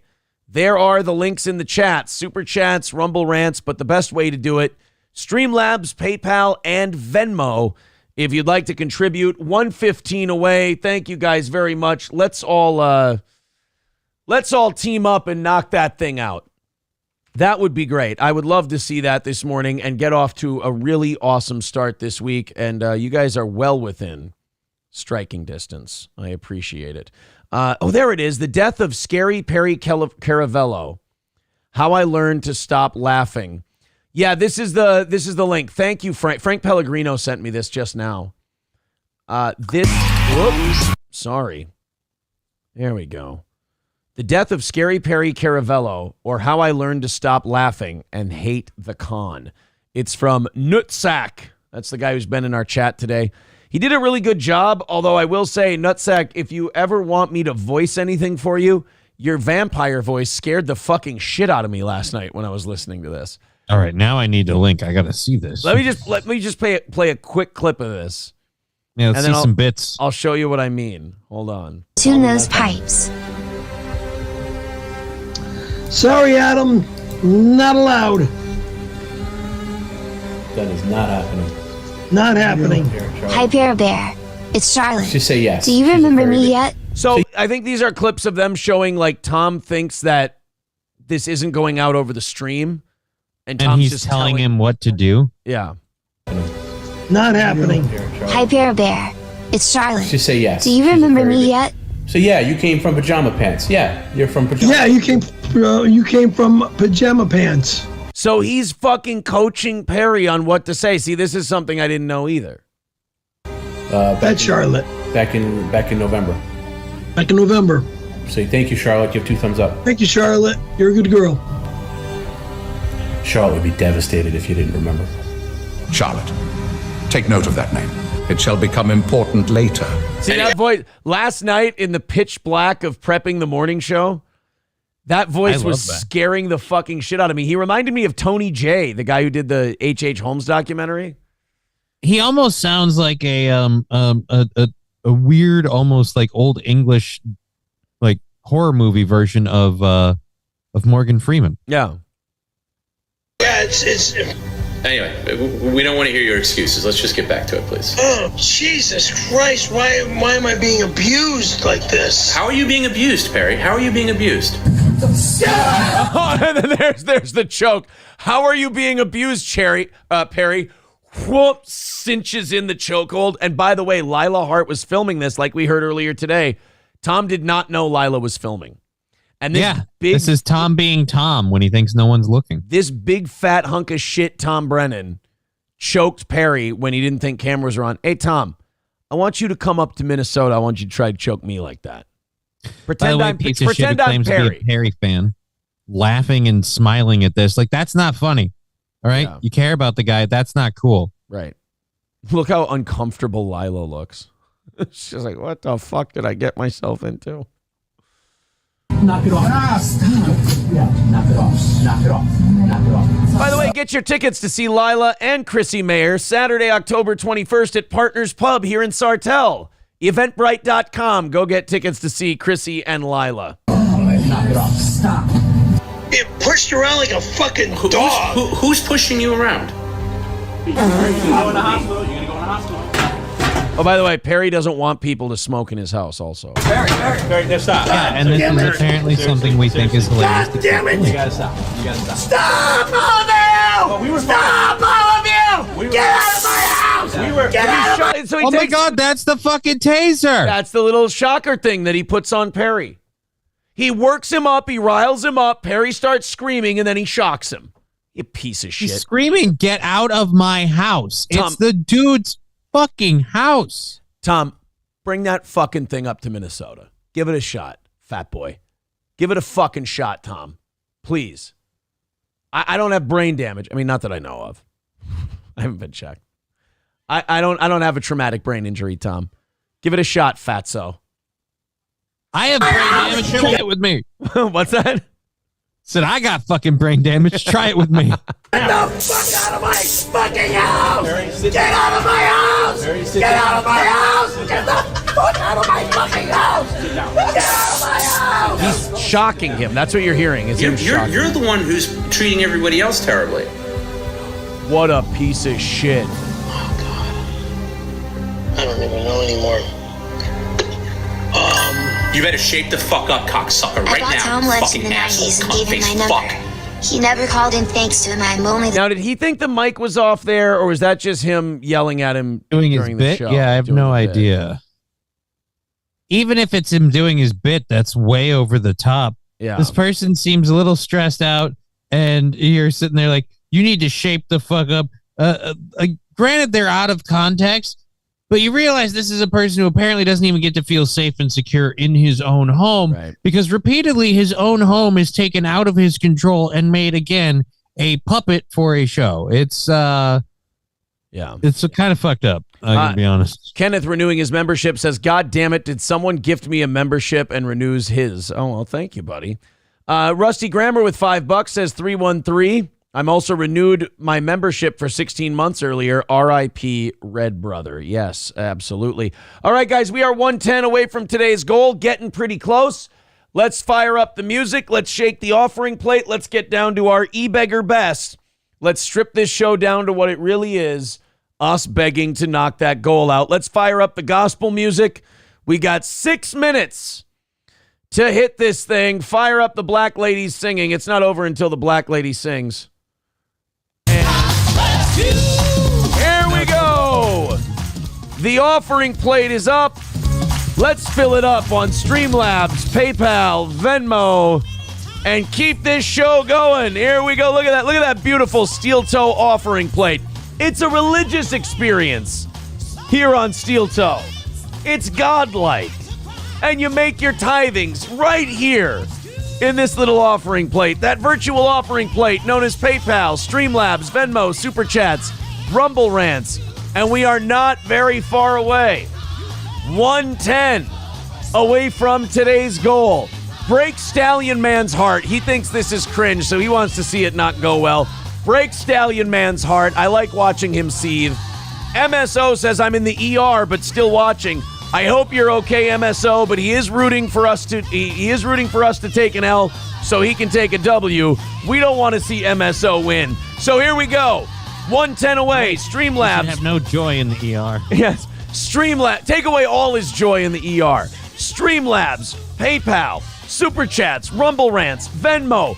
Let's knock this thing out and call it a victory today and get Steel Toe that half hour of overtime. If we don't knock it out, we wrap up in about 5 minutes. If we do knock it out, we do an extra 30 minutes of overtime. So who's going to start the rally today? Who's going to be the first one to throw those holy dollar bills into the Steel Toe offering plate and continue mass today for another 30 minutes? Who's kicking it off? They're saying R.I.P. MSO. No, he's gonna stay alive to see us not make this goal today. But he's wrong. We're gonna knock it out because you guys have been knocking it out all day. You've had it under like 130 for like an hour or so. You guys have been amazing. You guys have got this today. Let's finish it off.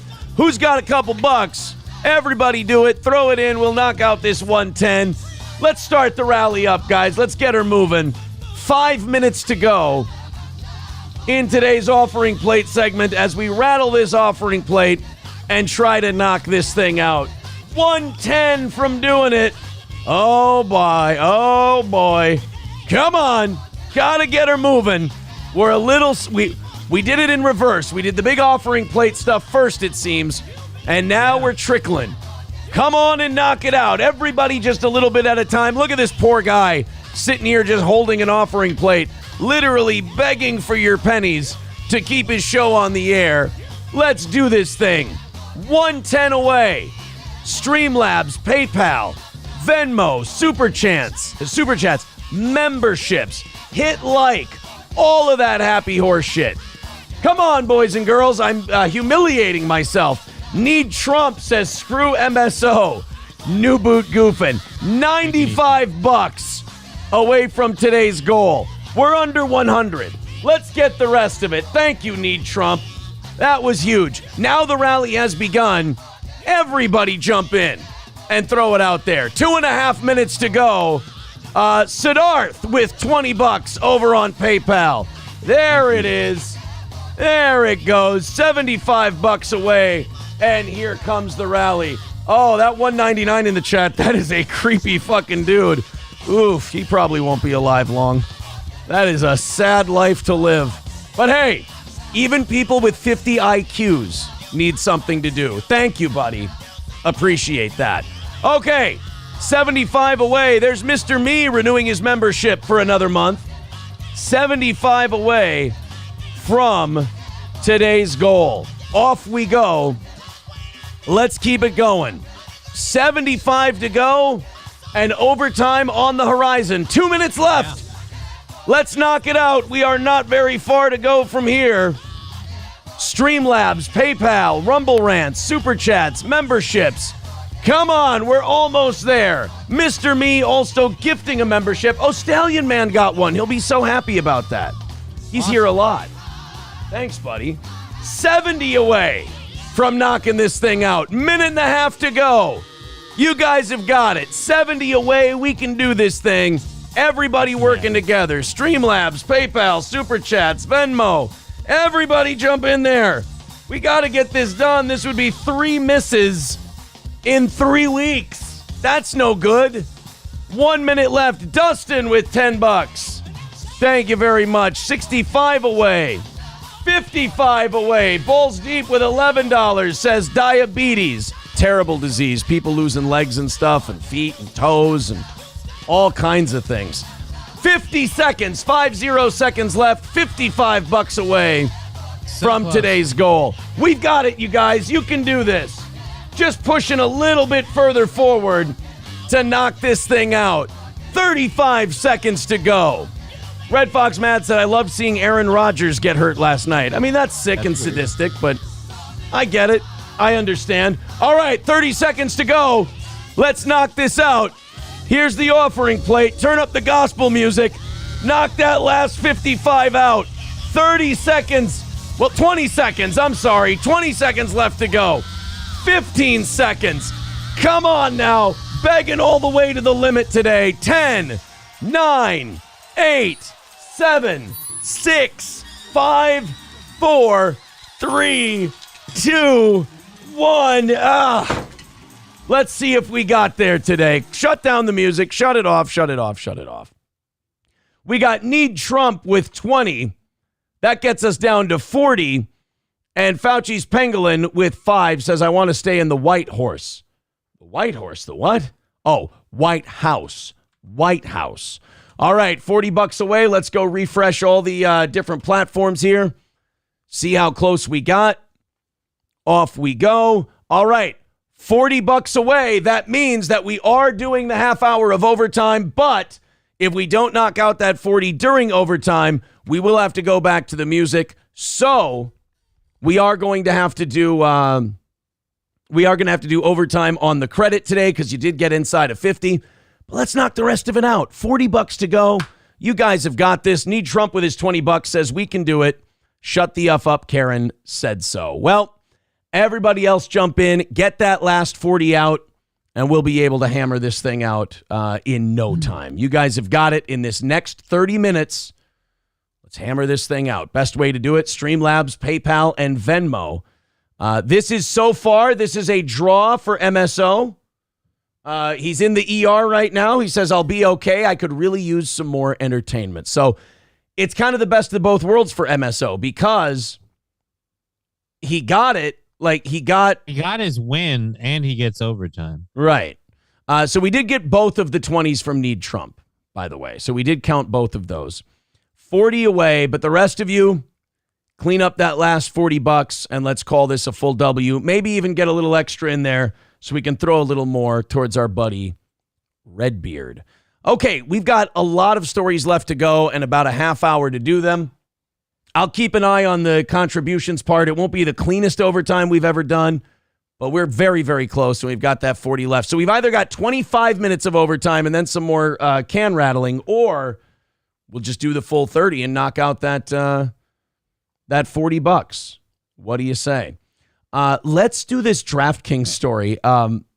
It's been a long time since 9/11 happened, but apparently it hasn't been long enough for people to not allow companies to shamelessly profit off of it, because DraftKings is apologizing. For what? A 9/11 themed parlay on their sports bets. So on Monday, yesterday, on 9/11, DraftKings put this parlay up. Now, if you don't bet sports, a parlay is where you pick a group of games, and all those games have to hit, and the odds on it are really good. Like this one was plus 651. So you pick 3 games in this case, and you bet $100, you win $650. It's a pretty sweet deal. Well, it was 9/11, and the parlay for the Mets, Yankees, and Jets to win was called the Never Forget Parlay. And it said, bet on these New York teams to win tonight on 9/11. This means that... How did the teams do, though? We know the Jets, like... That's a good question. Let's take a look. Let's see how the parlay... Let's see if you would have won your Never Forget Parlay. It might be offensive, but did it pay out? Yankees score. Let's see. September 10th. I don't see anything from yesterday. What the fuck? September 10th, today, yesterday. They didn't play yesterday. So it got rained out. They're playing a doubleheader today with the Red Sox. Aw. So there you go. So does that mean the Mets didn't play last night either? So the parlay was shot to shit? Nope, they lost to the Diamondbacks yesterday 4-3. So the Jets are the only... No matter what, you're fucked. The Jets were the only ones that won. There you go. Them and Al-Qaeda. Them and the terrorists are the ones that won. It is really something, because if you have a parlay like that on DraftKings, that means somebody proposed it, threw it across the room, pitched it at everybody, and they went, sounds great, print it. They went, yeah, sure, no, what, a 3-team parlay, 9/11, Never Forget, all New York teams. Love the work you're doing here. Solid job. And guys, he's an internet influencer. They call themselves Dylan Mulvaney. We're going to use it to pimp our product. Right. There's all kinds of marketing things that companies do that once they get out there, they realize, oh shit, this was a horrible idea. Yeah, we live in a bubble, and apparently this upsets a lot of people. Now, do I give a shit personally? No, I don't care. But I've historically always been someone that if something upsets me or bothers me or I don't like it, I just don't engage in it. I just don't do that particular thing. That's all. I just go. I think they should have been like leaning into it. These teams are on fire, Don't let this parlay crash and burn. Hijack a great bet right now and get this Never Forget parlay for 9/11. It'll be so good you'll give credit to it for people who never had anything to do with it. It's amazing. This parlay melts steel beams. Immediately after it was posted, though, it was ripped by social media users who called it tone deaf and crass. And that's funny because 367 people had already placed the bet by the time people were complaining. They really. This is insulting, but the odds are good. I'll take it. Look, I could use $650, and I just need 3 teams to win their games.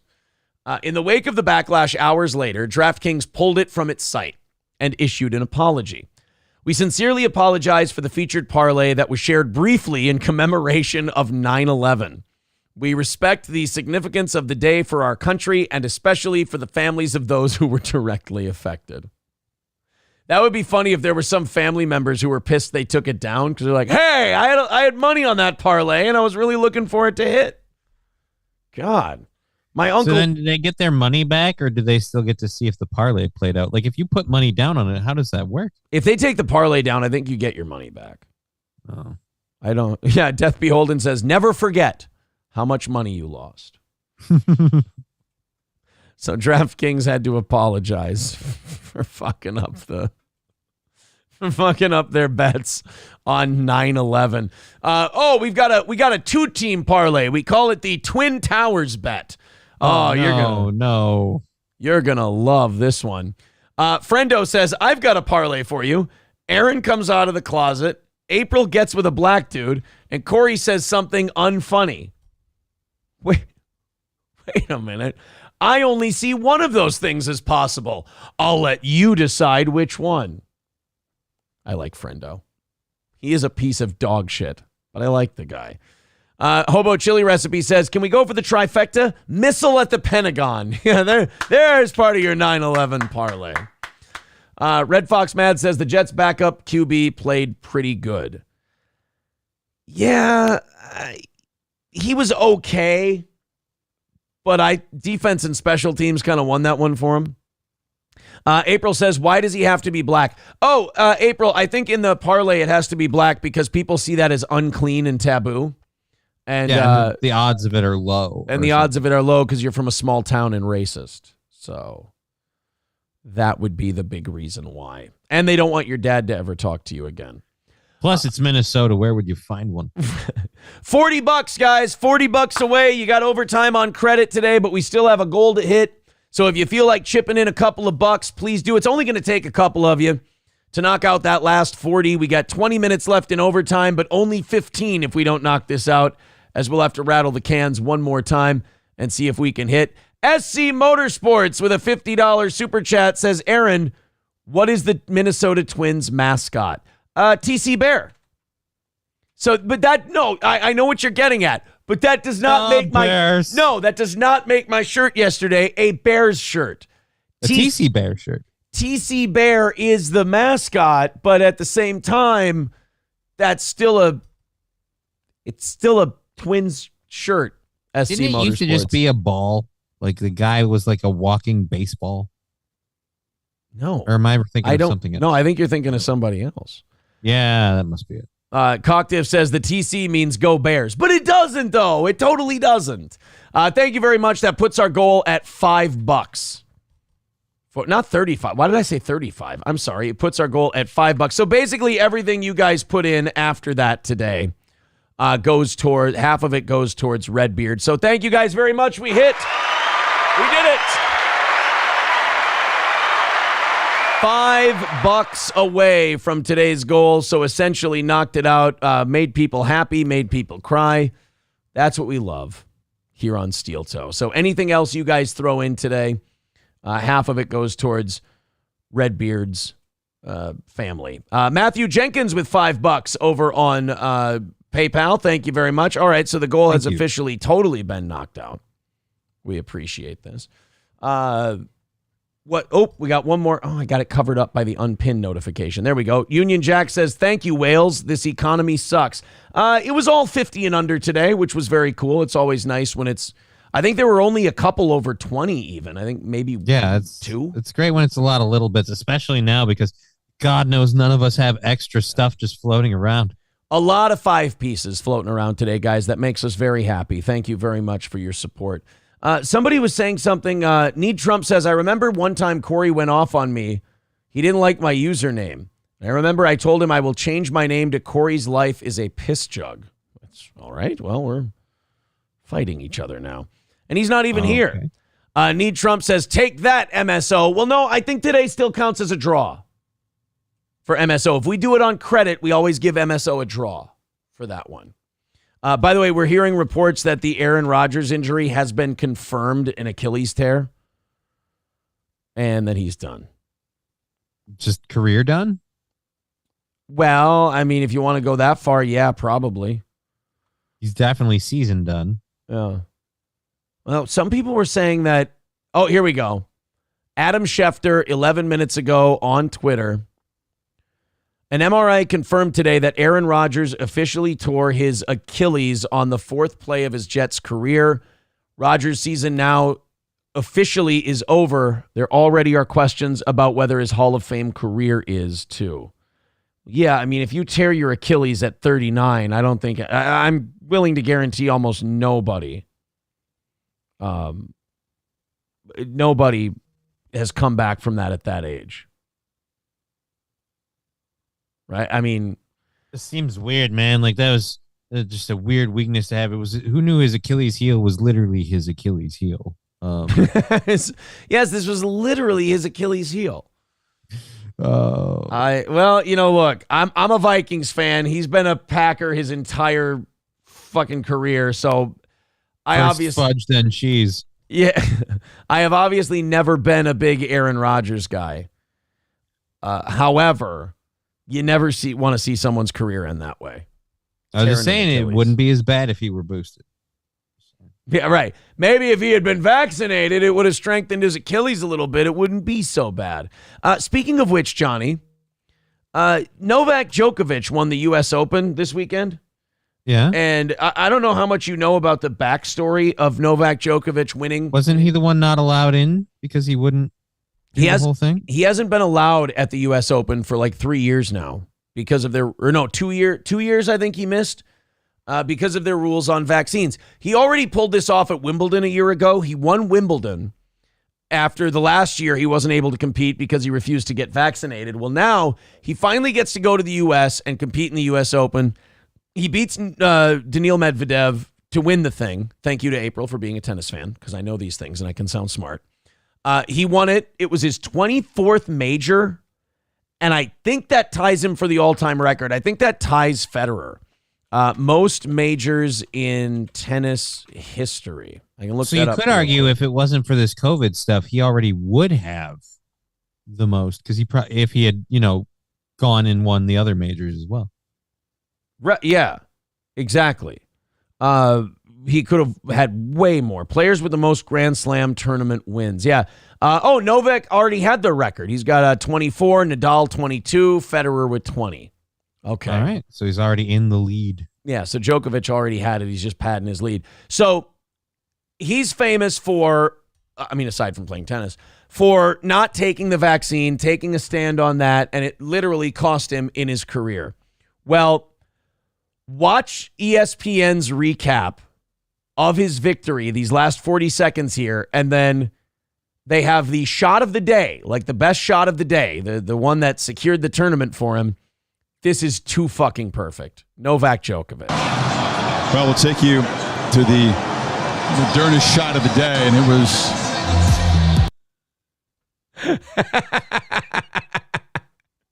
The shot of the day brought to you by Moderna, and they shouldn't have tennis rackets and tennis balls in that graphic. It should just be Novak Djokovic giving the suck it motion for the Moderna shot of the day. It's kind of hurtful, man. Because of course it is. The Moderna shot of the day. Saving the match point. Oh, the match point to get to number 24. There were a lot of shots that were highly impactful. Yeah. But here's the final one. Well, here we go. Here's non-vaccinated Djokovic winning his 24th major. Not only was that the shot of the day. Another day at the office. Relief and release there. Wait, is this guy grabbing this guy's titty?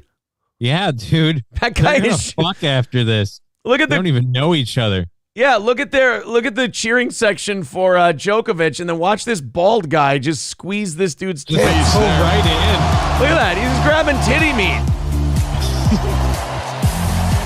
So the shot of the day Brought to you by Moderna. Yeah, kiss. Shot of the day brought to you by Moderna. Moderna and our dirty, filthy, unvaccinated tennis champion. I love that.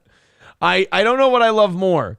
The irony of it being Moderna shot of the day or that guy squeezing that dude's titty, which was a bit rich. Only way it could get better is if like this was somehow a battle of like opinions where it's like, you know, he's the patron saint of not getting vaccinated, and we have the card carrying I believe in vaccines thing, and then as they start going in like the second or third set or whatever, the other guy just drops in the middle of it, like, oh. Medvedev just shot of the day. Medvedev dies right on the court. The Moderna shot of the day. Friendo says Aaron's more of an Arthur Ashe fan. If you guys don't know the reference that he's making there, you see Arthur Ashe, I believe, had AIDS. So thank you. I appreciate that. Now I feel like I just started a rumor about Arthur Ashe and it's not true. Hold on. Now we have to look this up. Did Arthur Ashe? Who's that? What's his name? Arthur Ashe. Arthur Ashe. Ashe contracted HIV from a blood transfusion for an open heart surgery. Oh, well, he didn't even do it through gay butt sex then. So that's not as fun. Aaron is also sucks. Yeah, Aaron is also a Jimmy Connors fan. He only wears really short shorts. You know who I actually like when I, not only like his style on the court, but I also like him on commentary when April's got tennis on in the house, is John McEnroe. I've always loved Johnny McEnroe. He's just a really sharp dude. There's no bullshit. There's no political correctness with him. He's awesome. I love Johnny Mac. Hey, Johnny, speaking of Johnny's, do you want to shit on Anna Kasparian for a little bit? Yes, I do. What did she do now? Well, this could cut two ways. You could shit on Anna Kasparian for this one, or you could say, hey, better late than never, I guess. But Anna Kasparian, who's on the Young Turks, if you don't know who she is, she recently decided to betray the cult, if you will, and finally admitted that California is an absolute shit show. Now, here's the question. Do we congratulate Anna Kasparian and say, welcome to the party? Hey, better late than never? Because that's always me. Whenever somebody who advocated for really stupid shit goes like, wow, this really got out of hand. It's a super shit show. And I watch people go, aha, fuck you, you stupid, dirty lib. My thing is more, no, why don't we tell them, hey, yeah, good job. I want to encourage them to keep pulling at that thread. Because yeah, but I found that they generally don't. I know, but once in a while you get Jimmy Dore. They keep pulling at the thread, and all of a sudden Jimmy Dore's on a stream going, man, fuck all these fucking corporations and these pieces of shit and Ukraine and Biden and Trump, and they're pieces of shit and I hate them all. And that's very good. Wonderful. Great job, Jimmy Dore. I'm not saying that Anna Kasparian, by the way, Jimmy Dore came from the Young Turks. I'm not saying that Anna Kasparian is going to become another Jimmy Dore. But at the same time, I'd like to encourage her to keep pursuing this, because I think it would be hilarious and like a fever dream to watch Anna Kasparian become a righty. Yeah, just slowly black pill right in front of us. Yeah, that'd be hilarious. That'd be kind of fun. Now, and then realize that you had a hand in promoting the stuff that got you there. Right, exactly. Well, that's the problem. So she does admit that California is a shit show under Gavin Newsom. Here's the problem. I don't think she's gotten to the part where she says, oh, yeah, and it's all the policies that I really like that have led it to become this shit show. Because I'll tell you this, if you sat Gavin Newsom and Anna Kasparian down to discuss things, I bet you they'd agree on a lot of shit. Right. And if Gavin Newsom is the bad guy, but the policies aren't, how is Gavin Newsom the bad guy? Because again, he's just doing, like, no offense, but people are like, Gavin Newsom's such an evil piece of shit. Yeah, if you think everything that they're doing there is, because that's all he's being the character they wanted. I don't know where this is like. Yeah. How do you say he's the problem, but your beliefs aren't? I'd like them to like criticize Gavin Newsom and then put in front of them, well, here's the policies he believes in. Show me the ones you'd get rid of to make things better. Show me the ones that you don't believe in too, and we'll hammer this thing out. And I bet you they'd struggle. I really do. Here's what Kasparian had to say. California is without question a shit show under Newsom, But I guess propping up proven failures is what the Democratic Party excels at these days. Okay. I mean, that's encouraging. My only problem with that is her and Cenk Uygur and everyone else on the Young Turks, they're one of these liberals who believes that the left isn't going far left enough, and that's what the problem is. Like, they're not being open enough. They're not giving out enough money. They're not taxing people enough. Like, unfortunately, we're not watching Anna Kasparian get black-pilled or red-pilled or anything like that. What we're watching is Anna Kasparian throwing a fit because it's not, things are just liberal now and not socialist. Right, but the part is if the place you're living in is a shithole and a nightmare scheme, and you're not all the way to where you're going, how do three lefts make a right here? You're going literally from like, hey, this is a shit show. We don't like this. This isn't good. But if we get our way and we go even further, how does dystopia become utopia? They don't think about it. Like, if they go further, well, here's why. Because people like Anna Kasparian know shit. They see Gavin Newsom as like this close to being a Republican. Right. So because that's a thing. They look at themselves, believe it or not, Cenk Uygur, Anna Kasparian think of themselves as like the reasonable middle of the country. And so they see Gavin Newsom fucking up from the left, but to them, he's to the right. So Anna and Cenk are not getting closer to being red-pilled. They're trying to just pull the Overton window to them being the middle. And so like, oh, Gavin Newsom has California being a shit show. If only we had people who were on the left. If only they'll say shit like this. They'll say, if only we had true progressives in charge of California, because Gavin Newsom, again, not progressive enough for Anna Kasparian. So as much as I'd like to say, hey, welcome aboard. Yeah, it is a piece of shit under this guy. Where her and I are definitely going to part company is where she goes, yeah, and now we need to elect a bigger lib.